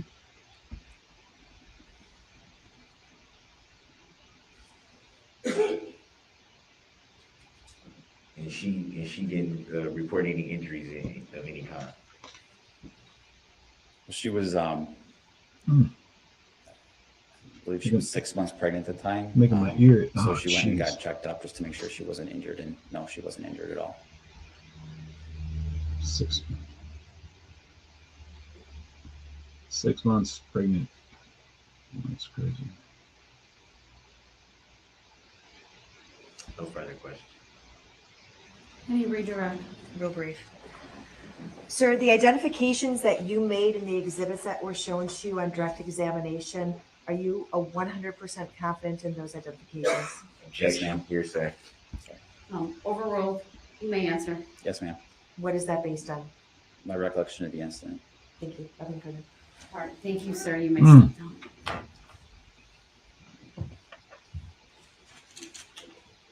Oh, about time. Ladies and gentlemen of the jury, thank you so much for your patience, as it was the court who wanted to keep moving a little bit tonight. I know we're a little bit late. I will read the instruction, and then you will be dismissed for the day, and we'll see you tomorrow morning. Do not begin your deliberations and discussion of the case until all the evidence is presented and I have instructed you on the law. Do not discuss this case among yourselves or with anyone else until your final deliberations in the jury room. This order is not limited to face-to-face conversations. It also extends to all forms of electronic communications. Do not use any electronic devices such as a mobile phone or computer, text or instant messaging, or social networking sites to send or receive any information about this case or your experience as a juror. If you come in contact with the parties, lawyers, interpreters, or witnesses, do not speak with them. For their part, the parties, lawyers, interpreters, and witnesses will not contact or speak with the jurors. Do not listen to any conversation about this case. Do not research any information that you personally think might be helpful to you in understanding the issues presented. Do not investigate this case on your own or visit the scene, either in person or by electronic means. Do not read any newspaper reports or listen to any news reports on radio, television, over the internet, or any other electronic application or tool about this trial. Do not consult dictionaries, computers, electronic applications, social media, the internet, or other reference materials for additional information. Do not seek information regarding the public records of any party or witness in this case. Any information you obtain outside the courtroom could be misleading, inaccurate, or incomplete. Relying on this information is unfair because the parties would not have the opportunity to refute, explain, or correct it. Do not communicate with anyone about this trial or your experience as a juror while you are serving on this jury. Do not use a computer, cell phone, or other electronic device, including personal wearable electronics, applications, or tools with communication capabilities to share any information about this case. For example, do not communicate by telephone, blog post, email, text message, instant message, social media post, or in any other way on or off the computer. Do not permit anyone to communicate with you about this matter, either in person, electronically, or by any other means. If anyone does so despite your telling them not to, you should report that to me. I appreciate that it is tempting when you go home in the evening to discuss this case with another member of your household, but you may not do so. This case must be decided by you, the jurors, based on the evidence presented in the courtroom. People not serving on this jury have not heard the evidence, and it is improper for them to influence your deliberations and decision in this case. After the trial is completed, you are free to communicate with anyone in any manner. These rules are intended to assure that jurors remain impartial throughout the trial. If any juror has reason to believe that another juror has violated these rules, you should report that to me. If jurors do not comply with these rules, it could result in a new trial involving additional time and significant expense to the parties and the taxpayers. You are to decide the case solely on the evidence offered and received at trial. With that, you are excused for the evening. All rise for the jury, please. All right, they're walking out. That's phenomenal because it needs to happen. Let me see if I can show this real quick here. I appreciate everyone being in here. Man, what a day, man. Just dealing with this freaking guy, man. It's infuriating. You know what I mean?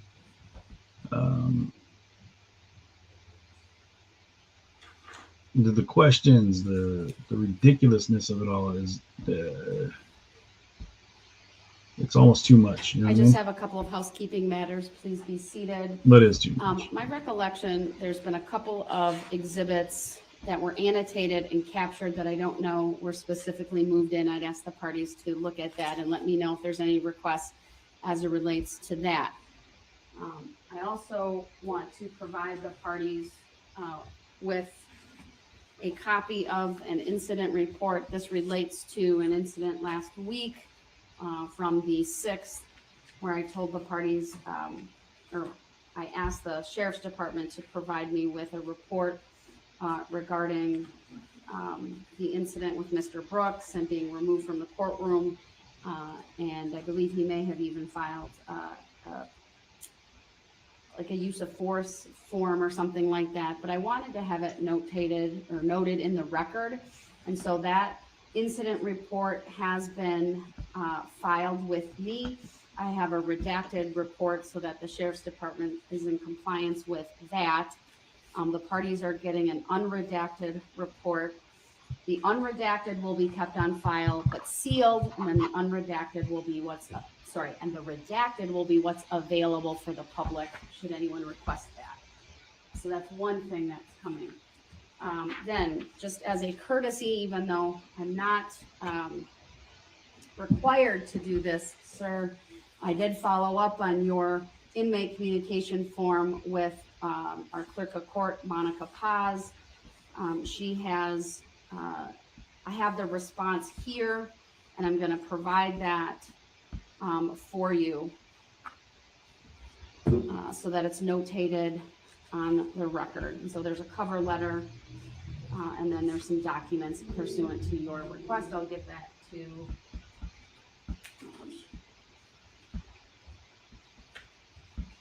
and then along with on the back will be that incident report. So that's being provided as well. And then the state will get a copy of that incident report. I don't know if you want a copy of what Mr. Brooks was requesting, but at least that inmate communication form has been filed into the case. I believe it's documents the state could simply pull off of the electronic filing system in any event. Okay. And then lastly, I had marked, this is the exhibit 6 that I previously had ordered struck. I just wanted to make a record that it's marked, it's in this envelope, it will be kept with the file for any potential use later on. I just hadn't made a record of that, so that's there as well. That make sure to set up notifications, you guys. Housekeeping issues. Remember, it can be found on YouTube, Facebook, Twitch, Twitter, and Rockfin. Or Attorney Opper's requests to start late tomorrow, and frankly, given the late night tonight, we will start tomorrow. Shared stream, 9 a.m. tomorrow, Central Standard Time. Yeah, All right. yes. I was actually going to withdraw my request because we have another jam tomorrow in that we have a witness that we have to guarantee to get out of here by noon. So my request is perhaps call him first. If the court's willing, we could start at 8:30 with the preliminary matters. We could still have the jury come in at 9, but if there's any preliminary matters, we could start with Attorney I need to let them Basie. know. I told them 9:15 in my note that I gave to Mike, so I don't know if we can still get a hold of them. We probably can. Okay. So, maybe someone's gonna need to tell them quickly, so I need to stay here so I won't step off. So we can keep going, but So 9 o'clock it is. Okay. Okay, so 9 They a.m. wanna tomorrow. how about we do 8:45? Have the And jury then- here at 8:45? No, party's here at 8:45. Party's here at 8:45 without Jury me. by 9. Attorney Jury Daisy by and Attorney Witchell will be here at 8:45. I'll be here at 9. All right. Jury by Okay, 9. thank you. All right. Then, Mr. Brooks, those things were provided to you. Value in terms of value these filings, and just very briefly, so we can get out of here. He's gonna go for a case. Wait, he's gonna make the objection. Same when he makes all of them. There we go. I have to raise this issue. Oh wow! Glad we stuck around. What issue is My understanding, how can someone who's not an injured party testify on behalf of somebody who is an injured party? Mr. Brooks, That you're I'm not here to addressing this. No, It is she's a not here to coach you. Argument. You have Also, a it's not her place. misunderstanding of the law. We are in recess. I am leading the bench. Thank you, everyone. We're in recess. So that's a tacit agreement. We're not. He's asking her to tell him how to properly litigate, right? Like how I don't understand the terminology that we're using. I don't understand this. That's too bad, bro. That's way past the point of anyone caring. Too bad. You chose to represent yourself. You made that decision. That was a conscious effort you put in to go pro se. And here you are, pro se, getting ready to pro crack. You know what I mean? Like this fool is in a position where he thinks that he should get some leeway. You know what I mean? It's just it blows my mind that he's right. We were all waiting for it. I have to bring this up. No, you're not bringing anything up, dude. You don't have to bring anything up. But he's in a position where he feels like he needs to. Like I need to say this because it's important that you hear what I'm thinking. No, it's not. How about you just shut up, dude? You present your case because right now it's prosecution. They're presenting theirs. And once they're done presenting their case, they can say the state rests.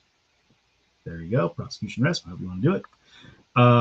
Then Darrell Brooks now will be given, or the poo emoji will be given the opportunity, because he doesn't recognize himself as Darrell Brooks Jr., make that clear, will be given the opportunity to present his case, which will be opening statements. Hello, everybody. My name is, Citizen Z or, whatever, Zarthron from the planet, like, dipshittery. Whatever he goes off of, right? And then he'll be able to start calling his witnesses. He'll be able to present his evidence. Yeah, Ron, I'm here, man. I've been back for the last handful of days for the case here. We're going to be doing more stuff like this too moving forward. But this guy, man, it's how come I haven't seen any coverage of this trial on TV? Celeste, good question, because mainstream media has other things to talk about. We'll talk about the near $1 billion settlement that Alex Jones just had filed against him for the Sandy Hook situation. You might see that. There's not a lot of the TV because it's not scary anymore. You know what I mean? This was everything on the television. This is the thing about mainstream media, you guys, that we really have to pay attention to, and the fact that we're dealing with this, right? And this is what here on an independent show, we want to do the opposite. We want to give people more involvement so they can process through what we're experiencing, right? The news that's coming to us, the information that we're getting fed, and we can source it like we have today. Things that came out that we didn't know about. I didn't realize how extensive Darrell Brooks's record was, his criminal history, and how much he slipped through the cracks, how much time he hasn't done for the excessive amount of crimes that he's committed, and how many times he's been given a slap on the wrist or $100 bail or a $300 bail or $100 bail or whatever it might have been, or 30 days in instead of 15 years. He's been given all these handout moments where he's made it out, and now he's to a point where he's mass murdered and maimed and wounded, critically injured dozens and dozens and dozens of other people. So it blows my mind that at this stage, that you're right, the major media isn't all over this. This should be the talk of the town, right? But when it happened, every news organization on the planet, I'm talking on the planet. There was from the UK to Russia. I was getting notifications from everywhere on the planet about this news story. because it happened here and it was looked at a possible terrorist attack, possible this, possible maybe the uprising, maybe it's, related to the Rittenhouse trial, which was, the big deal. And maybe this is reprisal, maybe this is get back. Maybe this is, as some would say, like the revolution, as someone said the day of this attack while we were out there streaming, and then came back and clarified that they weren't referring to like the white black revolution, but that's the terms that we're speaking in, But the fact that he's representing himself in a mass murder trial, the news should be all over it, but it's not scary anymore. It's not. They might do little snippets that'll be, this is what funny thing happened in court today. This guy, what a clown this guy is, right? But it's not scary anymore because we're not afraid that he might go do it again. It's old news, Big deal. And that's the media for you. That's major media. Their game is to sell you fear. Their game is to divide. Their game is to eradicate personal thought and give you the reality of what it is, how they see it to be. And we're not allowed to talk to each other. We're not allowed to have differing viewpoints and come together on a mutual subject and have similar thoughts about it. That's not what they want. They can't have that. The divide is where they make their money. And that's with all things. The divide is where they make their money. The divide is where they find control. And I hope that we as people can remember that the more that we are divided, the more we are controlled. You know what I mean? The more we listen to the fear and that they try to feed to us, the more we hear that and the more we let that fuel us, the more that they're going to control us, because now we're reacting. We're not responding.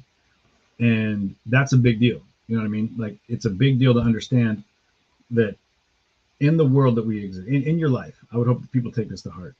Don't allow someone to force you to react, because a reaction gives them the control over what you do. There's a difference, and follow me here. Respond. You can respond. Respond in a way that you feel represents you in the best way possible. That might be headbutting someone in the teeth, because that's really what they need. But if they force you to react, they control you now, even if it is through something physical. But and that's when you find yourself getting in trouble, because whether or not they deserve it, sometimes you give someone the business, you find yourself locked up. It happens. It happens a lot. But when you respond, someone slights you, the best thing I would do when people get hairy with me, they yell, give you some kind of, pejorative, they throw some insult your way, just stop, give them a good, sincere look and just ask them, are you okay? Are you all right? Guarantee they'll stop. They'll think about it. They may not stop. Anyone else here? And I'll be like, damn, that's a good question. Are you okay? Like, are you all right? Because there's something in you right now that you're feeding, but you're throwing it at me. And personally, I give zero shits about your opinion of me. So, are you okay? Can I help you? But the divide, the control exists in the divide, and this guy, now that we found out through this independent media that we operate here, is not just basically a career criminal, but he's also a registered sex offender on a minor. He raped a 15-year-old girl, got her pregnant in Nevada, and then never registered for, since 2006, when I believe that happened, this entire time. I don't know if one of these kids he's talking about is one of those from that, the rape that he was convicted of. But nonetheless, that's who we're dealing with right now. This guy, this person. And those he was also in a documentary while he was in prison, I believe, I think he did 14 months is what they said. I believe was his full. Here's the thing, because the child was 15, he only got 14 months. Had the child been 14, a couple months before that birthday, he would have got like 30 years. So it really blows my mind that we're in a situation where it comes down to the semantics of how many days divide their birthday, but they're still a child, just not as much of a child as they would have been if they were only 14. Again, that's junior high. That's, if any of you have kids, that's a middle school age kid, 14, 15 years old. They're just barely going into high school, maybe a freshman, maybe not, depending on what school you go to. And he was in his 20s, That's just disgusting. It's gross. Here's the and here's where we're at. He's hoping for an appeal, and I'll say this because it's on my show and I can say what I want. He's hoping for an appeal. Who cares? Go for it. Whatever. He's not trying to beat the case. He's given up on. He knows he's not going to beat the jury. The jury is going to find him guilty of whatever, any of the litany of things. The 900 plus years he's facing for all the charges, excluding the 6 life sentences that he's also facing for 6 homicide charges, 6 murder charges. Whether or not he feels he's beat this, he goes to prison for his appeal process. He prays with the profile that he's got now, with the in-state prison that he'll go to. He will absolutely pray that he stays in complete isolation, that he gets sent to special protective, custody, whatever he's in. If he's in a special, he's going to go there for a different crime, but they're going to have to put him in a special offenders unit, where they put people with sex crimes. And a sex crime against a child, you won't make it in prison. You will get handled. You're not going to make it. And it's almost it almost feels good knowing that the inmates that are there in jail, he was complaining about the fact that he's not allowed out of his cell. He said, I'm not allowed out. I only get 1 hour out a day. Blah, blah, blah, blah, blah. The prosecution even said, the state said, we're doing that for your protection, man. Because the people out in Gen Pop, they want a piece of you. Like, you murdered people in their hometown. You murdered a child, an 8-year-old child. You murdered a grandparent. You murdered a father. You murdered a mother. You murdered people, like real people that were a part of a real community that they lived in, and maybe they're in there for tax evasion. Maybe they're in there for unpaid child support themselves, which Darrell Brooks was in jail for as well. Maybe anything. Doesn't take away the fact that you are different than them. You has maybe they're in there for a drug charge. Maybe they got, who knows? But you murdered people. You're in there for murder, and they want a piece of you. And so the prosecution, the state's saying, "Hey, man, we're not going to let him have it. We're not going to let you have him. We're going to keep him in isolation." But he's saying he doesn't have a chance to intelligibly to defend himself because there's no access to whatever. And they made it clear you have access to whatever you want. And as far as like the law library, whatever it is, you need it, go ahead and get it, man. But you can't say that you didn't have access to it, and then you can't take that into court. And then, like he asked at the end there with the judge, I don't understand what this means. There you go. Who cares? Yeah, Pamela Crane. He raped a 15-year-old girl in Nevada in 2006 and got her pregnant. I have the video that I pulled up of his rap sheet. I put a link in the comments, but I wanted people to have access to the. Maybe I even put it as one of the scrolling banners, but let me check. Nope. He was also in a short documentary in 2007 called what was it called right here? Crystal Darkness. It's a 2007 short documentary. He had a couple of seconds in there, about 10 seconds, 15 seconds, where he gave a testimony about meth addiction, about being addiction to methamphetamines. And he wraps it by saying, I lost my identity. I just became, I wasn't human anymore. I became a vile, disgusting derelict, basically. He's like, that's what I became, And you want, like I said before, you want to almost feel for him, like, oh man, addiction's terrible. Because I went through it. I was addicted. I was addicted to drugs. I was addicted to meth, heroin, all of it. I was stuck in that world. And I know how you can debase yourself and you feel worthless. But you rise up, you make a choice, and it's not easy for everybody. And so I'm not speaking to all people in addiction recovery. I'm speaking specifically to this person and what he said. And then you see what he did. And you can see that at some point throughout the course of that criminal history, he just thought he could escape the system. He didn't need to do anything to take. He had no moments of accountability. You know what I mean? And that's huge. Accountability. We should all take accountability for everything in our lives. You know what I mean? Everything. It doesn't matter what you're doing. If you own it, you can't have it used against you. If you mess up, that's your mess up. No one else's. Don't blame somebody else for your mess up, because then you have to fix it by going through them who you blamed to get it right, and that's not going to happen because at the end of the day, it's you. You know.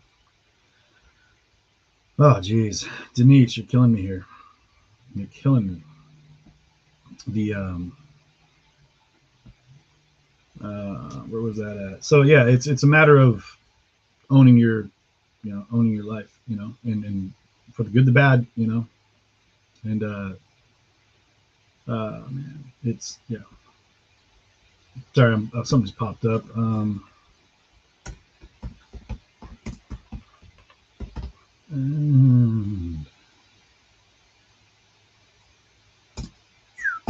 Anyway, yeah. So yeah, he's a world class piece of garbage. He's 5 dead. All right, so we'll take a look at this real quick.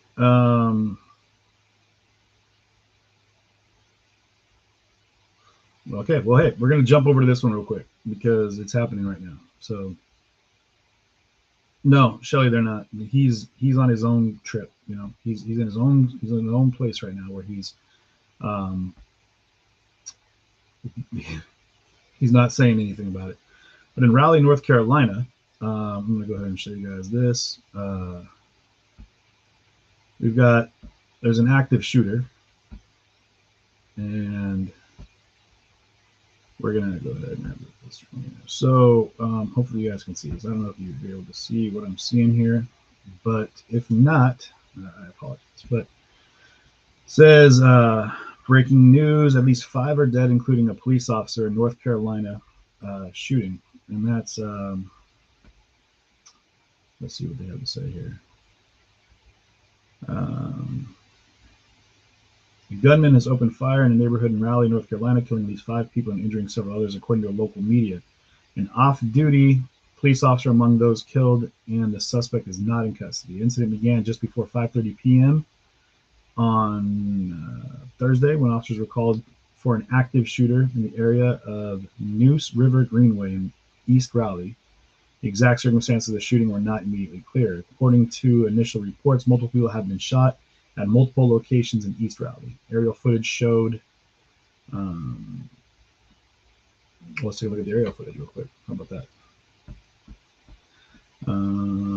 Here we go. This is the active shooter in this. That's a large neighborhood.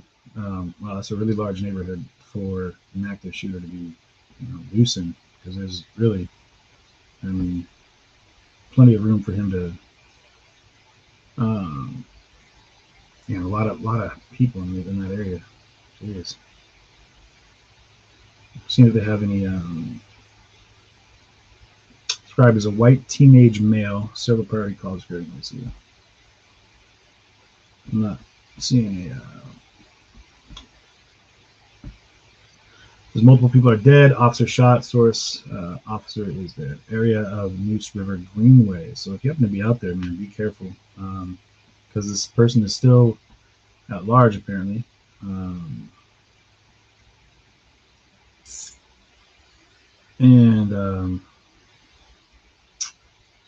Wake Med has received 4 victims in the trauma unit. Man, let's see if there's a. I'm going to see if there's a recording video right now, so we can see kind of what's going on.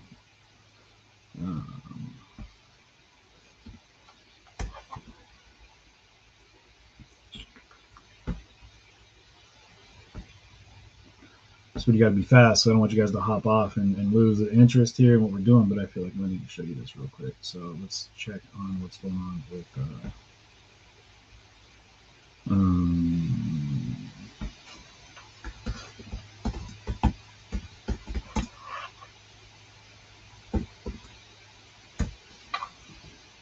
here we go.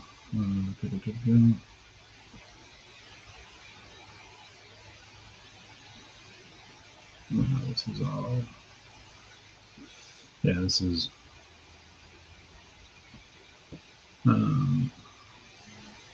Sorry, we're getting there. I'm just trying to find the.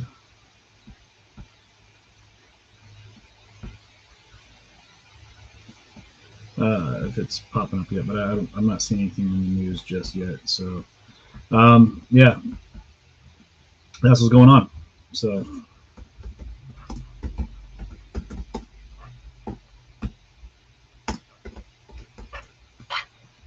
What do we got here?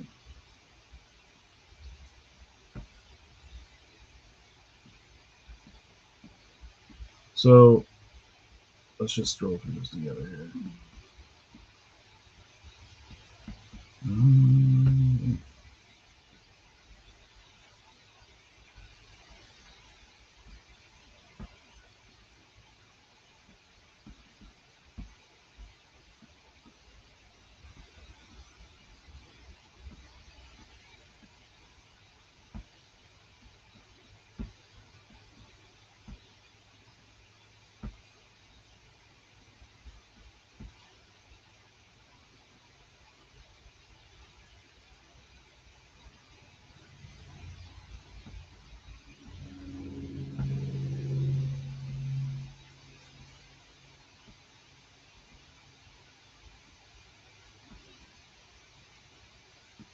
Still, it's an active investigation tonight, and I think people don't feel safe until they hear the words that the suspect is captured or is in custody. So we understand a lot of people wondering what next. I know that's a fair question for a lot of people in situations like this when you are passing those cruiser speed.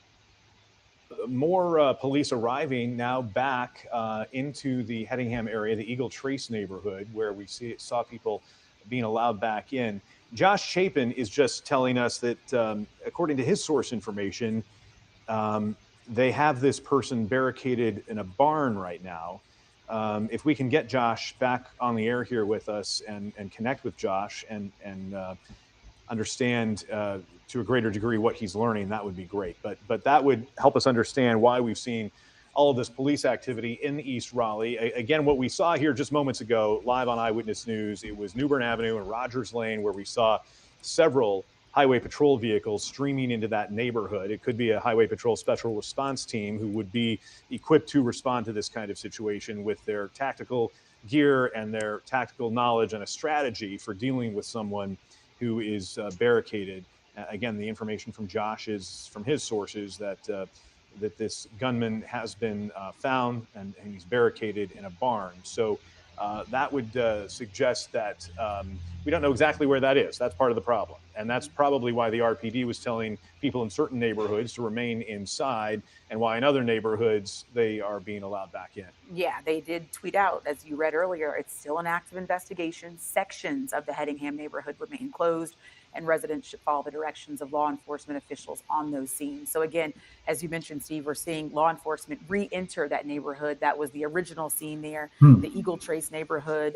And so we don't know exactly, as you mentioned, where this barn could be that Josh is getting information about. So that's why the urgency continues to be tonight to remain inside and follow the instructions of law enforcement officials until this situation has resolved itself. Yeah, I think that's the important thing to understand is the all clear has not been given Yeah, by I'm the with it. Raleigh The Police Agenda Department. TV. We're let me trying know. to piece this together as you we're don't need to seeing like it. And again, that low is key the advertise. live Just let feed me know. coming in I'll from the Hedingham full on community, from the advertise Eagle for you. Trace community. So it's possible that that this, just to orient you a little bit, that is one section of the Hedingham area, Eagle Trace. That's a key entrance into Hedingham. And where we saw the other police activity along Newbern and Rogers, that's just a little distance, walkable distance, really, south of there in the Hedingham area. So if that helps you triangulate what we're talking about communities like Edgewater at Rogers Farm and Hedingham. That area between those two neighborhoods is where we're seeing a lot of this police activity right now. I know Bob G., one of our photographers, is trying to clarify. He says, so we don't confuse people, Steve, to make sure we say Old Millburny.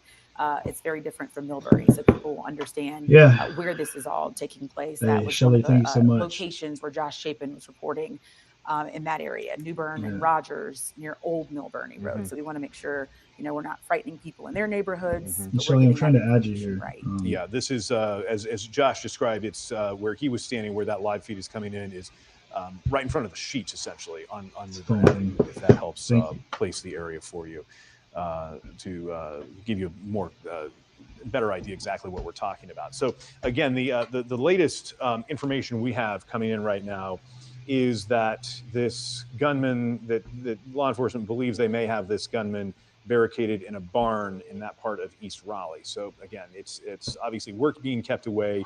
We can't get eyes on this. We're depending on our sources to provide that information as we continue piecing this together. Jamise Price sharing some video with us.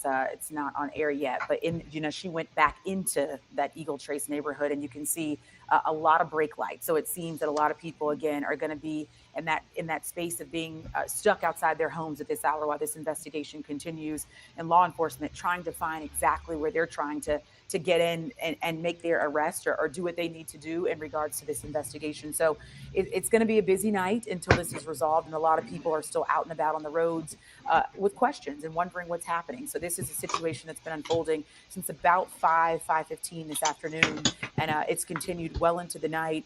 Law enforcement agencies from all over. We just saw the latest was the ATF office in Charlotte saying they are now assisting the FBI. Wake County is also assisting Raleigh Police, who's the lead agency on this investigation. And just to further help orient you about the area that the Raleigh Police Department is talking about, it's really it's 540 and Old Mill Burney Road. That is one of the neighborhoods where the Raleigh Police Department is urging people to stay inside. That's where McConnell Oliver Drive is. It's just on the west side of I-540 near Old Mill Burney Road. And that is the area there. It's just it's east of the kind of north and east of the Hedingham area, but obviously still very much in that area, a walkable, runnable area, if you will, if that's where this search for the shooter is underway right now. All right, Josh Chapin joining us again with an update on what he's hearing. Hi, Josh. Hi. Yeah, Lauren, sorry. We're as we speak, coming on the air for you here. This has been, I'm going to get out of the way and Bob's going to show you exactly what's going on. We're seeing sort of a police staging area here, all from State Highway Patrol to Raleigh Police, just sort of going in and out of this neighborhood. I cannot confirm that there's some sort of search going on back here, but we've seen officers cruising in and out of here just minute by minute, almost second by second. I was able to confirm with a law enforcement source that the suspect has been barricaded in some sort of a barn and that they are going in to get that suspect right now. Hard to know exactly where that is in relation to where we are, Steve. I know you and I were kind of talking about the geography of the Hedingham neighborhood, that very well might be walking distance to where we are. So maybe they're coming at this from the backside of this sort of staging area here. We also went up the road to check on a different scene. It seems like everywhere you go in this East Raleigh area off of New Bern Avenue, particularly if you're going east or even west towards WakeMed, there are just officers here and there. So it does. Old Mill Burney, my photographer Bob also said that there was some action going on there. It's just a string of cars lined up. So again, I just want to bring you back here to what you're looking at live on TV right now. North Carolina. It's 8 o'clock at night. It's 70 degrees. There are 5 people dead, and there's a shooter barricaded in a barn with a rifle. I mean, there we go. You know. Man, what are you gonna do? You know what I mean? It's terrible. Terrible. But you know what we're gonna do here? I'm gonna close that out. You guys, feel free to go ahead and jump through and keep looking. I gotta head out, you guys. I appreciate you all for streaming or hanging out with the stream today. Much love. It was an active shooter in North Carolina. There is an active shooter in Pamela. So anyway, you guys are amazing. Thank you for sharing the stream, for the contributions, for helping along the lines. Having a great night. Come back tomorrow. I'm going to try to start up bright and early at 7 o'clock Western Pacific Standard early hour time. They'll be starting at 9 o'clock Central, 10 o'clock for you lucky East Coasters. Thank you for the mods jumping in today. You're amazing. Shelly, thank you so much. You guys are great, and I appreciate the support. I appreciate you giving the good feedback, and I appreciate the comments and everything in our community here staying so positive and healthy in the wake of such an incredibly terrible case that we're having to follow here. You guys are amazing, and I appreciate you riding with me. So much love, and have a great night. Thank you.